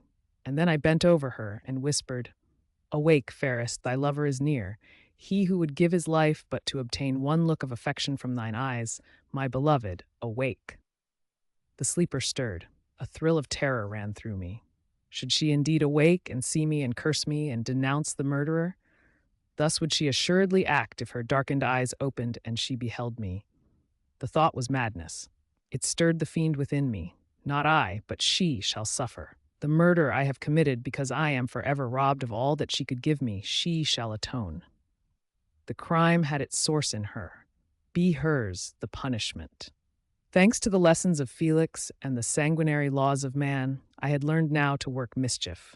I bent over her and placed the portrait securely in one of the folds of her dress. She moved again, and I fled. For some days I haunted the spot where these scenes had taken place, sometimes wishing to see you, sometimes resolved to quit the world and its miseries forever.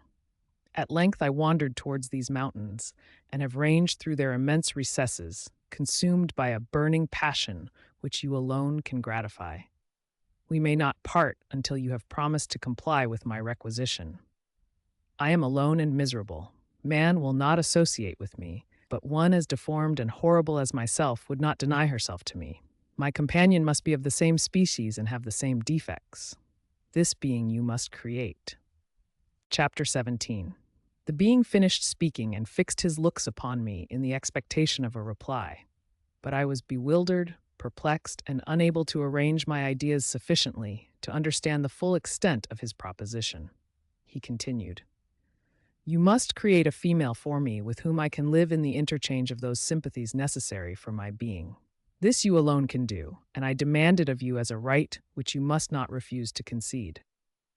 The latter part of his tale had kindled anew in me the anger that had died away while he narrated his peaceful life among the cottagers, and as he said this, I could no longer suppress the rage that burned within me.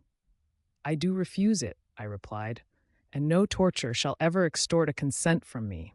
You may render me the most miserable of men, but you shall never make me base in my own eyes. Shall I create another like yourself, whose joint wickedness might desolate the world? Begone, I have answered you. You may torture me, but I will never consent." "You are in the wrong," replied the fiend, "and instead of threatening, I am content to reason with you. I am malicious because I am miserable. Am I not shunned and hated by all mankind? You, my creator, would tear me to pieces and triumph. Remember that, and tell me why I should pity man more than he pities me? You would not call it murder if you could precipitate me into one of those ice rifts and destroy my frame, the work of your own hands. Shall I respect man when he condemns me? Let him live with me in the interchange of kindness, and instead of injury, I would bestow every benefit upon him with tears of gratitude at his acceptance. But that cannot be. The human senses are insurmountable barriers to our union. Yet mine shall not be the submission of abject slavery. I will revenge my injuries. If I cannot inspire love, I will cause fear, and chiefly towards you, my arch-enemy, because my creator, do I swear inextinguishable hatred. Have a care, I will work at your destruction, nor finish until I desolate your heart, so that you shall curse the hour of your birth." A fiendish rage animated him as he said this. His face was wrinkled into contortions too horrible for human eyes to behold. But presently he calmed himself and proceeded. "I intended to reason. This passion is detrimental to me, for you do not reflect that you are the cause of its excess. If any being felt emotions of benevolence towards me, I should return them 100 and 100-fold. For that one creature's sake, I would make peace with the whole kind. But I now indulge in dreams of bliss that cannot be realized.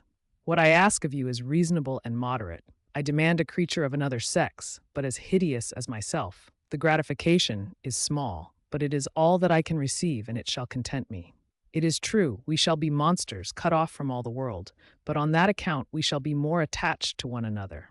Our lives will not be happy, but they will be harmless and free from the misery I now feel. Oh, my creator, make me happy. Let me feel gratitude towards you for one benefit. Let me see that I excite the sympathy of some existing thing. Do not deny me my request." I was moved. I shuddered when I thought of the possible consequences of my consent, but I felt that there was some justice in his argument. His tale and the feelings he now expressed proved him to be a creature of fine sensations, and did I not, as his maker, owe him all the portion of happiness that it was in my power to bestow? He saw my change of feeling and continued, "If you consent, neither you nor any other human being shall ever see us again. I will go to the vast wilds of South America. My food is not that of man. I do not destroy the lamb and the kid to glut my appetite. Acorns and berries afford me sufficient nourishment. My companion will be of the same nature as myself, and will be content with the same fare. We shall make our bed of dried leaves. The sun will shine on us as on man and will ripen our food. The picture I present to you is peaceful and human, and you must feel that you could deny it only in the wantonness of power and cruelty. Pitiless as you have been towards me, I now see compassion in your eyes. Let me seize the favorable moment and persuade you to promise what I so ardently desire." "You propose," replied I, "to fly from the habitations of man, to dwell in those wilds where the beasts of the field will be your only companions. How can you, who long for the love and sympathy of man, persevere in this exile? You will return and again seek their kindness, and you will meet with their detestation. Your evil passions will be renewed, and you will then have a companion to aid you in the task of destruction. This may not be. Cease to argue the point, for I cannot consent. How inconstant are your feelings! But a moment ago you were moved by my representations, and why do you again harden yourself to my complaints? I swear to you, by the earth which I inhabit, and by you that made me, that with the companion you bestow, I will quit the neighborhood of man and dwell, as it may chance, in the most savage of places. My evil passions will have fled, for I shall meet with sympathy. My life will flow quietly away, and in my dying moments I shall not curse my Maker." His words had a strange effect upon me. I compassionated him and sometimes felt a wish to console him, but when I looked upon him, when I saw the filthy mass that moved and talked, my heart sickened, and my feelings were altered to those of horror and hatred. I tried to stifle these sensations. I thought that as I could not sympathize with him, I had no right to withhold from him the small portion of happiness which was yet in my power to bestow.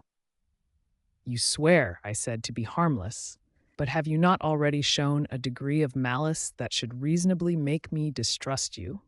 May not even this be a feint that will increase your triumph by affording a wider scope for your revenge?" "How is this?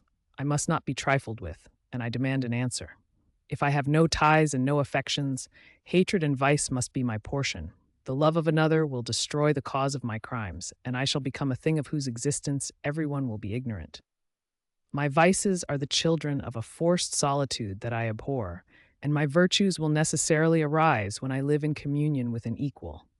I shall feel the affections of a sensitive being and become linked to the chain of existence and events from which I am now excluded." I paused some time to reflect on all he had related and the various arguments which he had employed. I thought of the promise of virtues which he had displayed on the opening of his existence, and the subsequent blight of all kindly feeling by the loathing and scorn which his protectors had manifested towards him. His power and threats were not omitted in my calculations. A creature who could exist in the ice caves of the glaciers and hide himself from pursuit among the ridges of inaccessible precipices was a being possessing faculties it would be vain to cope with. After a long pause of reflection, I concluded that the justice due both to him and my fellow creatures demanded of me that I should comply with his request.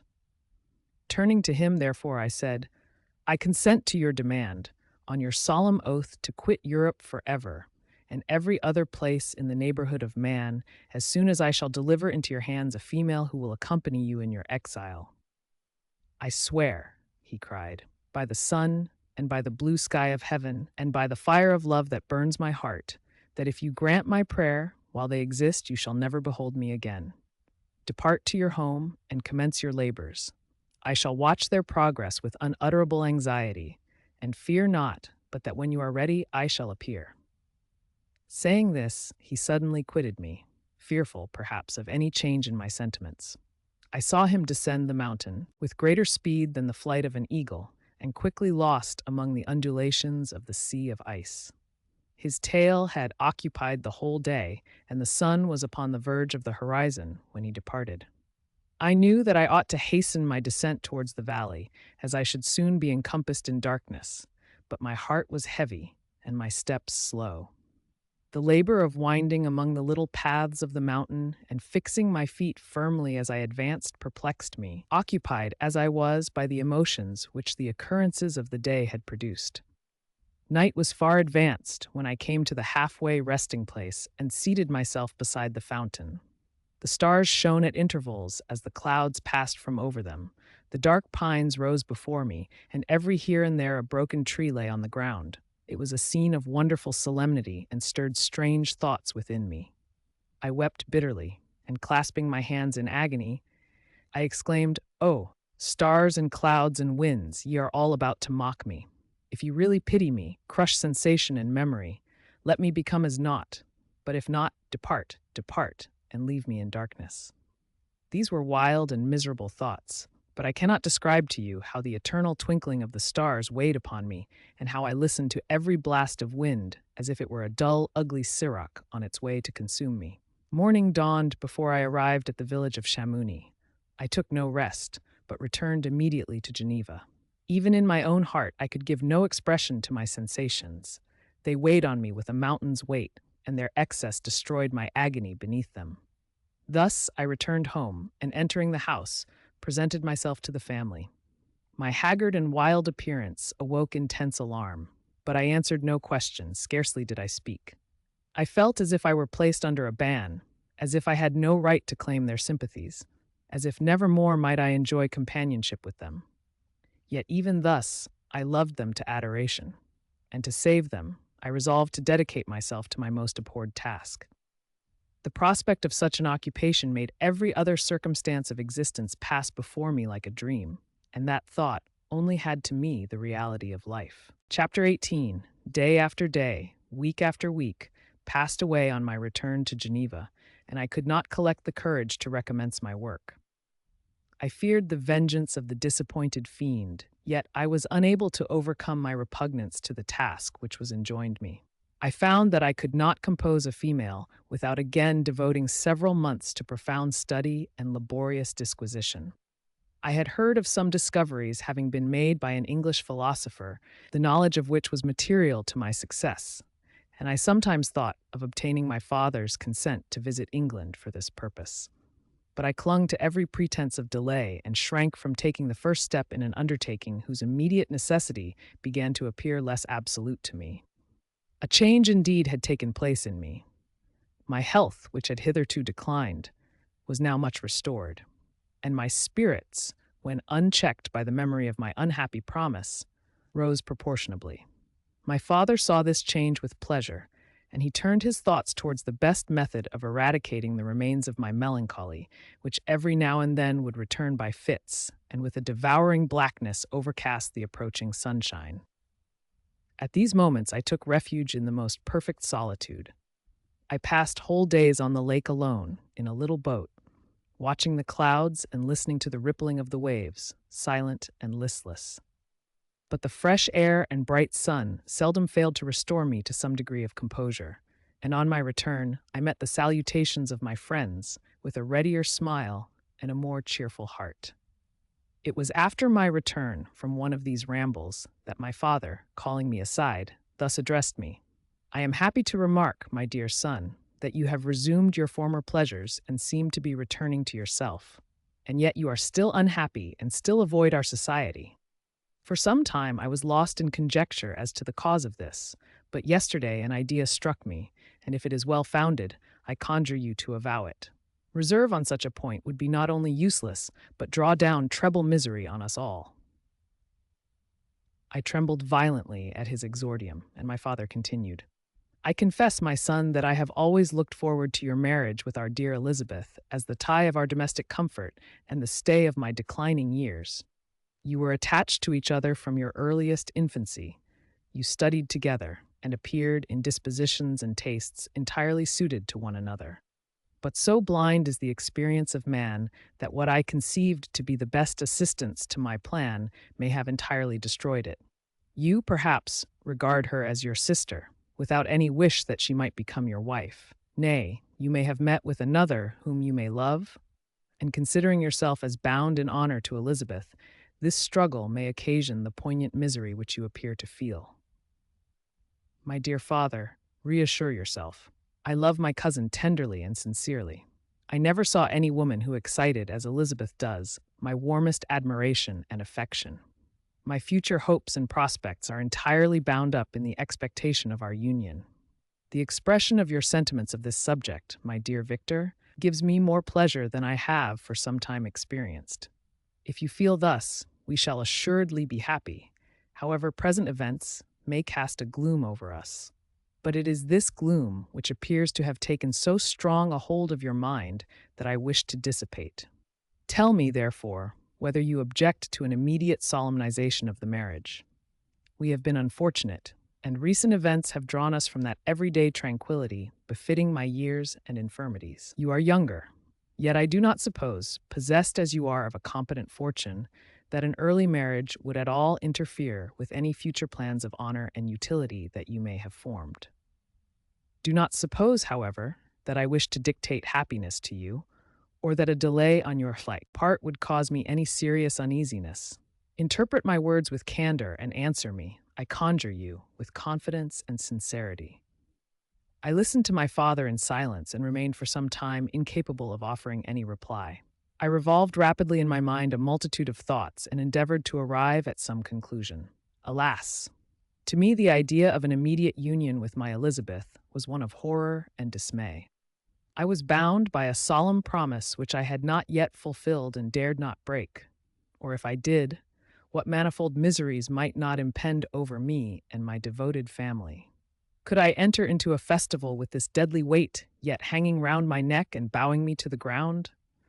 I must perform my engagement and let the monster depart with his mate before I allowed myself to enjoy the delight of a union from which I expected peace. I remembered also the necessity imposed upon me of either journeying to England or entering into a long correspondence with those philosophers of that country whose knowledge and discoveries were of indispensable use to me in my present undertaking. The latter method of obtaining the desired intelligence was dilatory and unsatisfactory. Besides, I had an insurmountable aversion to the idea of engaging myself in my loathsome task in my father's house while in habits of familiar intercourse with those I loved. I knew that 1,000 fearful accidents might occur, the slightest of which would disclose a tale to thrill all connected with me with horror. I was aware also that I should often lose all self-command, all capacity of hiding the harrowing sensations that would possess me during the progress of my unearthly occupation. I must absent myself from all I loved while thus employed. Once commenced, it would quickly be achieved, and I might be restored to my family in peace and happiness. My promise fulfilled, the monster would depart forever. Or, so my fond fancy imaged, some accident might meanwhile occur to destroy him and put an end to my slavery forever. These feelings dictated my answer to my father. I expressed a wish to visit England, but concealing the true reasons of this request, I clothed my desires under a guise which excited no suspicion, while I urged my desire with an earnestness that easily induced my father to comply. After so long a period of an absorbing melancholy that resembled madness in its intensity and effects, he was glad to find that I was capable of taking pleasure in the idea of such a journey, and he hoped that change of scene and varied amusement would, before my return, have restored me entirely to myself. The duration of my absence was left to my own choice. A few months, or at most a year, was the period contemplated. One paternal kind precaution he had taken to ensure my having a companion. Without previously communicating with me, he had, in concert with Elizabeth, arranged that Clerval should join me at Strasbourg. This interfered with the solitude I coveted for the prosecution of my task. Yet at the commencement of my journey, the presence of my friend could in no way be an impediment, and truly I rejoiced that thus I should be saved many hours of lonely, maddening reflection. Nay, Henry might stand between me and the intrusion of my foe.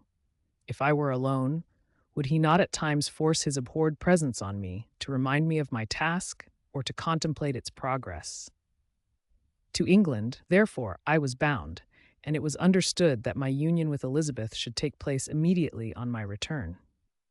My father's age rendered him extremely averse to delay. For myself, there was one reward I promised myself from my detested toils, one consolation for my unparalleled sufferings. It was the prospect of that day when, enfranchised from my miserable slavery, I might claim Elizabeth and forget the past in my union with her. I now made arrangements for my journey, but one feeling haunted me, which filled me with fear and agitation. During my absence, I should leave my friends unconscious of the existence of their enemy and unprotected from his attacks, exasperated as he might be by my departure. But he had promised to follow me wherever I might go, and would he not accompany me to England? This imagination was dreadful in itself, but soothing inasmuch as it supposed the safety of my friends. I was agonized with the idea of the possibility that the reverse of this might happen.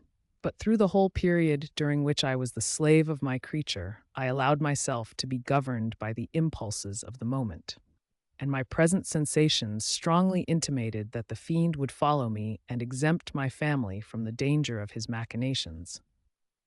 It was in the latter end of September that I again quitted my native country. My journey had been my own suggestion, and Elizabeth therefore acquiesced, but she was filled with disquiet at the idea of my suffering, away from her, the inroads of misery and grief. It had been her care which provided me a companion in Clerval, and yet a man is blind to 1,000-minute circumstances which call forth a woman's sedulous attention. She longed to bid me hasten my return. 1,000 conflicting emotions rendered her mute as she bade me a tearful, silent farewell. I threw myself into the carriage that was to convey me away, hardly knowing whither I was going, and careless of what was passing around.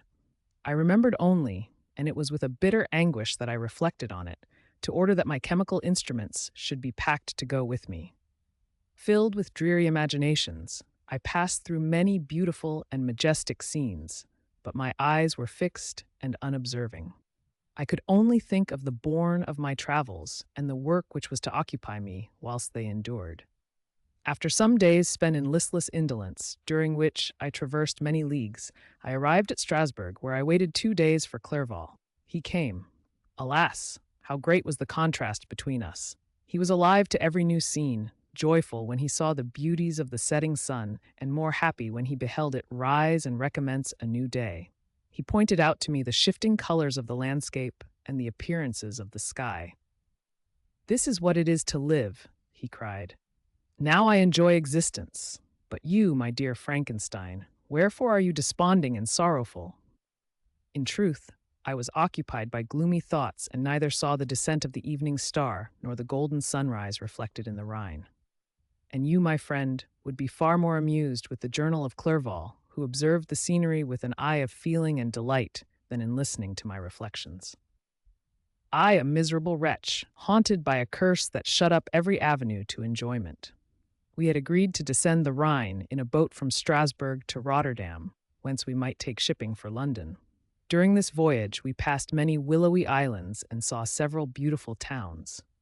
We stayed a day at Mannheim, and on the 5th from our departure from Strasbourg, arrived at Mainz. The course of the Rhine below Mainz becomes much more picturesque. The river descends rapidly and winds between hills, not high, but steep and of beautiful forms. We saw many ruined castles standing on the edges of precipices, surrounded by black woods, high and inaccessible. This part of the Rhine, indeed, presents a singularly variegated landscape. In one spot you view rugged hills, ruined castles overlooking tremendous precipices, with the dark Rhine rushing beneath, and on the sudden turn of a promontory, flourishing vineyards with green sloping banks and a meandering river and populous towns occupy the scene. We traveled at the time of the vintage and heard the song of the laborers as we glided down the stream. Even I, depressed in mind, and my spirits continually agitated by gloomy feelings, even I was pleased. I lay at the bottom of the boat, and as I gazed on the cloudless blue sky, I seemed to drink in a tranquility to which I had long been a stranger. And if these were my sensations, who can describe those of Henry? He felt as if he had been transported to fairyland and enjoyed a happiness seldom tasted by man. "I have seen," he said, "the most beautiful scenes of my own country. I have visited the lakes of Lucerne and Uri, where the snowy mountains descend almost perpendicularly to the water, casting black and impenetrable shades, which would cause a gloomy and mournful appearance were it not for the most verdant islands that relieve the eye by their gay appearance.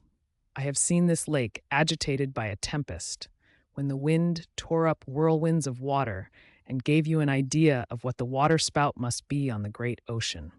And the waves dash with fury the base of the mountain, where the priest and his mistress were overwhelmed by an avalanche, and where their dying voices are still said to be heard amid the pauses of the nightly wind. I have seen the mountains of La Valais and the Pays de Vaud. But this country, Victor, pleases me more than all those wonders. The mountains of Switzerland are more majestic and strange, but there is a charm in the banks of this divine river that I never before saw equaled.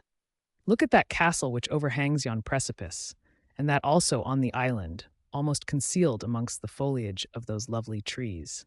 And now that group of laborers coming from among their vines, and that village half hid in the recess of the mountain. Oh, surely the spirit that inhabits and guards this place has a soul more in harmony with man than those who pile the glacier or retire to the inaccessible peaks of the mountains of our own country. Clerval, beloved friend, even now it delights me to record your words and to dwell on the praise of which you are so eminently deserving. He was a being formed in the very poetry of nature. His wild and enthusiastic imagination was chastened by the sensibility of his heart. His soul overflowed with ardent affections, and his friendship was of that devoted and wondrous nature that the worldly minded teach us to look for only in the imagination. But even human sympathies were not sufficient to satisfy his eager mind. The scenery of external nature, which others regard only with admiration, he loved with ardor.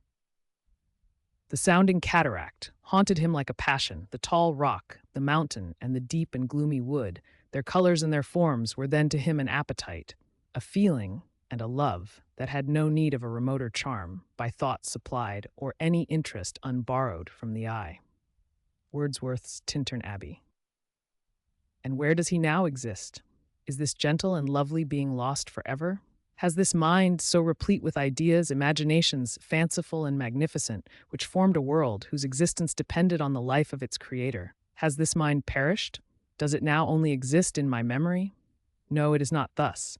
Your form so divinely wrought and beaming with beauty has decayed, but your spirit still visits and consoles your unhappy friend. Pardon this gush of sorrow. These ineffectual words are but a slight tribute to the unexampled worth of Henry, but they soothe my heart, overflowing with the anguish which his remembrance creates. I will proceed with my tale. Beyond Cologne, we descended to the plains of Holland, and we resolved to post the remainder of our way, for the wind was contrary and the stream of the river was too gentle to aid us. Our journey here lost the interest arising from beautiful scenery, but we arrived in a few days at Rotterdam, whence we proceeded by sea to England. It was on a clear morning, in the latter days of December, that I first saw the white cliffs of Britain. The banks of the Thames presented a new scene. They were flat but fertile, and almost every town was marked by the remembrance of some story. We saw Tilbury Fort and remembered the Spanish Armada, Gravesend, Woolwich, and Greenwich, places which I had heard of even in my country. At length we saw the numerous steeples of London, St. Paul's towering above all, and the tower famed in English history. Chapter 19, London, was our present point of rest. We determined to remain several months in this wonderful and celebrated city. Clerval desired the intercourse of the men of genius and talent who flourished at this time, but this was with me a secondary object. I was principally occupied with the means of obtaining the information necessary for the completion of my promise, and quickly availed myself of the letters of introduction that I had brought with me, addressed to the most distinguished natural philosophers. If this journey had taken place during my days of study and happiness, it would have afforded me inexpressible pleasure. But a blight had come over my existence, and I only visited these people for the sake of the information they might give me on the subject in which my interest was so terribly profound. Company was irksome to me. When alone, I could fill my mind with the sights of heaven and earth. The voice of Henry soothed me, and I could thus cheat myself into a transitory peace. But busy, uninteresting, joyous faces brought back despair to my heart. I saw an insurmountable barrier placed between me and my fellow men. This barrier was sealed with the blood of William and Justine, and to reflect on the events connected with those names filled my soul with anguish. But in Clerval, I saw the image of my former self. He was inquisitive and anxious to gain experience and instruction. The difference of manners which he observed was to him an inexhaustible source of instruction and amusement. He was also pursuing an object he had long had in view. His design was to visit India, in the belief that he had in his knowledge of its various languages and in the views he had taken of its society, the means of materially assisting the progress of European colonization and trade. In Britain only could he further the execution of his plan. He was forever busy, and the only check to his enjoyments was my sorrowful and dejected mind. I tried to conceal this as much as possible, that I might not debar him from the pleasures natural to one who was entering on a new scene of life, undisturbed by any care or bitter recollection. I often refused to accompany him, alleging another engagement, that I might remain alone. I now also began to collect the materials necessary for my new creation, and this was to me like the torture of single drops of water continually falling on the head. Every thought that was devoted to it was an extreme anguish, and every word that I spoke in allusion to it caused my lips to quiver and my heart to palpitate. After passing some months in London, we received a letter from a person in Scotland who had formerly been our visitor at Geneva. He mentioned the beauties of his native country and asked us if those were not sufficient allurements to induce us to prolong our journey as far north as Perth, where he resided. Clerval eagerly desired to accept this invitation, and I, although I abhorred society, wished to view again mountains and streams and all the wondrous works with which nature adorns her chosen dwelling places. We had arrived in England at the beginning of October, and it was now February. We accordingly determined to commence our journey towards the north at the expiration of another month. In this expedition, we did not intend to follow the great road to Edinburgh, but to visit Windsor, Oxford, Matlock, and the Cumberland Lakes, resolving to arrive at the completion of this tour about the end of July. I packed up my chemical instruments and the materials I had collected, resolving to finish my labors in some obscure nook in the northern highlands of Scotland. We quitted London on the 27th of March and remained a few days at Windsor, rambling in its beautiful forest. This was a new scene to us mountaineers. The majestic oaks, the quantity of game, and the herds of stately deer were all novelties to us. From thence we proceeded to Oxford. As we entered this city, our minds were filled with the remembrance of the events that had been transacted there more than a century and a half before. It was here that Charles I had collected his forces. This city had remained faithful to him, after the whole nation had forsaken his cause to join the standard of Parliament and liberty. The memory of that unfortunate king and his companions, the amiable Falkland, the insolent Goring, his queen and son, gave a peculiar interest to every part of the city which they might be supposed to have inhabited. The spirit of elder days found a dwelling here, and we delighted to trace its footsteps. If these feelings had not found an imaginary gratification, the appearance of the city had yet in itself sufficient beauty to obtain our admiration. The colleges are ancient and picturesque. The streets are almost magnificent, and the lovely Isis, which flows beside it through meadows of exquisite verdure, is spread forth into a placid expanse of waters, which reflects its majestic assemblage of towers and spires and domes embosomed among aged trees. I enjoyed this scene, and yet my enjoyment was embittered both by the memory of the past and the anticipation of the future. I was formed for peaceful happiness. During my youthful days, discontent never visited my mind, and if I was ever overcome by ennui, the sight of what is beautiful in nature, or the study of what is excellent and sublime in the productions of man, could always interest my heart and communicate elasticity to my spirits.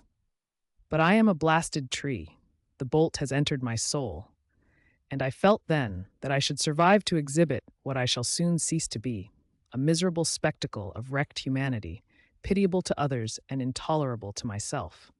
We passed a considerable period at Oxford, rambling among its environs and endeavoring to identify every spot which might relate to the most animating epoch of English history. Our little voyages of discovery were often prolonged by the successive objects that presented themselves.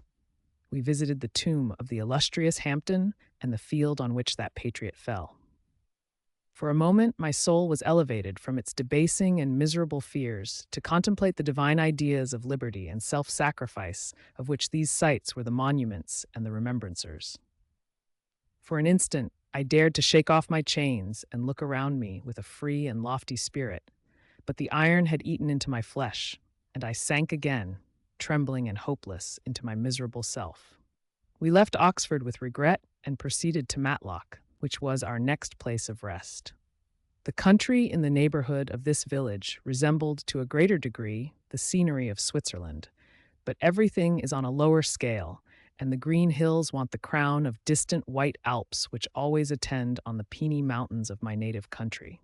We visited the wondrous cave and the little cabinets of natural history, where the curiosities are disposed in the same manner as in the collections at Servox and Chamouni. The latter name made me tremble when pronounced by Henry, and I hastened to quit Matlock, with which that terrible scene was thus associated. From Derby, still journeying northwards, we passed 2 months in Cumberland and Westmoreland. I could now almost fancy myself among the Swiss mountains. The little patches of snow which yet lingered on the northern sides of the mountains, the lakes and the dashing of the rocky streams were all familiar and dear sights to me. Here also we made some acquaintances, who almost contrived to cheat me into happiness. The delight of Clerval was proportionably greater than mine. His mind expanded in the company of men of talent, and he found in his own nature greater capacities and resources than he could have imagined himself to have possessed while he associated with his inferiors. "I could pass my life here," said he to me, "and among these mountains I should scarcely regret Switzerland and the Rhine." But he found that a traveler's life is one that includes much pain amidst its enjoyments. His feelings are forever on the stretch, and when he begins to sink into repose, he finds himself obliged to quit that on which he rests in pleasure for something new, which again engages his attention, and which also he forsakes for other novelties.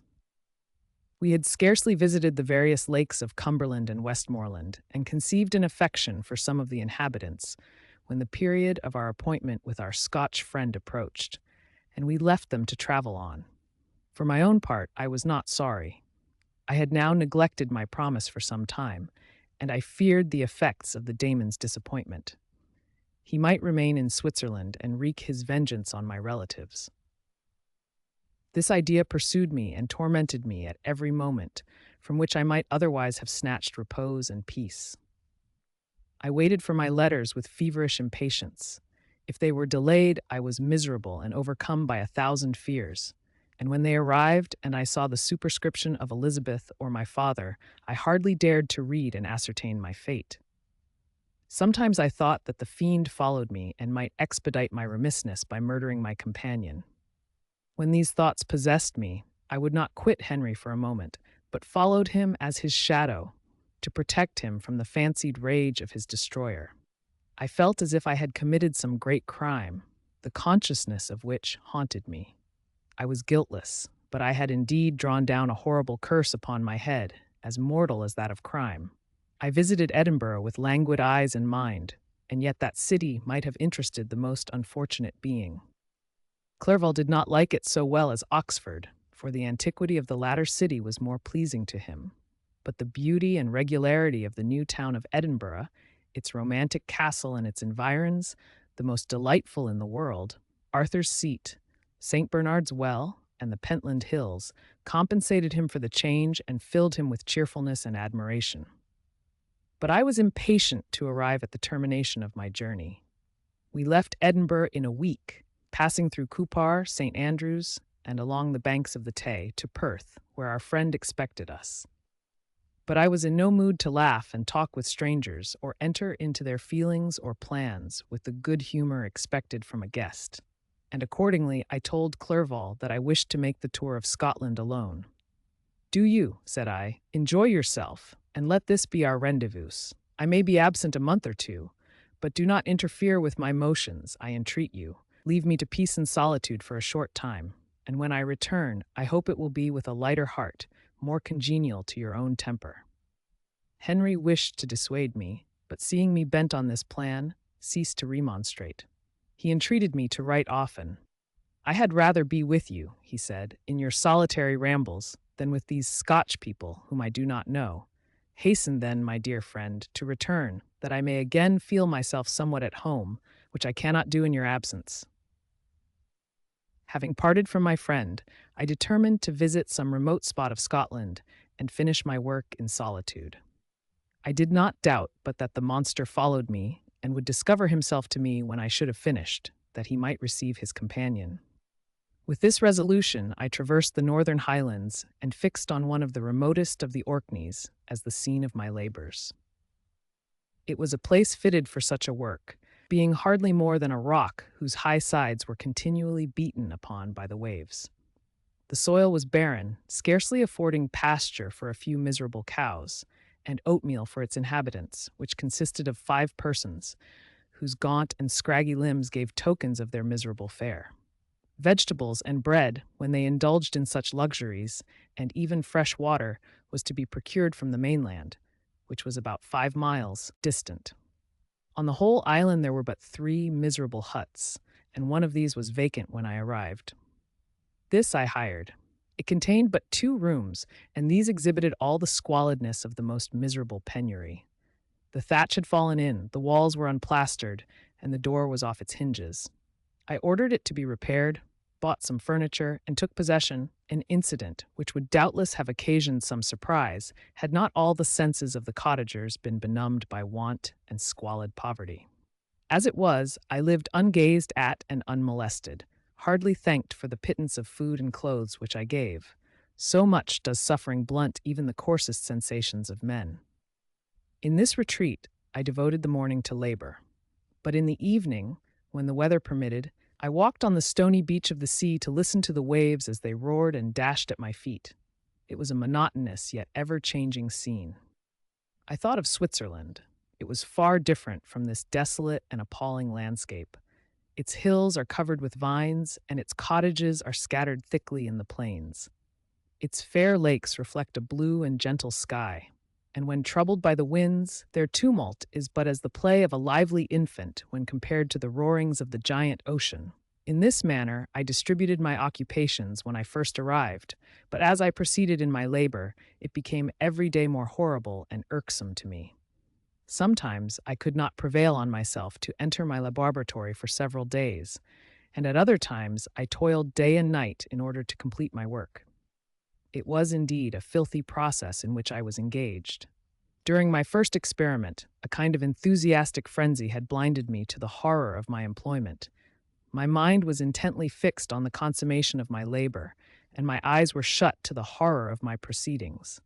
But now I went to it in cold blood, and my heart often sickened at the work of my hands. Thus situated, employed in the most detestable occupation, immersed in a solitude where nothing could for an instant call my attention from the actual scene in which I was engaged, my spirits became unequal. I grew restless and nervous. Every moment I feared to meet my persecutor. Sometimes I sat with my eyes fixed on the ground, fearing to raise them lest they should encounter the object which I so much dreaded to behold. I feared to wander from the sight of my fellow creatures lest when alone he should come to claim his companion. In the meantime I worked on, and my labor was already considerably advanced. I looked towards its completion with a tremulous and eager hope, which I dared not trust myself to question, but which was intermixed with obscure forebodings of evil that made my heart sicken in my bosom. Chapter 20. I sat one evening in my laboratory. The sun had set, and the moon was just rising from the sea. I had not sufficient light for my employment, and I remained idle, in a pause of consideration of whether I should leave my labor for the night or hasten its conclusion by an unremitting attention to it. As I sat, a train of reflection occurred to me, which led me to consider the effects of what I was now doing. 3 years before, I was engaged in the same manner and had created a fiend whose unparalleled barbarity had desolated my heart and filled it forever with the bitterest remorse. I was now about to form another being of whose dispositions I was alike ignorant. She might become 10,000 times more malignant than her mate, and delight, for its own sake, in murder and wretchedness. He had sworn to quit the neighborhood of man and hide himself in deserts, but she had not. And she, who in all probability was to become a thinking and reasoning animal, might refuse to comply with a compact made before her creation. They might even hate each other. The creature who already lived loathed his own deformity, and might he not conceive a greater abhorrence for it when it came before his eyes in the female form? She also might turn with disgust from him to the superior beauty of man. She might quit him, and he be again alone, exasperated by the fresh provocation of being deserted by one of his own species. Even if they were to leave Europe and inhabit the deserts of the New World, yet one of the first results of those sympathies for which the daemon thirsted would be children, and a race of devils would be propagated upon the earth who might make the very existence of the species of man a condition precarious and full of terror. Had I right, for my own benefit, to inflict this curse upon everlasting generations? I had before been moved by the sophisms of the being I had created. I had been struck senseless by his fiendish threats, but now, for the first time, the wickedness of my promise burst upon me. I shuddered to think that future ages might curse me as their pest, whose selfishness had not hesitated to buy its own peace at the price, perhaps, of the existence of the whole human race. I trembled, and my heart failed within me, when, on looking up, I saw by the light of the moon the daemon at the casement. A ghastly grin wrinkled his lips as he gazed on me, where I sat fulfilling the task which he had allotted to me. Yes, he had followed me in my travels. He had loitered in forests, hid himself in caves, or taken refuge in wide and desert heaths, and he now came to mark my progress and claim the fulfillment of my promise. As I looked on him, his countenance expressed the utmost extent of malice and treachery. I thought with a sensation of madness on my promise of creating another like to him, and trembling with passion, tore to pieces the thing on which I was engaged.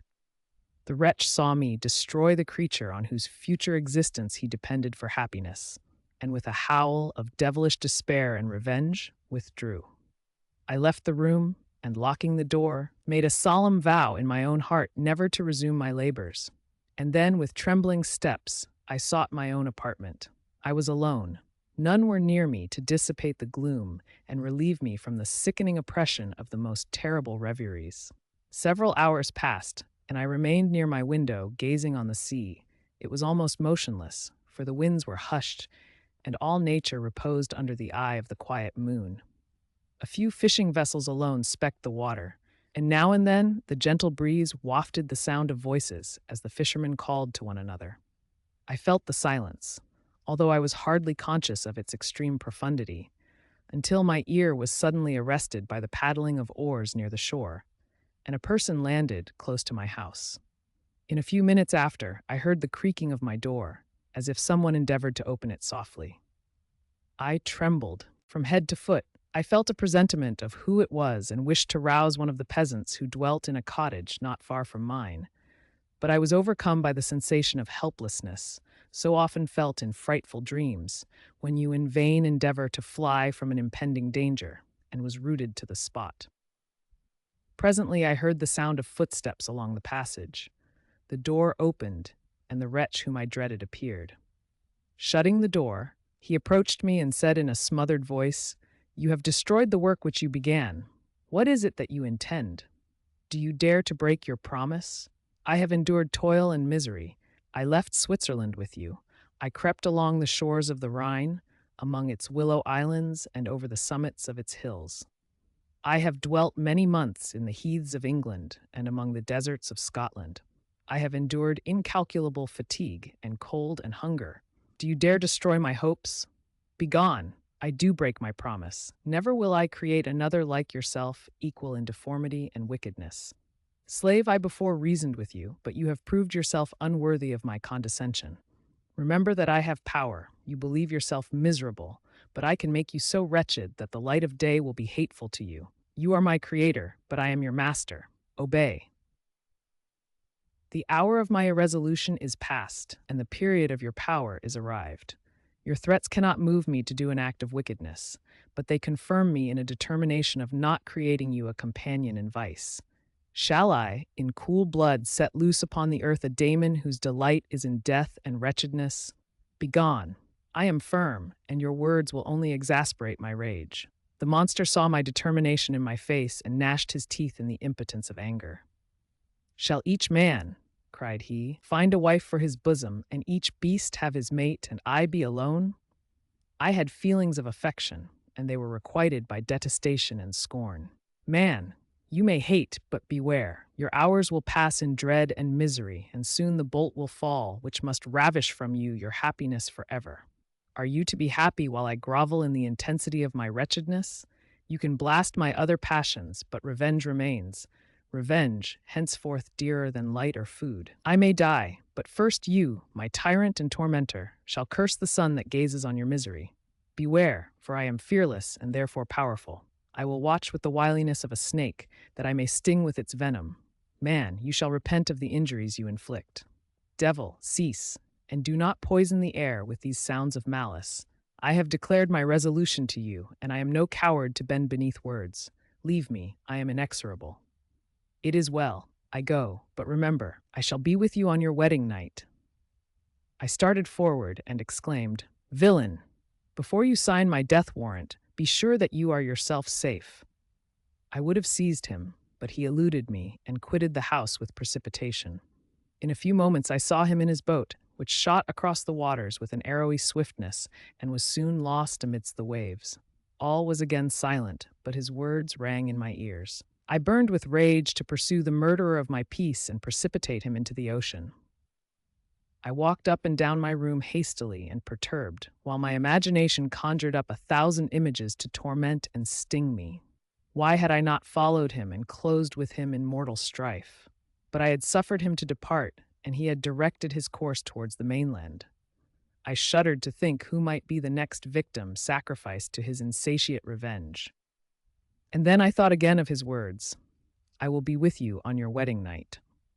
That, then, was the period fixed for the fulfillment of my destiny. In that hour I should die, and at once satisfy and extinguish his malice. The prospect did not move me to fear.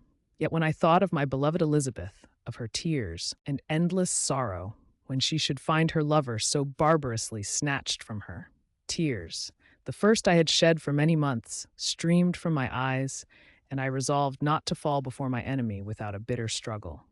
The night passed away, and the sun rose from the ocean. My feelings became calmer, if it may be called calmness, when the violence of rage sinks into the depths of despair. I left the house, the horrid scene of the last night's contention, and walked on the beach of the sea, which I almost regarded as an insuperable barrier between me and my fellow creatures. Nay, a wish that such should prove the fact stole across me. I desired that I might pass my life on that barren rock, warily it is true, but uninterrupted by any sudden shock of misery. If I returned, it was to be sacrificed, or to see those whom I most loved die under the grasp of a daemon whom I had myself created. I walked about the isle like a restless spectre, separated from all it loved and miserable in the separation. When it became noon and the sun rose higher, I lay down on the grass and was overpowered by a deep sleep. I had been awake the whole of the preceding night, my nerves were agitated, and my eyes inflamed by watching and misery. The sleep into which I now sank refreshed me, and when I awoke, I again felt as if I belonged to a race of human beings like myself, and I began to reflect upon what had passed with greater composure. Yet still the words of the fiend rang in my ears like a death knell.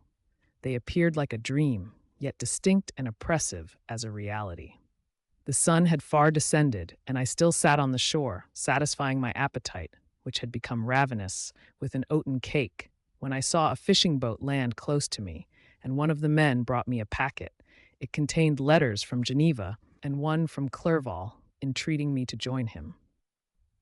He said that he was wearing away his time fruitlessly where he was, that letters from the friends he had formed in London desired his return to complete the negotiation they had entered into for his Indian enterprise. He could not any longer delay his departure, but as his journey to London might be followed, even sooner than he now conjectured, by his longer voyage, he entreated me to bestow as much of my society on him as I could spare. He besought me, therefore, to leave my solitary isle and to meet him at Perth, that we might proceed southwards together. This letter in a degree recalled me to life, and I determined to quit my island at the expiration of 2 days. Yet before I departed, there was a task to perform, on which I shuddered to reflect. I must pack up my chemical instruments, and for that purpose I must enter the room which had been the scene of my odious work, and I must handle those utensils the sight of which was sickening to me. The next morning, at daybreak, I summoned sufficient courage and unlocked the door of my laboratory. The remains of the half-finished creature, whom I had destroyed, lay scattered on the floor, and I almost felt as if I had mangled the living flesh of a human being. I paused to collect myself, and then entered the chamber. With trembling hand, I conveyed the instruments out of the room, but I reflected that I ought not to leave the relics of my work to excite the horror and suspicion of the peasants, and I accordingly put them into a basket with a great quantity of stones, and laying them up, determined to throw them into the sea that very night. And in the meantime, I sat upon the beach, employed in cleaning and arranging my chemical apparatus. Nothing could be more complete than the alteration that had taken place in my feelings since the night of the appearance of the daemon. I had before regarded my promise with a gloomy despair as a thing that, with whatever consequences, must be fulfilled. But I now felt as if a film had been taken from before my eyes, and that I for the first time saw clearly. The idea of renewing my labors did not for one instant occur to me. The threat I had heard weighed on my thoughts, but I did not reflect that a voluntary act of mine could avert it. I had resolved in my own mind that to create another like the fiend I had first made would be an act of the basest and most atrocious selfishness, and I banished from my mind every thought that could lead to a different conclusion. Between 2 and 3 in the morning the moon rose, and I then, putting my basket aboard a little skiff, sailed out about 4 miles from the shore. The scene was perfectly solitary. A few boats were returning towards land, but I sailed away from them. I felt as if I was about the commission of a dreadful crime, and avoided with shuddering anxiety any encounter with my fellow creatures. At one time the moon, which had before been clear, was suddenly overspread by a thick cloud, and I took advantage of the moment of darkness and cast my basket into the sea. I listened to the gurgling sound as it sank and then sailed away from the spot. The sky became clouded, but the air was pure, although chilled by the northeast breeze that was then rising. But it refreshed me and filled me with such agreeable sensations that I resolved to prolong my stay on the water, and fixing the rudder in a direct position, stretched myself at the bottom of the boat. Clouds hid the moon, everything was obscure, and I heard only the sound of the boat as its keel cut through the waves. The murmur lulled me, and in a short time I slept soundly. I do not know how long I remained in this situation, but when I awoke, I found that the sun had already mounted considerably. The wind was high, and the waves continually threatened the safety of my little skiff. I found that the wind was northeast, and must have driven me far from the coast from which I had embarked. I endeavored to change my course, but quickly found that if I again made the attempt, the boat would be instantly filled with water. Thus situated, my only resource was to drive before the wind. I confess that I felt a few sensations of terror. I had no compass with me, and was so slenderly acquainted with the geography of this part of the world that the sun was of little benefit to me. I might be driven into the wide Atlantic and feel all the tortures of starvation, or be swallowed up in the immeasurable waters that roared and buffeted around me. I had already been out many hours and felt the torment of a burning thirst, a prelude to my other sufferings. I looked on the heavens, which were covered by clouds that flew before the wind, only to be replaced by others. I looked upon the sea. It was to be my grave. "Fiend," I exclaimed, "your task is already fulfilled. I thought of Elizabeth, of my father, and of Clerval, all left behind, on whom the monster might satisfy his sanguinary and merciless passions. This idea plunged me into a reverie so despairing and frightful that even now, when the scene is on the point of closing before me forever, I shudder to reflect on it. Some hours passed thus, but by degrees, as the sun declined towards the horizon, the wind died away into a gentle breeze, and the sea became free from breakers. But these gave place to a heavy swell. I felt sick and hardly able to hold the rudder, when suddenly I saw a line of high land towards the south. Almost spent as I was by fatigue and the dreadful suspense I endured for several hours, this sudden certainty of life rushed like a flood of warm joy to my heart, and tears gushed from my eyes. How mutable are our feelings, and how strange is that clinging love we have of life, even in the excess of misery. I constructed another sail with a part of my dress and eagerly steered my course towards the land. It had a wild and rocky appearance, but as I approached nearer, I easily perceived the traces of cultivation. I saw vessels near the shore and found myself suddenly transported back to the neighborhood of civilized man. I carefully traced the windings of the land and hailed a steeple, which I at length saw issuing from behind a small promontory. As I was in a state of extreme debility, I resolved to sail directly towards the town, as a place where I could most easily procure nourishment. Fortunately, I had money with me. As I turned the promontory, I perceived a small, neat town and a good harbor, which I entered, my heart bounding with joy at my unexpected escape. As I was occupied in fixing the boat and arranging the sails, several people crowded towards the spot. They seemed much surprised at my appearance, but instead of offering me any assistance, whispered together with gestures that at any other time might have produced in me a slight sensation of alarm. As it was, I merely remarked that they spoke English, and I therefore addressed them in that language. "My good friends," said I, "will you be so kind as to tell me the name of this town and inform me where I am?"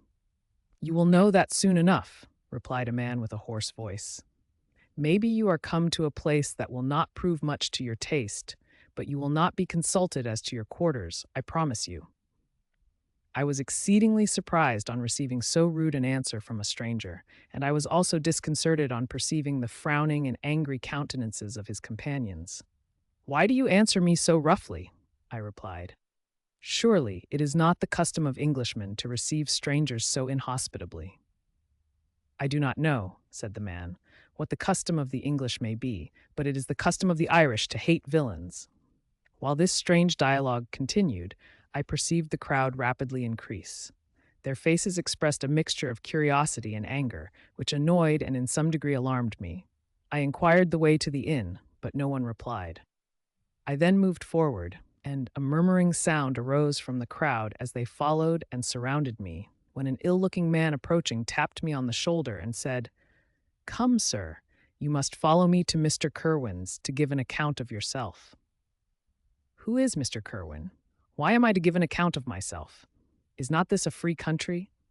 "Ay, sir, free enough for honest folks. Mr. Kerwin is a magistrate, and you are to give an account of the death of a gentleman who was found murdered here last night." This answer startled me, but I presently recovered myself.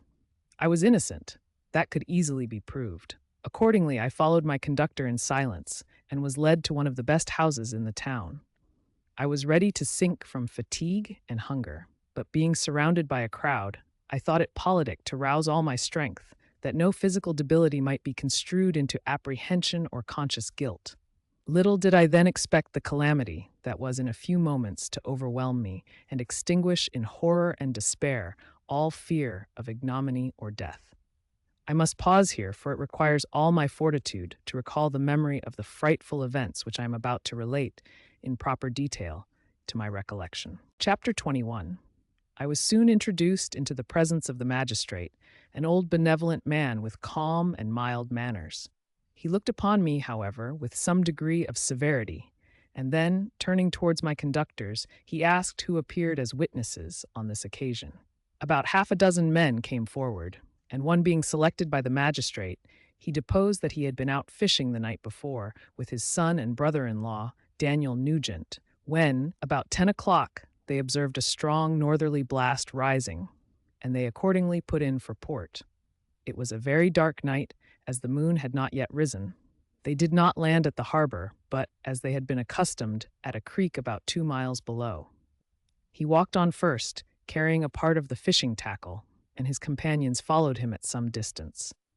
As he was proceeding along the sands, he struck his foot against something and fell at his length on the ground.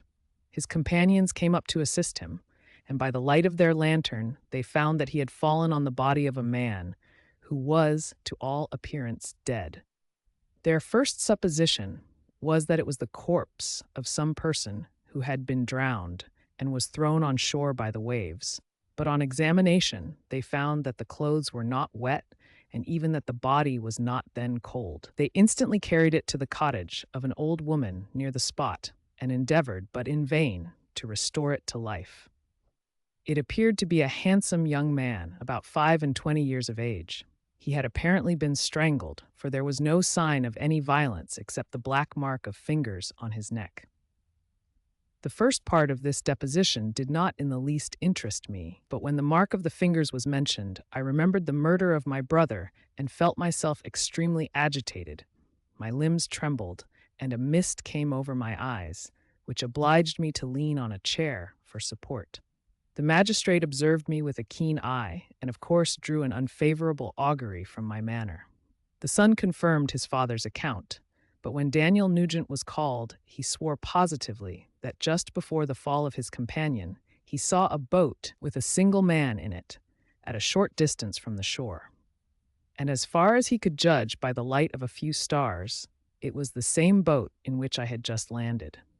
A woman deposed that she lived near the beach and was standing at the door of her cottage, waiting for the return of the fishermen, about an hour before she heard of the discovery of the body, when she saw a boat with only one man in it push off from that part of the shore where the corpse was afterwards found. Another woman confirmed the account of the fishermen having brought the body into her house. It was not cold. They put it into a bed and rubbed it, and Daniel went to the town for an apothecary, but life was quite gone. Several other men were examined concerning my landing, and they agreed that, with the strong north wind that had arisen during the night, it was very probable that I had beaten about for many hours and had been obliged to return nearly to the same spot from which I had departed. Besides, they observed that it appeared that I had brought the body from another place, and it was likely that as I did not appear to know the shore, I might have put into the harbor ignorant of the distance of the town from the place where I had deposited the corpse. Mr. Kerwin, on hearing this evidence, desired that I should be taken into the room where the body lay for interment, that it might be observed what effect the sight of it would produce upon me. This idea was probably suggested by the extreme agitation I had exhibited when the mode of the murder had been described. I was accordingly conducted, by the magistrate and several other persons, to the inn. I could not help being struck by the strange coincidences that had taken place during this eventful night, but, knowing that I had been conversing with several persons in the island I had inhabited about the time that the body had been found, I was perfectly tranquil as to the consequences of the affair. I entered the room where the corpse lay and was led up to the coffin. How can I describe my sensations on beholding it? I feel yet parched with horror, nor can I reflect on that terrible moment without shuddering and agony. The examination, the presence of the magistrate and witnesses, passed like a dream from my memory when I saw the lifeless form of Henry Clerval stretched before me. I gasped for breath, and throwing myself on the body, I exclaimed, "Have my murderous machinations deprived you also, my dearest Henry, of life? Two I have already destroyed. Other victims await their destiny, but you, Clerval, my friend, my benefactor."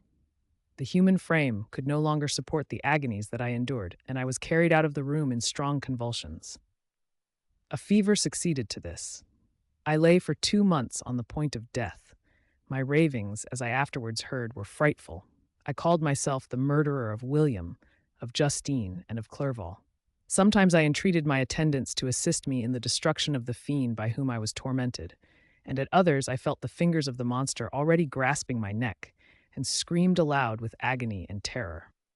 Fortunately, As I spoke my native language, Mr. Fratt Kerwin alone understood me, but my gestures and bitter cries were sufficient to affright the other witnesses.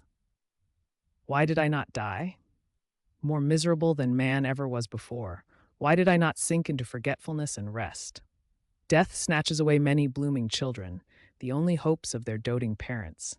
How many brides and youthful lovers have been one day in the bloom of health and hope, and the next a prey for worms and the decay of the tomb? Of what materials was I made that I could thus resist so many shocks, which, like the turning of the wheel, continually renewed the torture?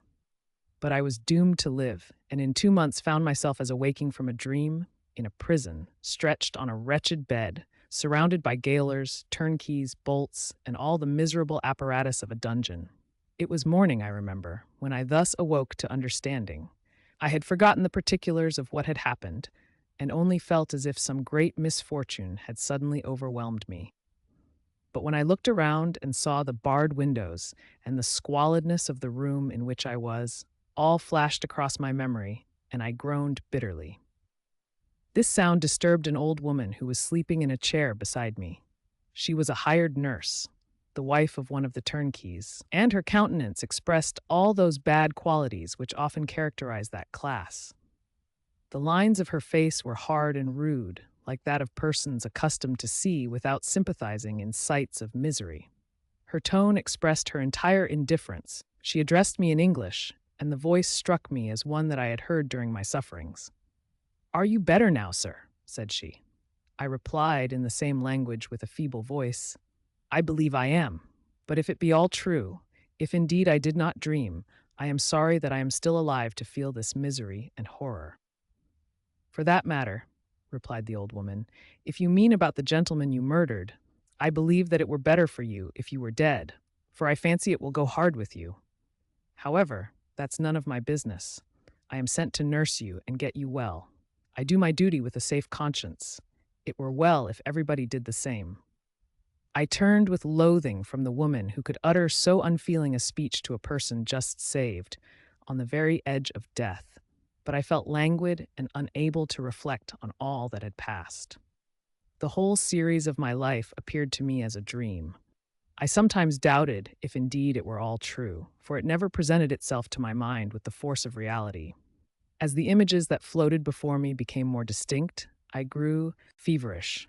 A darkness pressed around me. No one was near me who soothed me with the gentle voice of love. No dear hand supported me. The physician came and prescribed medicines, and the old woman prepared them for me. But utter carelessness was visible in the first, and the expression of brutality was strongly marked in the visage of the second.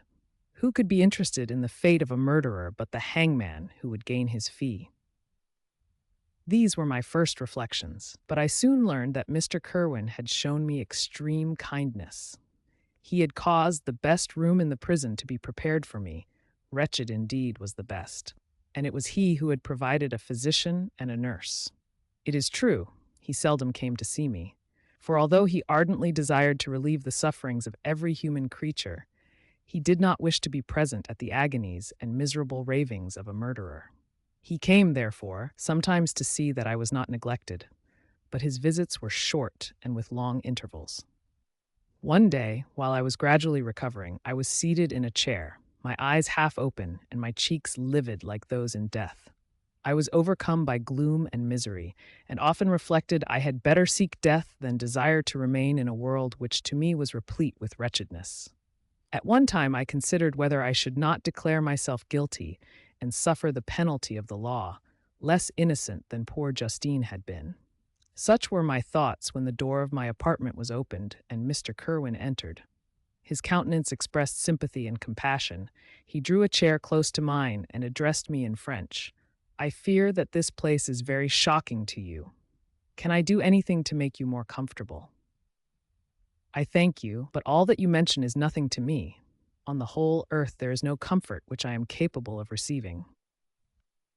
I know that the sympathy of a stranger can be but of little relief to one borne down as you are by so strange a misfortune. But you will, I hope, soon quit this melancholy abode, for doubtless evidence can easily be brought to free you from the criminal charge. That is my least concern. I am, by a course of strange events, become the most miserable of mortals.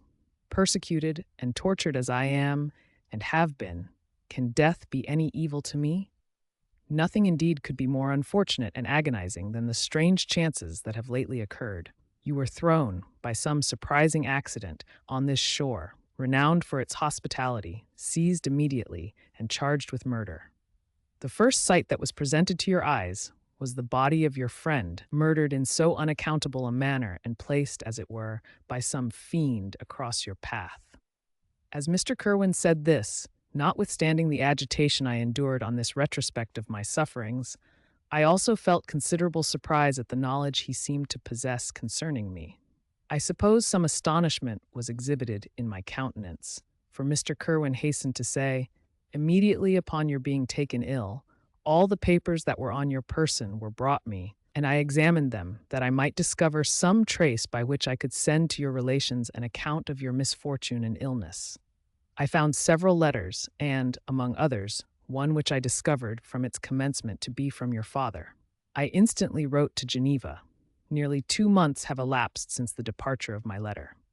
But you are ill. Even now you tremble. You are unfit for agitation of any kind. This suspense is 1,000 times worse than the most horrible event. Tell me what new scene of death has been acted, and whose murder I am now to lament." "Your family is perfectly well," said Mr. Kerwin with gentleness, "and someone, a friend, is come to visit you."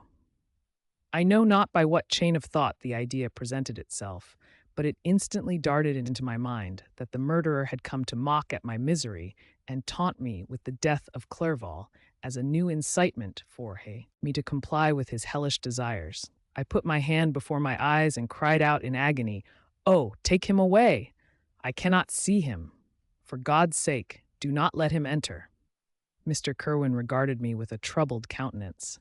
He could not help regarding my exclamation as a presumption of my guilt, and said in rather a severe tone, "I should have thought, young man, that the presence of your father would have been welcome instead of inspiring such violent repugnance." "My father!" cried I, while every feature and every muscle was relaxed from anguish to pleasure. "Is my father indeed come? How kind, how very kind! But where is he? Why does he not hasten to me?" My change of manner surprised and pleased the magistrate.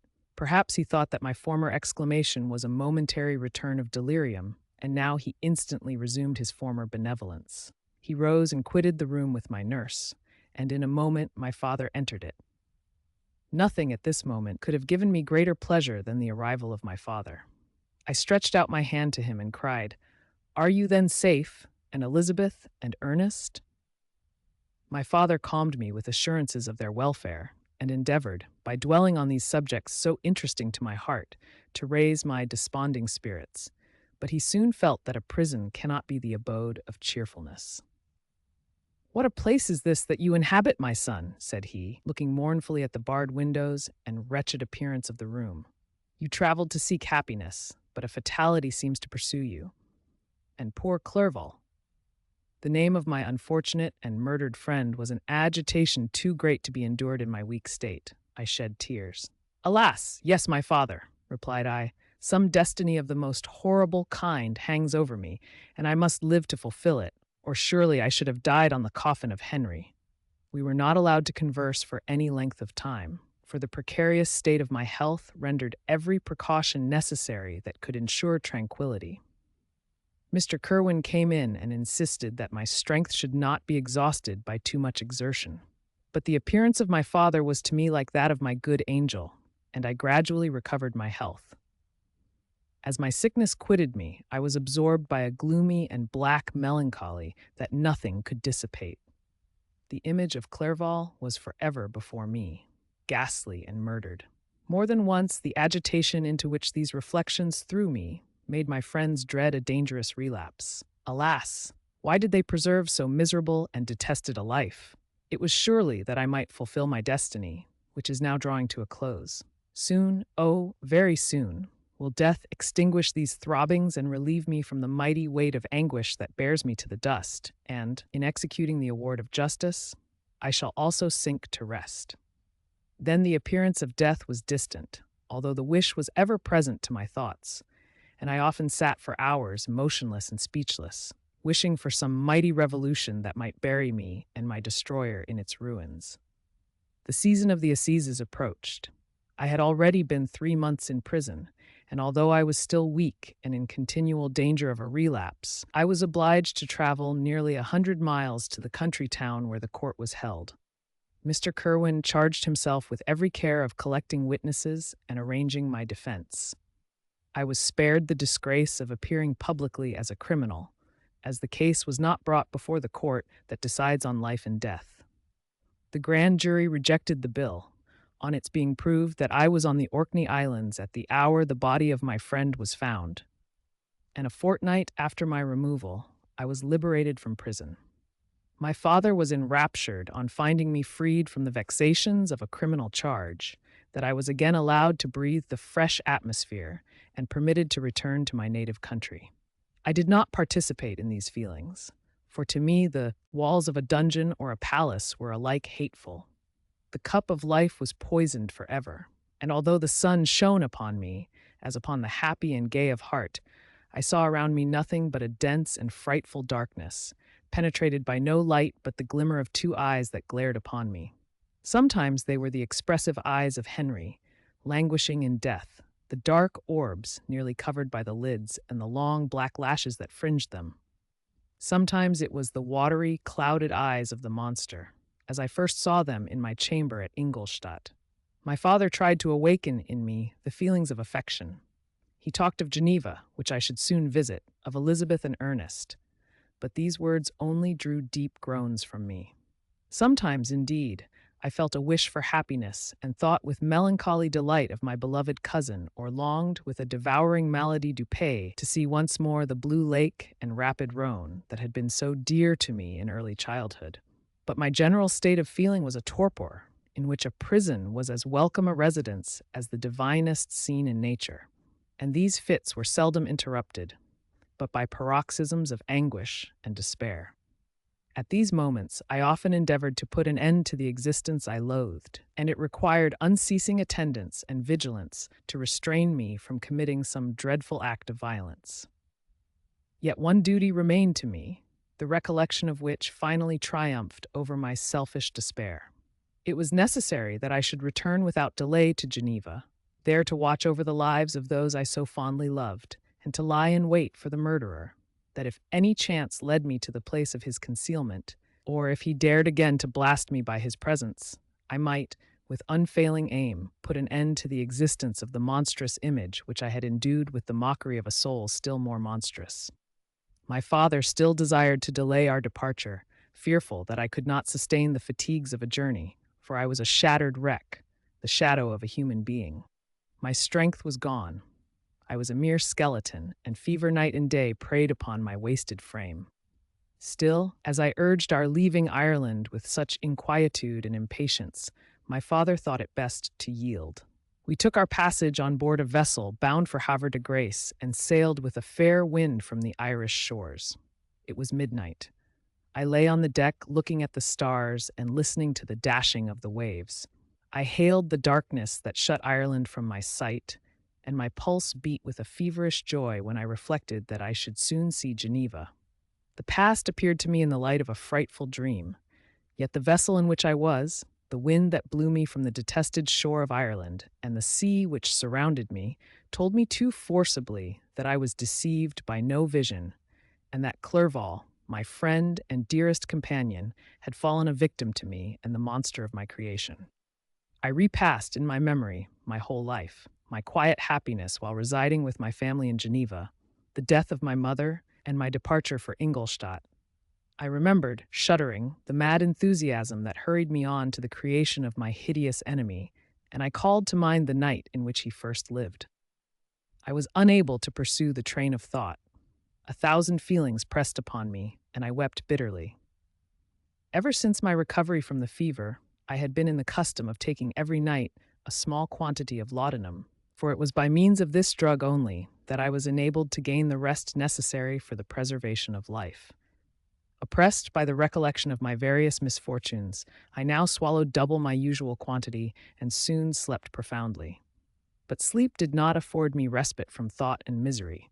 My dreams presented 1,000 objects that scared me. Towards morning, I was possessed by a kind of nightmare. I felt the fiend's grasp in my neck and could not free myself from it. Groans and cries rang in my ears. My father, who was watching over me, perceiving my restlessness, awoke me. The dashing waves were around, the cloudy sky above. The fiend was not here. A sense of security, a feeling that a truce was established between the present hour and the irresistible, disastrous future, imparted to me a kind of calm forgetfulness, of which the human mind is by its structure peculiarly susceptible. Chapter 22. The voyage came to an end. We landed and proceeded to Paris. I soon found that I had overtaxed my strength and that I must repose before I could continue my journey.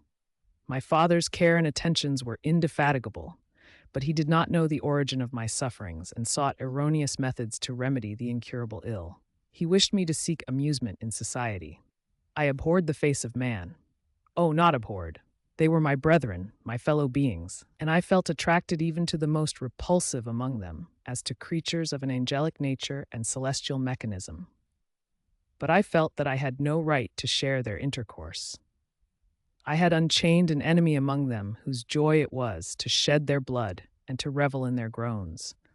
How they would, each and all, abhor me and hunt me from the world, did they know my unhallowed acts and the crimes which had their source in me. My father yielded at length to my desire to avoid society, and strove by various arguments to banish my despair. Sometimes he thought that I felt deeply the degradation of being obliged to answer a charge of murder, and he endeavored to prove to me the futility of pride. Alas, my father, said I, how little do you know me. Human beings, their feelings and passions, would indeed be degraded if such a wretch as I felt pride. Justine, poor unhappy Justine, was as innocent as I, and she suffered the same charge. She died for it, and I am the cause of this. I murdered her. William, Justine, and Henry, they all died by my hands. My father had often, during my imprisonment, heard me make the same assertion. When I thus accused myself, he sometimes seemed to desire an explanation, and at others he appeared to consider it as the offspring of delirium, and that, during my illness, some idea of this kind had presented itself to my imagination, the remembrance of which I preserved in my convalescence. I avoided explanation and maintained a continual silence concerning the wretch I had created. I had a persuasion that I should be supposed mad, and this in itself would forever have chained my tongue. But besides, I could not bring myself to disclose a secret which would fill my hearer with consternation and make fear and unnatural horror the inmates of his breast. I checked, therefore, my impatient thirst for sympathy, and was silent when I would have given the world to have confided the fatal secret. Yet, still, words like those I have recorded would burst uncontrollably from me. I could offer no explanation of them, but their truth in part relieved the burden of my mysterious woe. Upon this occasion, my father said, with an expression of unbounded wonder, "My dearest Victor, what infatuation is this? My dear son, I entreat you never to make such an assertion again." "I am not mad," I cried energetically. "The sun and the heavens, who have viewed my operations, can bear witness of my truth. I am the assassin of those most innocent victims. They died by my machinations. 1,000 times would I have shed my own blood, drop by drop, to have saved their lives. But I could not, my father. Indeed, I could not sacrifice the whole human race." The conclusion of this speech convinced my father that my ideas were deranged, and he instantly changed the subject of our conversation and endeavored to alter the course of my thoughts. He wished as much as possible to obliterate the memory of the scenes that had taken place in Ireland, and never alluded to them or suffered me to speak of my misfortunes. As time passed away, I became more calm. Misery had her dwelling in my heart, but I no longer talked in the same incoherent manner of my own crimes. Sufficient for me was the consciousness of them. By the utmost self-violence, I curbed the imperious voice of wretchedness, which sometimes desired to declare itself to the whole world, and my manners were calmer and more composed than they had ever been since my journey to the Sea of Ice. A few days before we left Paris on our way to Switzerland, I received the following letter from Elizabeth. "My dear friend, it gave me the greatest pleasure to receive a letter from my uncle dated at Paris. You are no longer at a formidable distance, and I may hope to see you in less than a fortnight. My poor cousin, how much you must have suffered. I expect to see you looking even more ill than when you quitted Geneva. This winter has been passed most miserably, tortured as I have been by anxious suspense. Yet I hope to see peace in your countenance, and to find that your heart is not totally void of comfort and tranquility. Yet I fear that the same feelings now exist that made you so miserable a year ago, even perhaps augmented by time. I would not disturb you at this period, when so many misfortunes weigh upon you, but a conversation that I had with my uncle previous to his departure renders some explanation necessary before we meet. Explanation. You may possibly say, what can Elizabeth have to explain? If you really say this, my questions are answered and all my doubts satisfied. But you are distant from me, and it is possible that you may dread and yet be pleased with this explanation. And in a probability of this being the case, I dare not any longer postpone writing what, during your absence, I have often wished to express to you, but have never had the courage to begin. You well know, Victor, that our union had been the favorite plan of your parents ever since our infancy. We were told this when young, and taught to look forward to it as an event that would certainly take place. We were affectionate playfellows during childhood, and I believe dear and valued friends to one another as we grew older. But as brother and sister often entertain a lively affection towards each other without desiring a more intimate union, may not such also be our case? Tell me, dearest Victor. Answer me, I conjure you by our mutual happiness with simple truth. Do you not love another?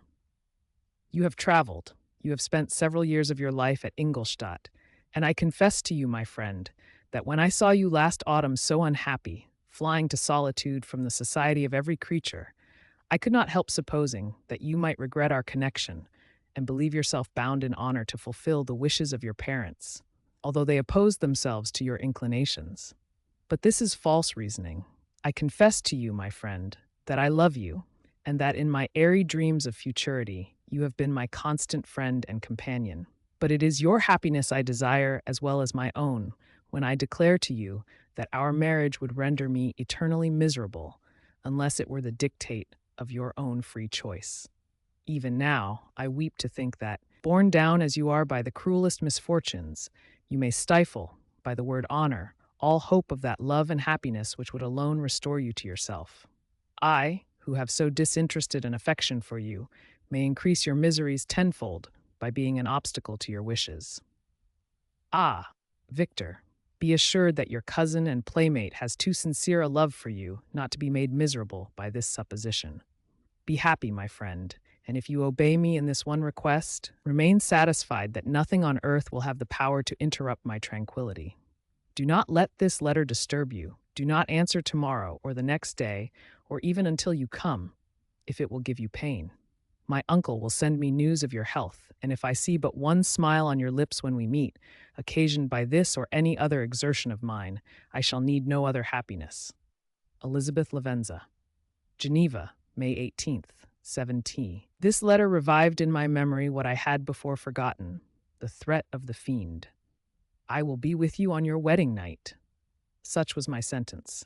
And on that night would the daemon employ every art to destroy me and tear me from the glimpse of happiness which promised partly to console my sufferings. On that night he had determined to consummate his crimes by my death. Well, be it so. A deadly struggle would then assuredly take place, in which if he were victorious, I should be at peace and his power over me be at an end. If he were vanquished, I should be a free man. Alas, what freedom! Such as the peasant enjoys when his family have been massacred before his eyes, his cottage burnt, his lands laid waste, and he is turned adrift, homeless, penniless, and alone, but free. Such would be my liberty, except that in my Elizabeth find possessed a treasure, alas, balanced by those horrors of remorse and guilt which would pursue me until death. Sweet and beloved Elizabeth, I read and reread her letter, and some softened feelings stole into my heart and dared to whisper paradisiacal dreams of love and joy. But the apple was already eaten, and the angel's arm bared to drive me from all hope.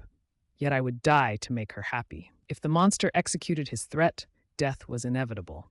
Yet, again, I considered whether my marriage would hasten my fate. My destruction might indeed arrive a few months sooner, but if my torturer should suspect that I postponed it, influenced by his menaces, he would surely find other and perhaps more dreadful means of revenge. He had vowed to be with me on my wedding night, yet he did not consider that threat as binding him to peace in the meantime, for as if to show me that he was not yet satiated with blood, he had murdered Clerval immediately after the enunciation of his threats. I resolved, therefore, that if my immediate union with my cousin would conduce either to hers or my father's happiness, my adversary's designs against my life should not retard it a single hour. In this state of mind I wrote to Elizabeth. My letter was calm and affectionate. "I fear, my beloved girl," I said, "little happiness remains for us on earth, yet all that I may one day enjoy is centered in you. Chase away your idle fears. To you alone do I consecrate my life and my endeavors for contentment. I have one secret, Elizabeth, a dreadful one. When revealed to you, it will chill your frame with horror, and then, far from being surprised at my misery, you will only wonder that I survive what I have endured. I will confide this tale of misery and terror to you the day after our marriage shall take place, for, my sweet cousin, there must be perfect confidence between us. But until then, I conjure you, do not mention or allude to it. This I most earnestly entreat, and I know you will comply." In about a week after the arrival of Elizabeth's letter, we returned to Geneva. The sweet girl welcomed me with warm affection, yet tears were in her eyes as she beheld my emaciated frame and feverish cheeks. I saw a change in her also. She was thinner and had lost much of that heavenly vivacity that had before charmed me, but her gentleness and soft looks of compassion made her a more fit companion for one blasted and miserable as I was. The tranquility which I now enjoyed did not endure. Memory brought madness with it, and when I thought of what had passed, a real insanity possessed me. Sometimes I was furious and burnt with rage, sometimes low and despondent. I neither spoke nor looked at anyone, but sat motionless, bewildered by the multitude of miseries that overcame me. Elizabeth alone had the power to draw me from these fits. Her gentle voice would soothe me when transported by passion and inspire me with human feelings when sunk in torpor. She wept with me and for me. When reason returned, she would remonstrate and endeavor to inspire me with resignation. "Ah, it is well for the unfortunate to be resigned, but for the guilty there is no peace. The agonies of remorse poison the luxury there is otherwise sometimes found in indulging the excess of grief." Soon after my arrival, my father spoke of my immediate marriage with Elizabeth. I remained silent.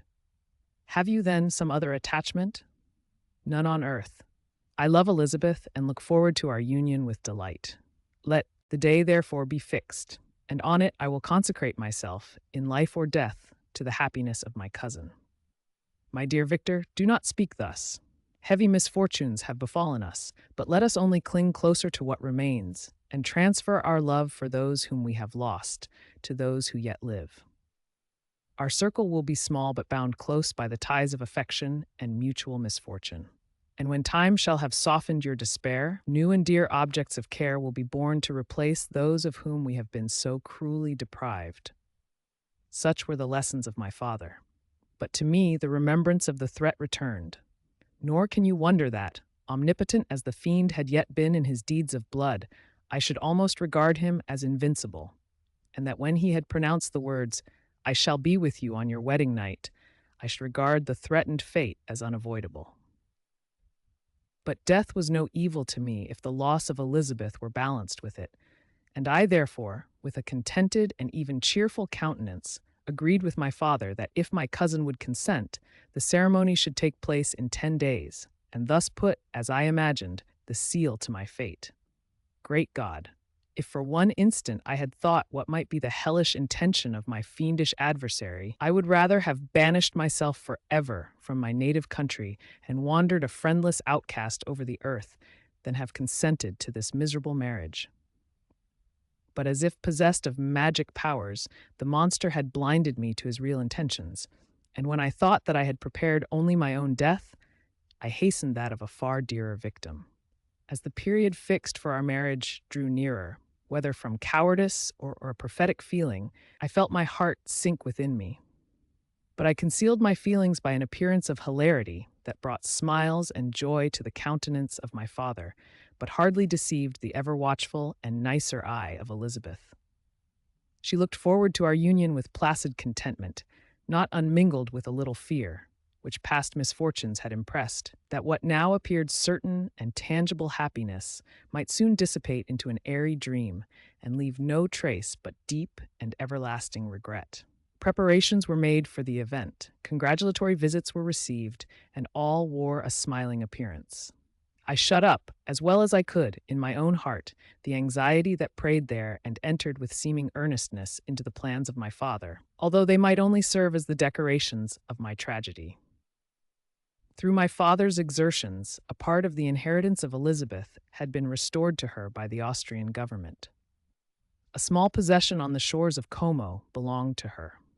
It was agreed that, immediately after our union, we should proceed to Villa Lavenza and spend our first days of happiness beside the beautiful lake near which it stood.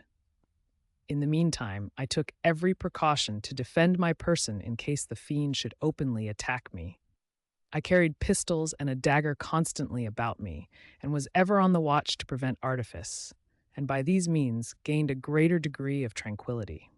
Indeed, as the period approached, the threat appeared more as a delusion, not to be regarded as worthy to disturb my peace, while the happiness I hoped for in my marriage wore a greater appearance of certainty as the day fixed for its solemnization drew nearer, and I heard it continually spoken of as an occurrence which no accident could possibly prevent. Elizabeth seemed happy. My tranquil demeanor contributed greatly to calm her mind. But on the day that was to fulfill my wishes and my destiny, she was melancholy, and a presentiment of evil pervaded her. And perhaps also she thought of the dreadful secret which I had promised to reveal to her on the following day. My father was in the meantime overjoyed, and in the bustle of preparation only recognized in the melancholy of his niece the diffidence of a bride. After the ceremony was performed, a large party assembled at my father's, but it was agreed that Elizabeth and I should commence our journey by water, sleeping that night at Evian and continuing our voyage on the following day. The day was fair, the wind favorable, all smiled on our nuptial embarkation. Those were the last moments of my life during which I enjoyed the feeling of happiness. We passed rapidly along. The sun was hot, but we were sheltered from its rays by a kind of canopy while we enjoyed the beauty of the scene, sometimes on one side of the lake where we saw Mont Salève, the pleasant banks of Montalegre, and at a distance, surmounting all, the beautiful Mont Blanc, and the assemblage of snowy mountains that in vain endeavor to emulate her.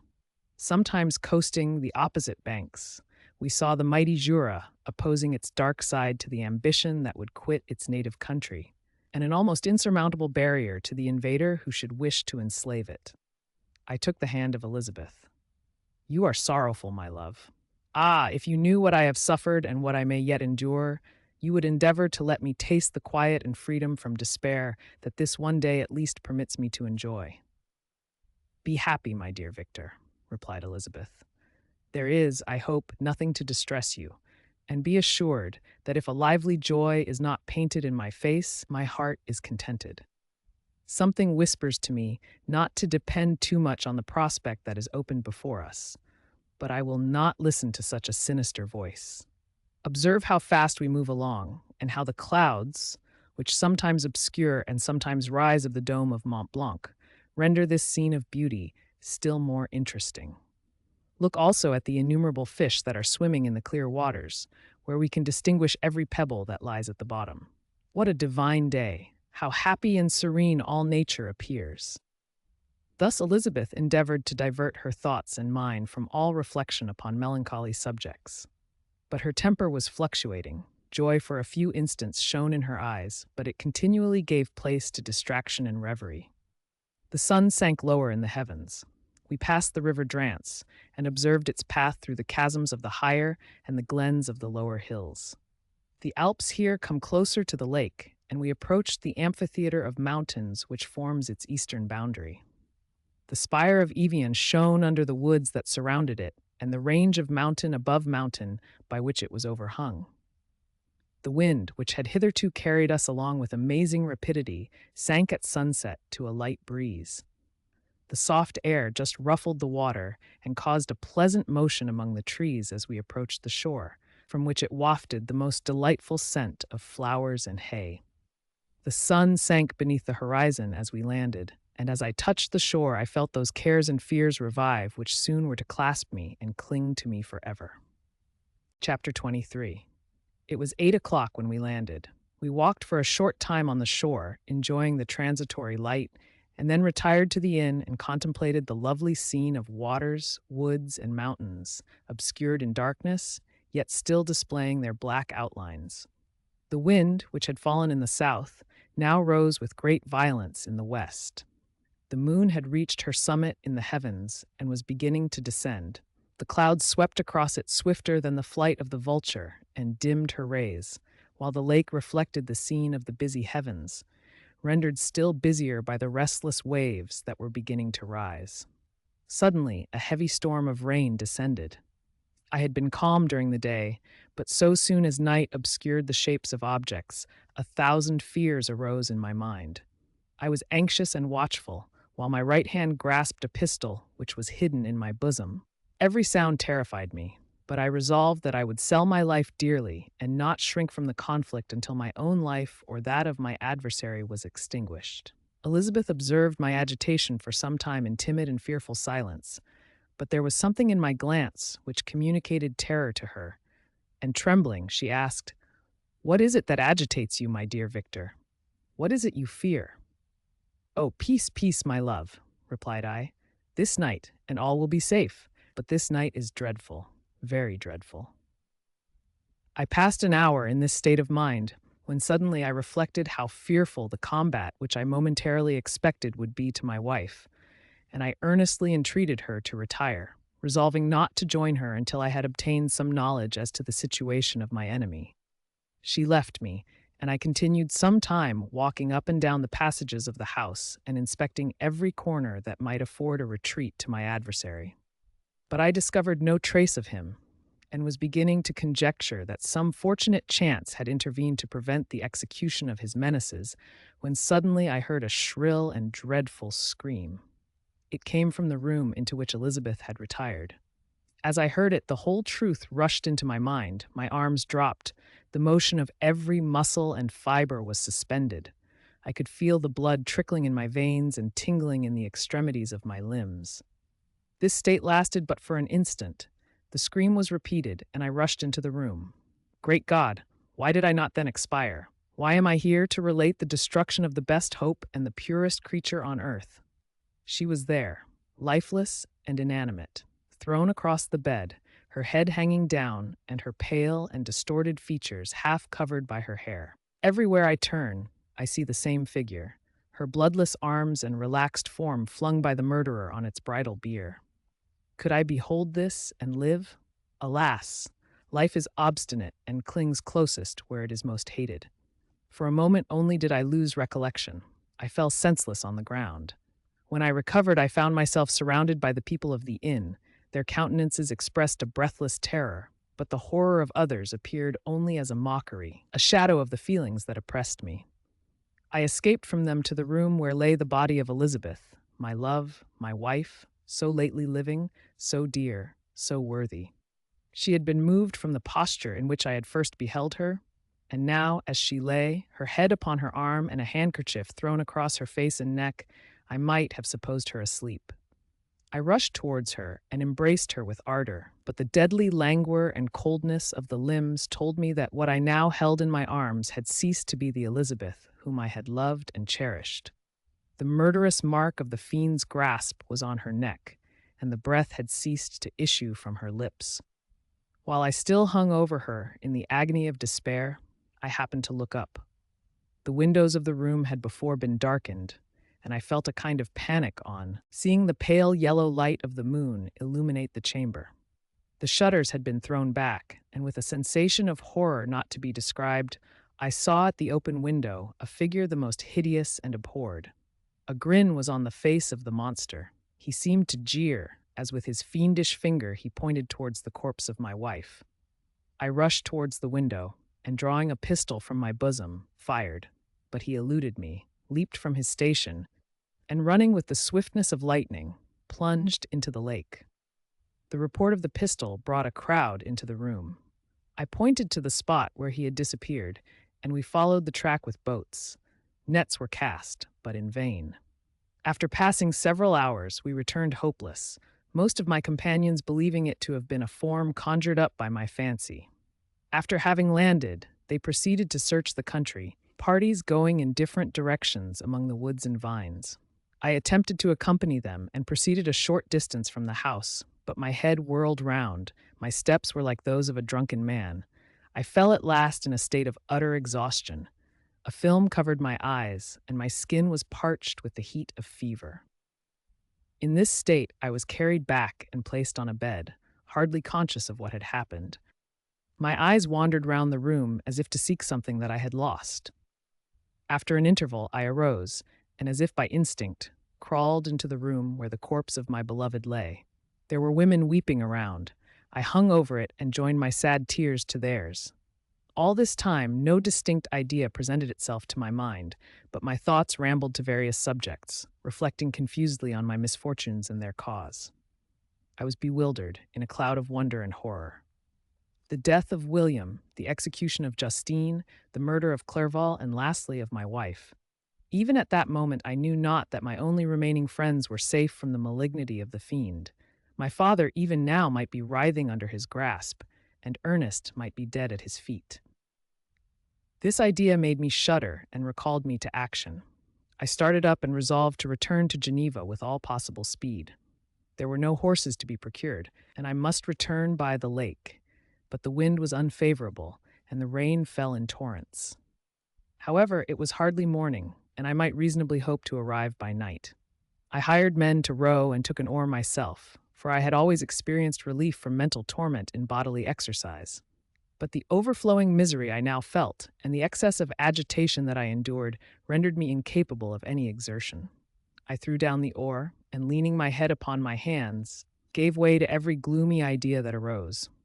If I looked up, I saw scenes which were familiar to me in my happier time, and which I had contemplated but the day before in the company of her, who was now but a shadow and a recollection.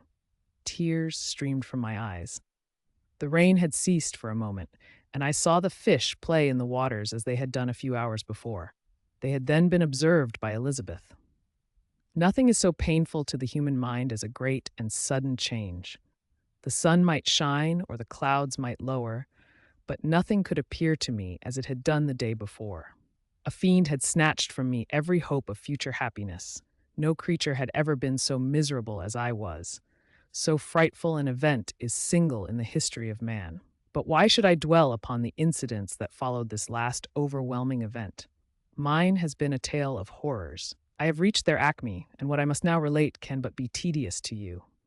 Know that, one by one, my friends were snatched away. I was left desolate.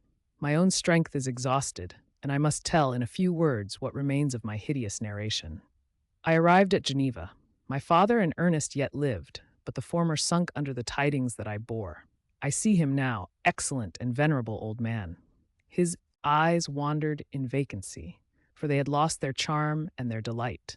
His Elizabeth, his more than daughter, whom he doted on with all that affection which a man feels, who in the decline of life, having few affections, clings more earnestly to those that remain.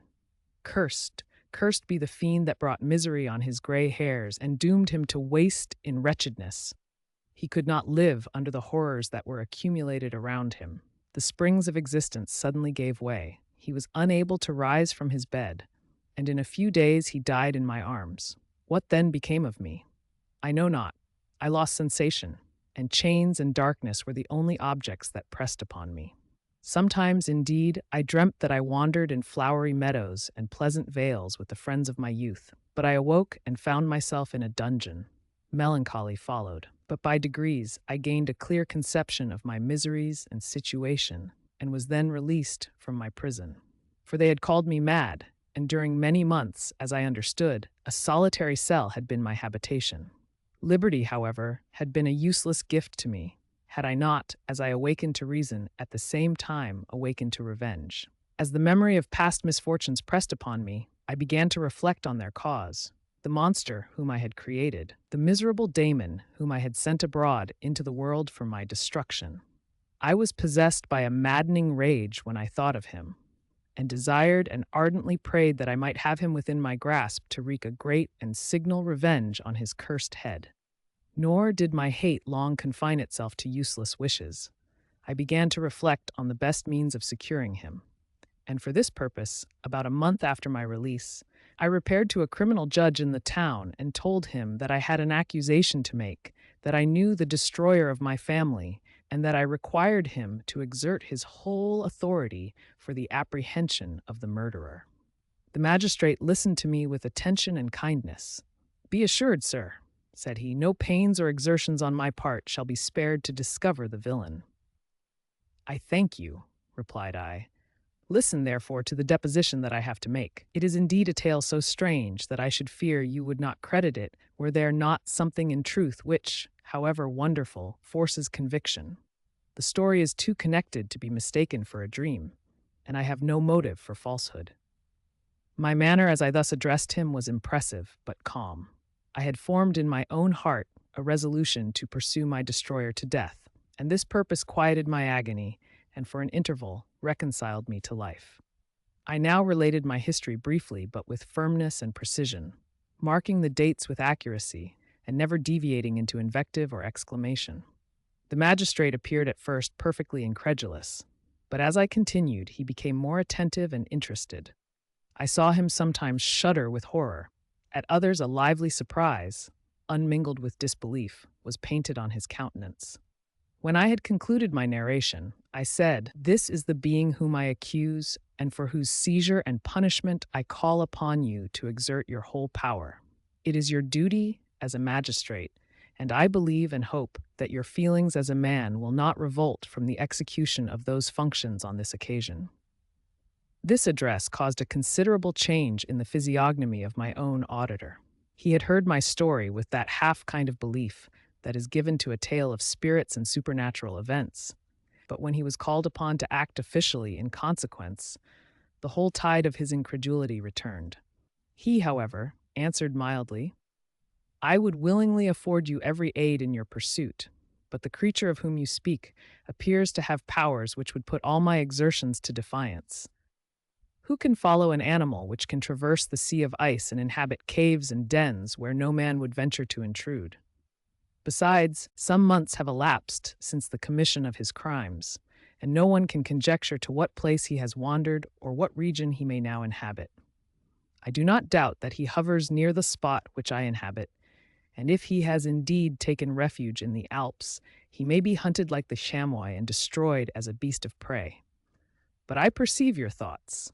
You do not credit my narrative, and do not intend to pursue my enemy with the punishment which is his desert." As I spoke, rage sparkled in my eyes. The magistrate was intimidated. "You are mistaken," said he.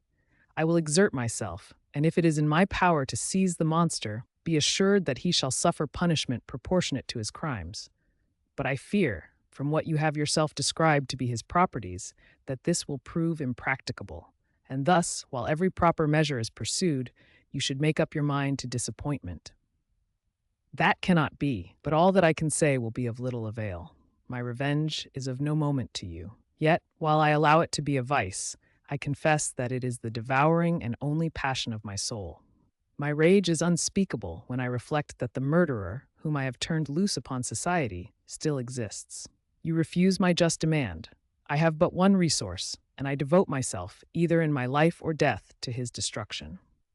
I trembled with excess of agitation as I said this. There was a frenzy in my manner, and something, I doubt not, of that haughty fierceness which the martyrs of old are said to have possessed. But to a Genevan magistrate, whose mind was occupied by far other ideas than those of devotion and heroism, this elevation of mind had much the appearance of madness. He endeavored to soothe me as a nurse does a child, and reverted to my tale as the effects of delirium. "Man," I cried, "how ignorant art thou in thy pride of wisdom! Cease, you know not what it is you say." I broke from the house angry and disturbed, and retired to meditate on some other mode of action. Chapter 24. My present situation was one in which all voluntary thought was swallowed up and lost. I was hurried away by fury. Revenge alone endowed me with strength and composure. It molded my feelings and allowed me to be calculating and calm at periods when otherwise delirium or death would have been my portion. My first resolution was to quit Geneva forever. My country, which when I was happy and beloved was dear to me, now, in my adversity, became hateful. I provided myself with a sum of money, together with a few jewels which had belonged to my mother, and departed. And now my wanderings began, which are to cease but with life. I have traversed a vast portion of the earth, and have endured all the hardships which travelers in deserts and barbarous countries are wont to meet. How I have lived, I hardly know. Many times have I stretched my failing limbs upon the sandy plain and prayed for death. But revenge kept me alive. I dared not die and leave my adversary in being. When I quitted Geneva, my first labor was to gain some clue by which I might trace the steps of my fiendish enemy. But my plan was unsettled, and I wandered many hours round the confines of the town, uncertain what path I should pursue. As night approached, I found myself at the entrance of the cemetery, where William, Elizabeth, and my father reposed. I entered it and approached the tomb which marked their graves. Everything was silent except the leaves of the trees, which were gently agitated by the wind. The night was nearly dark, and the scene would have been solemn and affecting even to an uninterested observer. The spirits of the departed seemed to flit around and to cast a shadow, which was felt but not seen, around the head of the mourner. The deep grief which this scene had at first excited quickly gave way to rage and despair. They were dead, and I lived. Their murderer also lived, and to destroy him I must drag out my weary existence. I knelt on the grass and kissed the earth, and with quivering lips exclaimed, "By the sacred earth on which I kneel, by the shades that wander near me, by the deep and eternal grief that I feel, I swear, and by thee, O night, and the spirits that preside over thee, to pursue the daemon who caused this misery, until he or I shall perish in mortal conflict. For this purpose I will preserve my life. To execute this dear revenge will I again behold the sun, and tread the green herbage of earth, which otherwise should vanish from my eyes forever. And I call on you, spirits of the dead, and on you, wandering ministers of vengeance, to aid and conduct me in my work.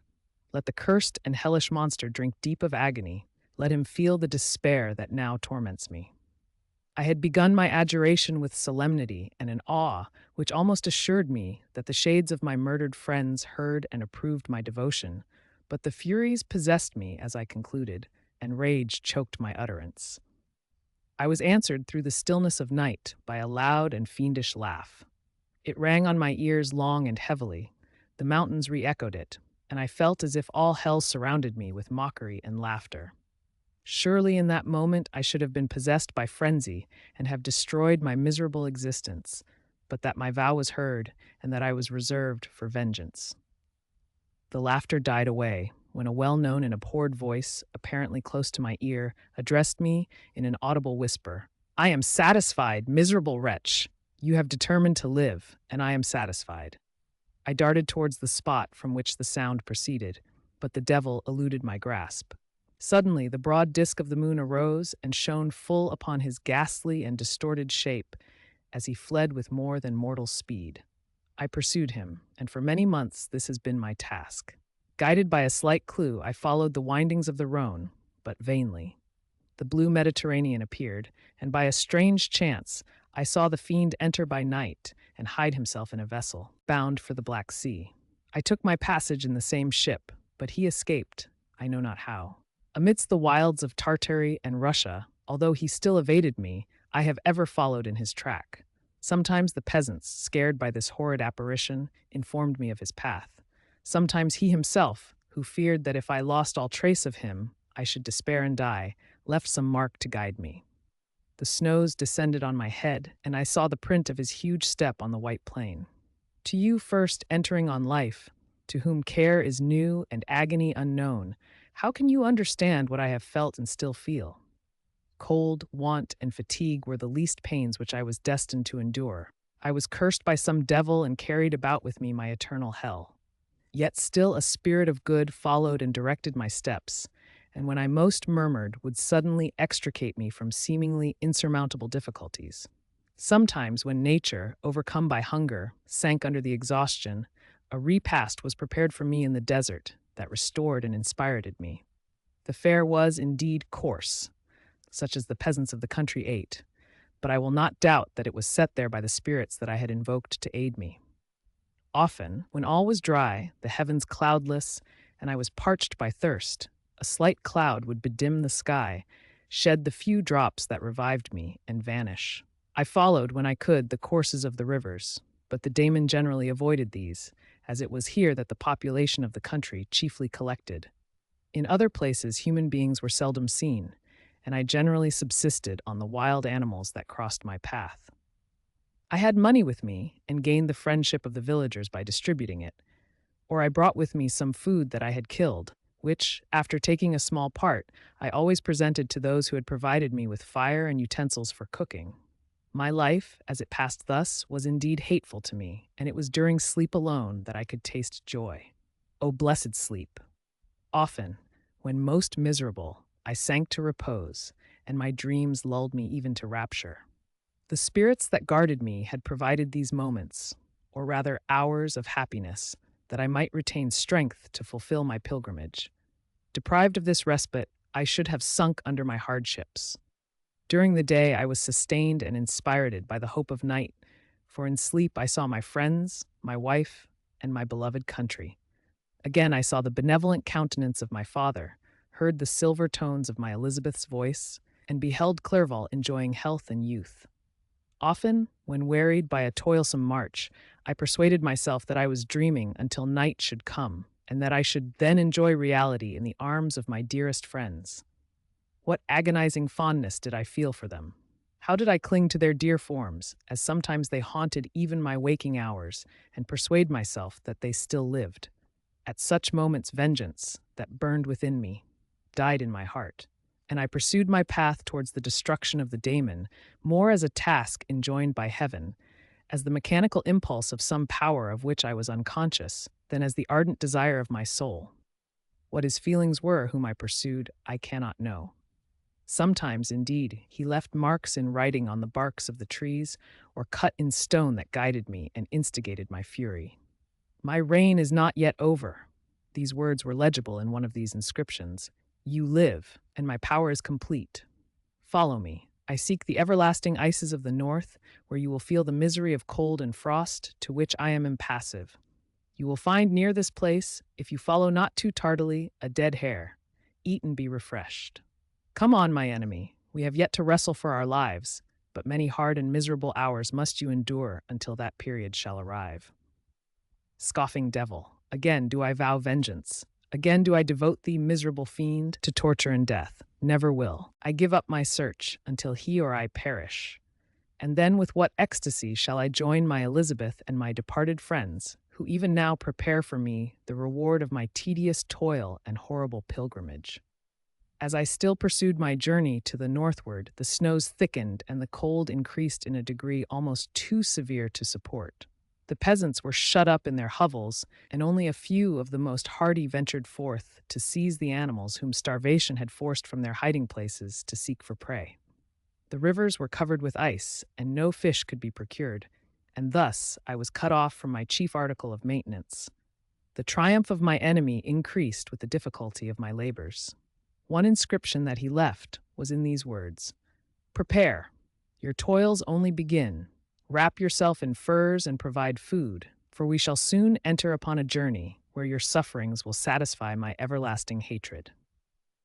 My courage and perseverance were invigorated by these scoffing words. I resolved not to fail in my purpose, and calling on heaven to support me, I continued with unabated fervor to traverse immense deserts, until the ocean appeared at a distance and formed the utmost boundary of the horizon. Oh, how unlike it was to the blue seasons of the south! Covered with ice, it was only to be distinguished from land by its superior wildness and ruggedness. The Greeks wept for joy when they beheld the Mediterranean from the hills of Asia, and hailed with rapture the boundary of their toils.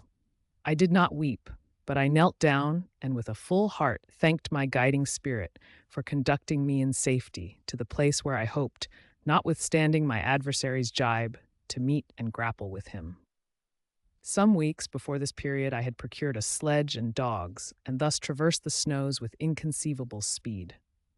I know not whether the fiend possessed the same advantages, but I found that, as before I had daily lost ground in the pursuit, I now gained on him, so much so that when I first saw the ocean, he was but 1 day's journey in advance, and I hoped to intercept him before he should reach the beach.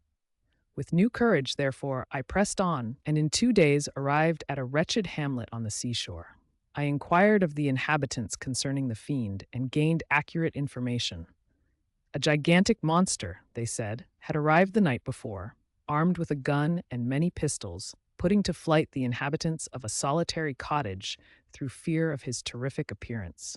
He had carried off their store of winter food, and placing it in a sledge, to draw which he had seized on a numerous drove of trained dogs, he had harnessed them, and the same night, to the joy of the horror-struck villagers, had pursued his journey across the sea in a direction that led to no land, and they conjectured that he must speedily be destroyed by the breaking of the ice or frozen by the eternal frosts. On hearing this information, I suffered a temporary access of despair. He had escaped me, and I must commence a destructive and almost endless journey across the mountainous ices of the ocean, amidst cold that few of the inhabitants could long endure, and which I, the native of a genial and sunny climate, could not hope to survive. Yet at the idea that the fiend should live and be triumphant, my rage and vengeance returned, and like a mighty tide, overwhelmed every other feeling. After a slight repose, during which the spirits of the dead hovered round and instigated me to toil and revenge, I prepared for my journey. I exchanged my land sledge for one fashioned for the inequalities of the frozen ocean, and purchasing a plentiful stock of provisions, I departed from land.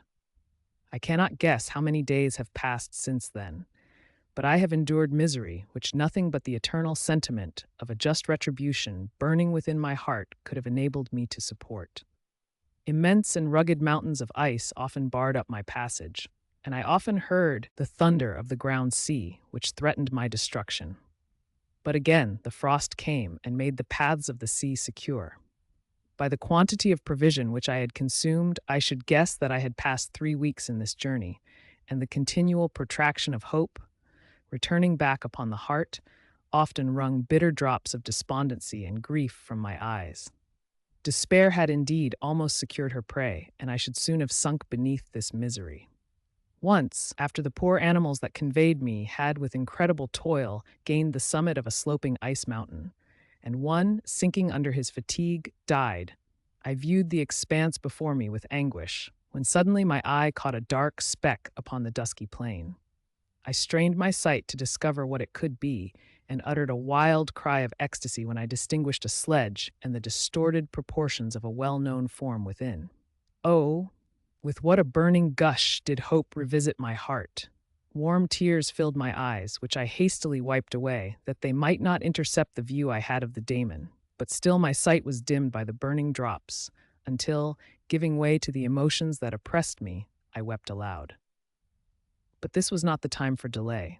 I disencumbered the dogs of their dead companion, gave them a plentiful portion of food, and after an hour's rest, which was absolutely necessary, and yet which was bitterly irksome to me, I continued my route. The sledge was still visible, nor did I again lose sight of it, except at the moments when for a short time some ice rock concealed it with its intervening crags. I indeed perceptibly gained on it, and when, after nearly 2 days' journey, I beheld my enemy at no more than a mile distant, my heart bounded within me. But now, when I appeared almost within grasp of my foe, my hopes were suddenly extinguished, and I lost all trace of him more utterly than I had ever done before. A ground sea was heard. The thunder of its progress, as the waters rolled and swelled beneath me, became every moment more ominous and terrific. I pressed on, but in vain. The wind arose, the sea roared, and as with the mighty shock of an earthquake, it split and cracked with a tremendous and overwhelming sound. The work was soon finished. In a few minutes, a tumultuous sea rolled between me and my enemy, and I was left drifting on a scattered piece of ice that was continually lessening, and thus preparing for me a hideous death. In this manner many appalling hours passed. Several of my dogs died, and I myself was about to sink under the accumulation of distress when I saw your vessel riding at anchor and holding forth to me hopes of succor and life. I had no conception that vessels ever came so far north, and was astounded at the sight. I quickly destroyed part of my sledge to construct oars, and by these means was enabled, with infinite fatigue, to move my ice raft in the direction of your ship. I had determined, if you were going southwards, still to trust myself to the mercy of the seas rather than abandon my purpose. I hoped to induce you to grant me a boat with which I could pursue my enemy, but your direction was northwards. You took me on board when my vigor was exhausted, and I should soon have sunk under my multiplied hardships into a death which I still dread, for my task is unfulfilled. Oh, when will my guiding spirit, in conducting me to the daemon, allow me the rest I so much desire, or must I die, and he yet live? If I do, swear to me, Walton, that he shall not escape, that you will seek him and satisfy my vengeance in his death. And do I dare to ask of you to undertake my pilgrimage, to endure the hardships that I have undergone? No, I am not so selfish. Yet, when I am dead, if he should appear, if the ministers of vengeance should conduct him to you, swear that he shall not live, swear that he shall not triumph over my accumulated woes, and survive to add to the list of his dark crimes. He is eloquent and persuasive, and once his words had even power over my heart, but trust him not. His soul is as hellish as his form, full of treachery and fiend-like malice. Hear him not. Call on the names of William, Justine, Clerval, Elizabeth, my father, and of the wretched Victor, and thrust your sword into his heart. I will hover near and direct the steel aright. Walton, in continuation. August 26th, 17. You have read this strange and terrific story, Margaret, and do you not feel your blood congeal with horror, like that which even now curdles mine? Sometimes, seized with sudden agony, he could not continue his tale. At others, his voice broken, yet piercing, uttered with difficulty the words so replete with anguish. His fine and lovely eyes were now lighted up with indignation, now subdued to downcast sorrow and quenched in infinite wretchedness. Sometimes he commanded his countenance and tones, and related the most horrible incidents with a tranquil voice, suppressing every mark of agitation. Then, like a volcano bursting forth, his face would suddenly change to an expression of the wildest rage as he shrieked out imprecations on his persecutor. His tale is connected and told with an appearance of the simplest truth. Yet I own to you that the letters of Felix and Safie, which he showed me, and the apparition of the monster seen from our ship, brought to me a greater conviction of the truth of his narrative than his asseverations, however earnest and connected. Such a monster has, then, really existence. I cannot doubt it, yet I am lost in surprise and admiration. Sometimes I endeavored to gain from Frankenstein the particulars of his creature's formation, but on this point he was impenetrable. "Are you mad, my friend?" said he. "Or whither does your senseless curiosity lead you? Would you also create for yourself and the world a demoniacal enemy? Peace, peace. Learn my miseries, and do not seek to increase your own." Frankenstein discovered that I made notes concerning his history. He asked to see them, and then himself corrected and augmented them in many places, but principally in giving the life and spirit to the conversations he held with his enemy. "Since you have preserved my narration," said he, "I would not that a mutilated one should go down to posterity. Thus has a week passed away while I have listened to the strangest tale that ever imagination formed. My thoughts and every feeling of my soul have been drunk up by the interest for my guest which this tale and his own elevated and gentle manners have created. I wish to soothe him, yet can I counsel one so infinitely miserable, so destitute of every hope of consolation, to live? Oh no, the only joy that he can now know will be when he composes his shattered spirit to peace and death. Yet he enjoys one comfort, the offspring of solitude and delirium.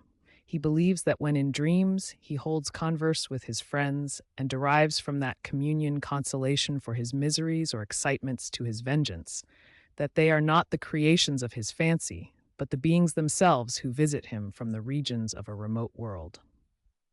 This faith gives a solemnity to his reveries that render them to me almost as imposing and interesting as truth. Our conversations are not always confined to his own history and misfortunes. On every point of general literature, he displays unbounded knowledge and a quick and piercing apprehension.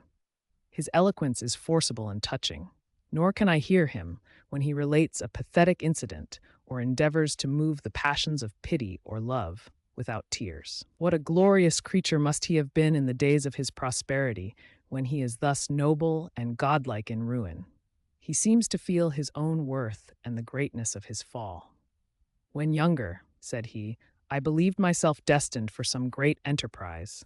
My feelings are profound, but I possessed a coolness of judgment that fitted me for illustrious achievements. This sentiment of the worth of my nature supported me when others would have been oppressed, for I deemed it criminal to throw away in useless grief those talents that might be useful to my fellow creatures. When I reflected on the work I had completed, no less a one than the creation of a sensitive and rational animal, I could not rank myself with the herd of common projectors. But this thought, which supported me in the commencement of my career, now serves only to plunge me lower in the dust. All my speculations and hopes are as nothing, and like the archangel who aspired to omnipotence, I am chained in an eternal hell. My imagination was vivid, yet my powers of analysis and application were intense. By the union of these qualities, I conceived the idea and executed the creation of a man. Even now, I cannot recollect without passion my reveries while the work was incomplete. I trod heaven in my thoughts, now exulting in my powers, now burning with the idea of their effects. From my infancy, I was imbued with high hopes and a lofty ambition. But how am I sunk? Oh, my friend, if you had known me as I once was, you would not recognize me in this state of degradation. Despondency rarely visited my heart. A high destiny seemed to bear me on, until I fell, never, never again to rise. Must I then lose this admirable being? I have longed for a friend. I have sought one who would sympathize with and love me. Behold, on these desert seas I have found such a one. But I fear I have gained him only to know his value and lose him. I would reconcile him to life, but he repulses the idea. "I thank you, Walton," he said, "for your kind intentions towards so miserable a wretch. But when you speak of new ties and fresh affections, think you that any can replace those who are gone? Can any man be to me as Clerval was, or any woman another Elizabeth? Even where the affections are not strongly moved by any superior excellence, the companions of our childhood always possess a certain power over our minds which hardly any later friend can obtain. They know our infantine dispositions, which, however they may be afterwards modified, are never eradicated, and they can judge of our actions with more certain conclusions as to the integrity of our motives. A sister or a brother can never, unless indeed such symptoms have been shown early, suspect the other of fraud or false dealing, when another friend, however strongly he may be attached, may, in spite of himself, be contemplated with suspicion. But I enjoyed friends, dear not only through habit and association, but from their own merits, and wherever I am, the soothing voice of my Elizabeth and the conversation of Clerval will be ever whispered in my ear. They are dead, and but one feeling in such a solitude can persuade me to preserve my life. If I were engaged in any high undertaking or design fraught with extensive utility to my fellow creatures, then could I live to fulfill it. But such is not my destiny. I must pursue and destroy the being to whom I gave existence. Then my lot on earth will be fulfilled, and I may die.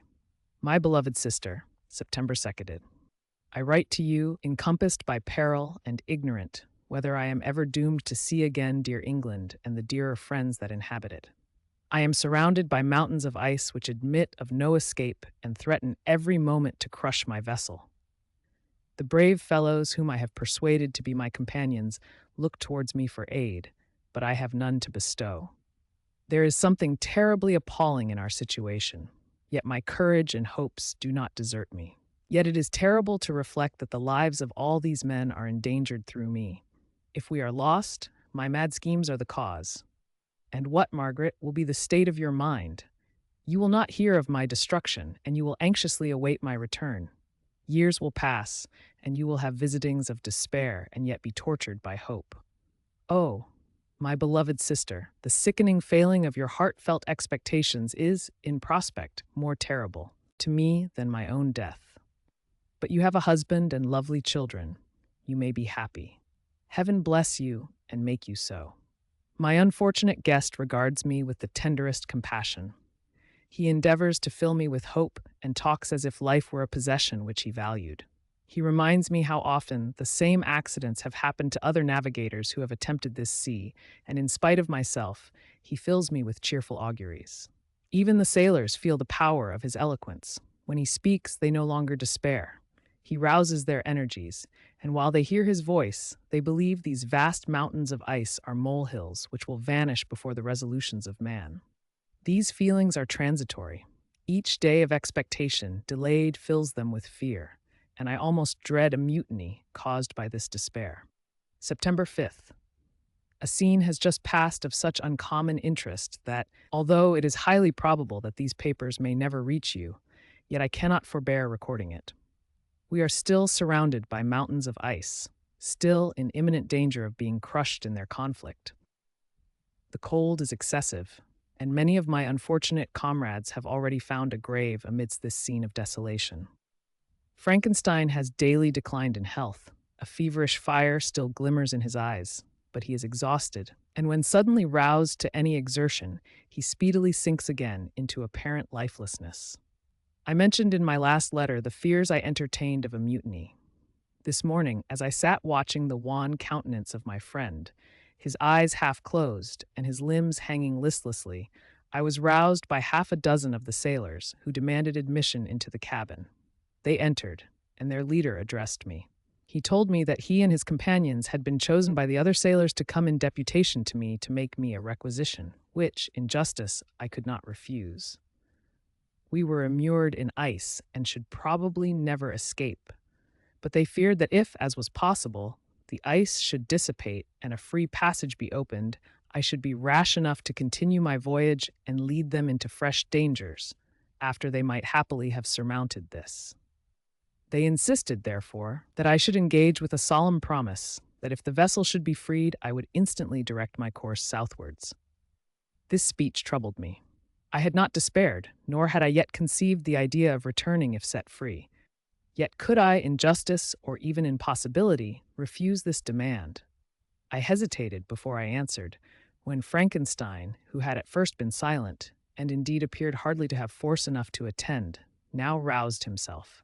His eyes sparkled, and his cheeks flushed with momentary vigor. Turning towards the men, he said, "What do you mean? What do you demand of your captain? Are you then so easily turned from your design? Did you not call this a glorious expedition? And wherefore was it glorious?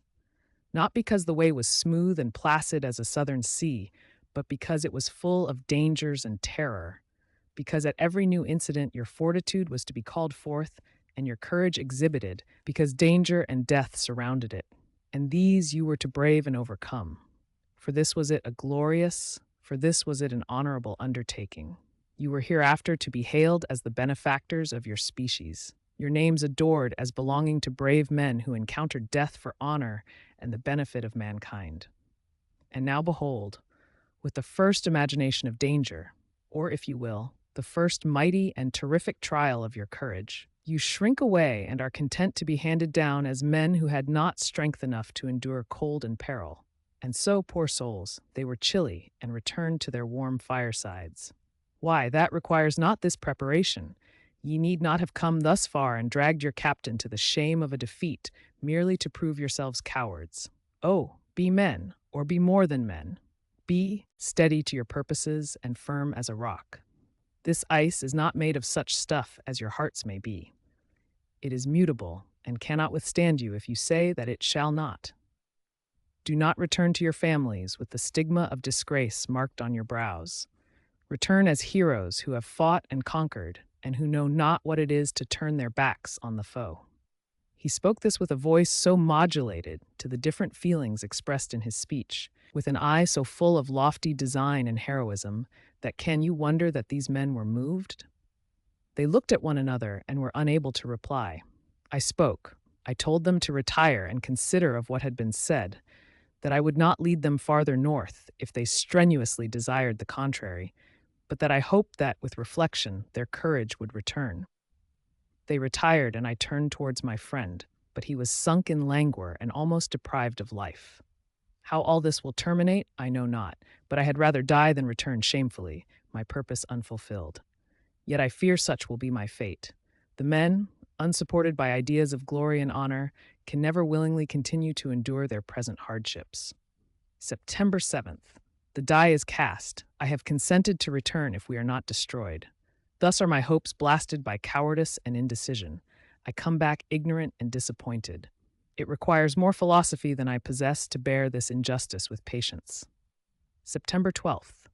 It is past. I am returning to England. I have lost my hopes of utility and glory. I have lost my friend. But I will endeavor to detail these bitter circumstances to you, my dear sister, and while I am wafted towards England and towards you, I will not despond. September 9th, the ice began to move, and roarings like thunder were heard at a distance as the island split and cracked in every direction. We were in the most imminent peril, but as we could only remain passive, my chief attention was occupied by my unfortunate guest, whose illness increased in such a degree that he was entirely confined to his bed. The ice cracked behind us and was driven with force towards the north. A breeze sprang from the west, and on the 11th, the passage towards the south became perfectly free. When the sailors saw this and that, their return to their native country was apparently assured, a shout of tumultuous joy broke from them, loud and long continued. Frankenstein, who was dozing, awoke and asked the cause of the tumult. "They shout," I said, "because they will soon return to England." "Do you, then, really return?" "Alas, yes, I cannot withstand their demands. I cannot lead them unwillingly to danger, and I must return." "Do so if you will, but I will not. You may give up your purpose, but mine is assigned to me by heaven, and I dare not. I am weak, but surely the spirits who assist my vengeance will endow me with sufficient strength." Saying this, he endeavored to spring from the bed, but the exertion was too great for him. He fell back and fainted. It was long before he was restored, and I often thought that life was entirely extinct. At length he opened his eyes. He breathed with difficulty and was unable to speak. The surgeon gave him a composing draught and ordered us to leave him undisturbed. In the meantime, he told me that my friend had certainly not many hours to live. His sentence was pronounced, and I could only grieve and be patient. I sat by his bed, watching him. His eyes were closed, and I thought he slept. But presently he called to me in a feeble voice, and bidding me come near, said, "Alas, the strength I relied on is gone. I feel that I shall soon die, and he, my enemy and persecutor, may still be in being. Think not, Walton, that in the last moments of my existence, I feel that burning hatred and ardent desire of revenge I once expressed, but I feel myself justified in desiring the death of my adversary. During these last days, I have been occupied in examining my past conduct, nor do I find it blamable. In a fit of enthusiastic madness, I created a rational creature and was bound towards him to assure, as far as was in my power, his happiness and well-being. This was my duty, but there was another still paramount to that. My duties towards the beings of my own species had greater claims to my attention because they included a greater proportion of happiness or misery. Urged by this view, I refused, and I did right in refusing, to create a companion for the first creature. He showed unparalleled malignity and selfishness in evil. He destroyed my friends. He devoted to destruction beings who possessed exquisite sensations, happiness, and wisdom. Nor do I know where this thirst for vengeance may end. Miserable himself, that he may render no other wretched, he ought to die. The task of his destruction was mine, but I have failed. When actuated by selfish and vicious motives, I asked you to undertake my unfinished work, and I renew this request now, when I am only induced by reason and virtue. Yet I cannot ask you to renounce your country and friends to fulfill this task, and now that you are returning to England, you will have little chance of meeting with him. But the consideration of these points, and the well-balancing of what you may esteem your duties, I leave to you. My judgment and ideas are already disturbed by the near approach of death. I dare not ask you to do what I think right, for I may still be misled by passion. That he should live to be an instrument of mischief disturbs me. In other respects, this hour when I momentarily expect my release is the only happy one which I have enjoyed for several years. The forms of the beloved dead flit before me, and I hasten to their arms. Farewell, Walton. Seek happiness in tranquility and avoid ambition, even if it be only the apparently innocent one of distinguishing yourself in science and discoveries. Yet, why do I say this? I have myself been blasted in these hopes, yet another may succeed. His voice became fainter as he spoke, and at length, exhausted by his effort, he sank into silence. About half an hour afterwards, he attempted again to speak, but was unable. He pressed my hand feebly, and his eyes closed forever, while the irradiation of a gentle smile passed away from his lips. Margaret, what comment can I make on the untimely extinction of this glorious spirit? What can I say that will enable you to understand the depth of my sorrow? All that I should express would be inadequate and feeble. My tears flow, my mind is overshadowed by a cloud of disappointment. But I journey towards England, and I may there find consolation. I am interrupted. What do these sounds portend? It is midnight. The breeze blows fairly, and the watch on deck scarcely stir. Again, there is a sound as of a human voice, but hoarser. It comes from the cabin where the remains of Frankenstein still lie. I must arise and examine. Good night, my sister. Great God, what a scene has just taken place! I am yet dizzy with the remembrance of it. I hardly know whether I shall have the power to detail it, yet the tale which I have recorded would be incomplete without this final and wonderful catastrophe. I entered the cabin where lay the remains of my ill-fated and admirable friend. Over him hung a form which I cannot find words to describe, gigantic in stature, yet uncouth and distorted in its proportions. As he hung over the coffin, his face was concealed by long locks of ragged hair, but one vast hand was extended, in color and apparent texture like that of a mummy. When he heard the sound of my approach, he ceased to utter exclamations of grief and horror, and sprung towards the window. Never did I behold a vision so horrible as his face, of such loathsome yet appalling hideousness. I shut my eyes involuntarily, and endeavored to recollect what were my duties with regard to this destroyer. I called on him to stay. He paused, looking on me with wonder, and again turning towards the lifeless form of his creator. He seemed to forget my presence, and every feature and gesture seemed instigated by the wildest rage of some uncontrollable passion. "That is also my victim," he exclaimed. "In his murder, my crimes are consummated.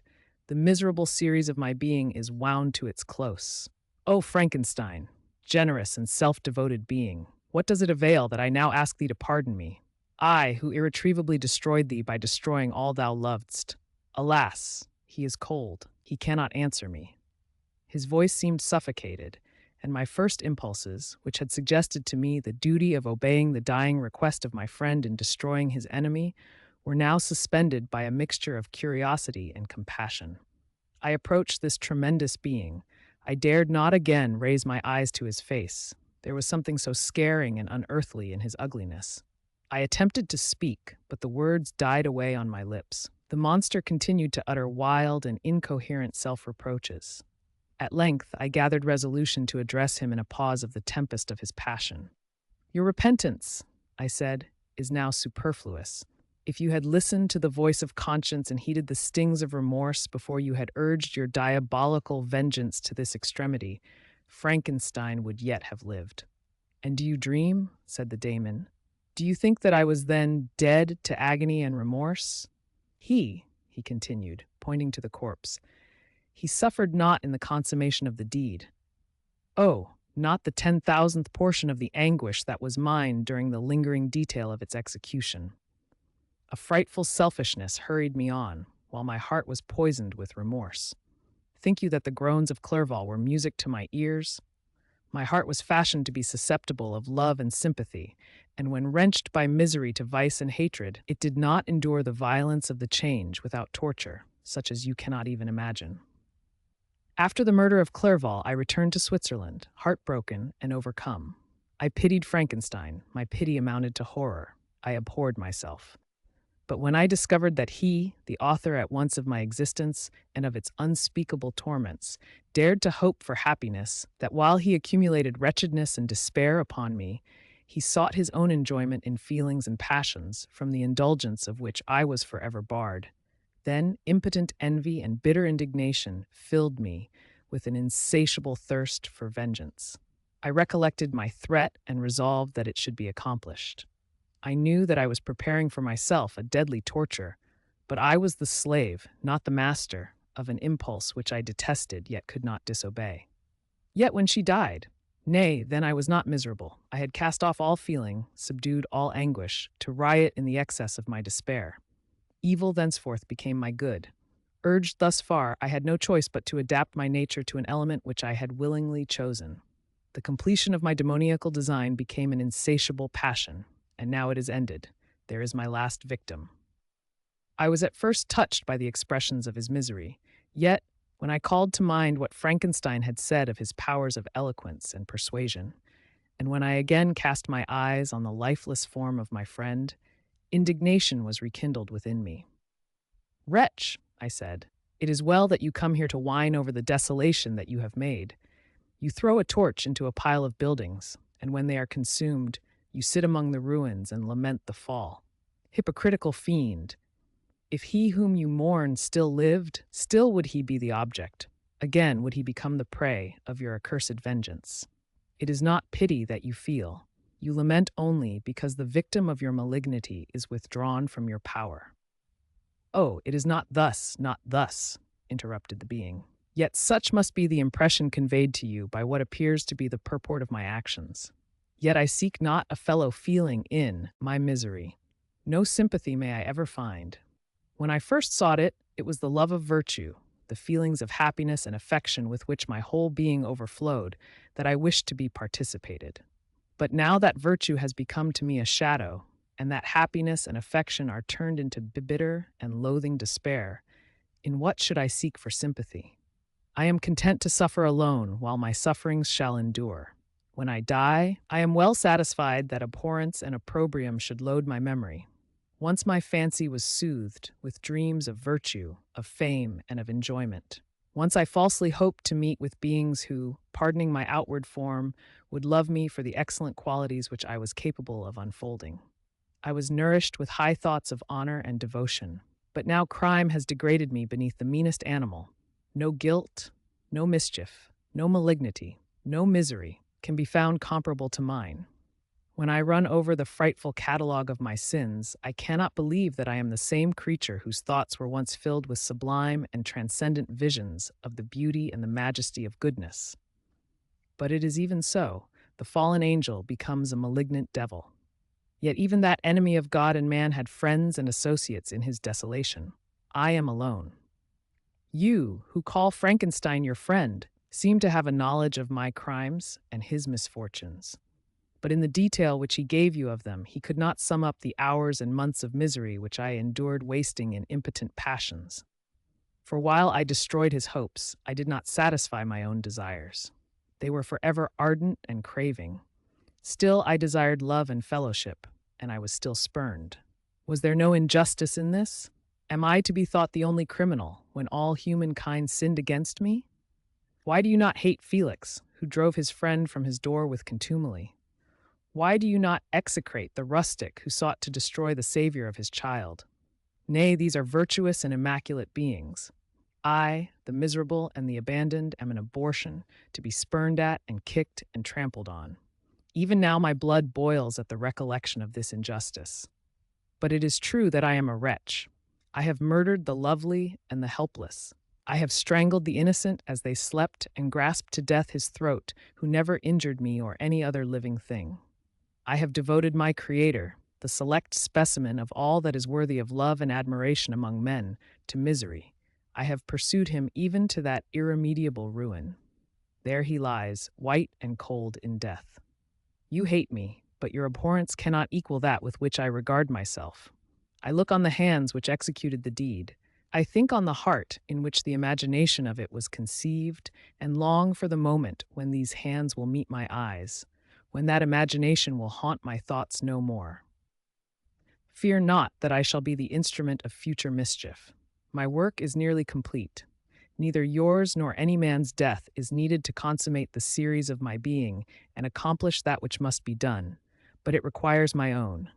Do not think that I shall be slow to perform this sacrifice. I shall quit your vessel on the ice raft which brought me thither, and shall seek the most northern extremity of the globe.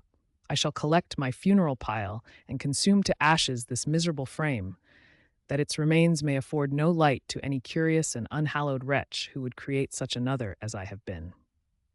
I shall die. I shall no longer feel the agonies which now consume me, or be the prey of feelings unsatisfied, yet unquenched. He is dead who called me into being, and when I shall be no more, the very remembrance of us both will speedily vanish. I shall no longer see the sun or stars or feel the winds play on my cheeks. Light, feeling, and sense will pass away, and in this condition must I find my happiness. Some years ago, when the images which this world affords first opened upon me, when I felt the cheering warmth of summer and heard the rustling of the leaves and the warbling of the birds, and these were all to me, I should have wept to die. Now it is my only consolation. Polluted by crimes and torn by the bitterest remorse, where can I find rest but in death? Farewell, I leave you, and in you the last of humankind whom these eyes will ever behold. Farewell, Frankenstein. If thou wert yet alive and yet cherished a desire of revenge against me, it would be better satiated in my life than in my destruction. But it was not so. Thou didst seek my extinction, that I might not cause greater wretchedness, and if yet, in some mode unknown to me, thou hadst not ceased to think and feel, thou wouldst not desire against me a vengeance greater than that which I feel. Blasted as thou wert, my agony was still superior to thine, for the bitter sting of remorse will not cease to rankle in my wounds until death shall close them forever. But soon, he cried with sad and solemn enthusiasm, I shall die, and what I now feel be no longer felt. Soon these burning miseries will be extinct. I shall ascend my funeral pile triumphantly and exult in the agony of the torturing flames. The light of that conflagration will fade away. My ashes will be swept into the sea by the winds. My spirit will sleep in peace, or if it thinks, it will not surely think thus. Farewell. He sprang from the cabin window as he said this, upon the ice raft which lay close to the vessel. He was soon borne away by the waves and lost in darkness and distance.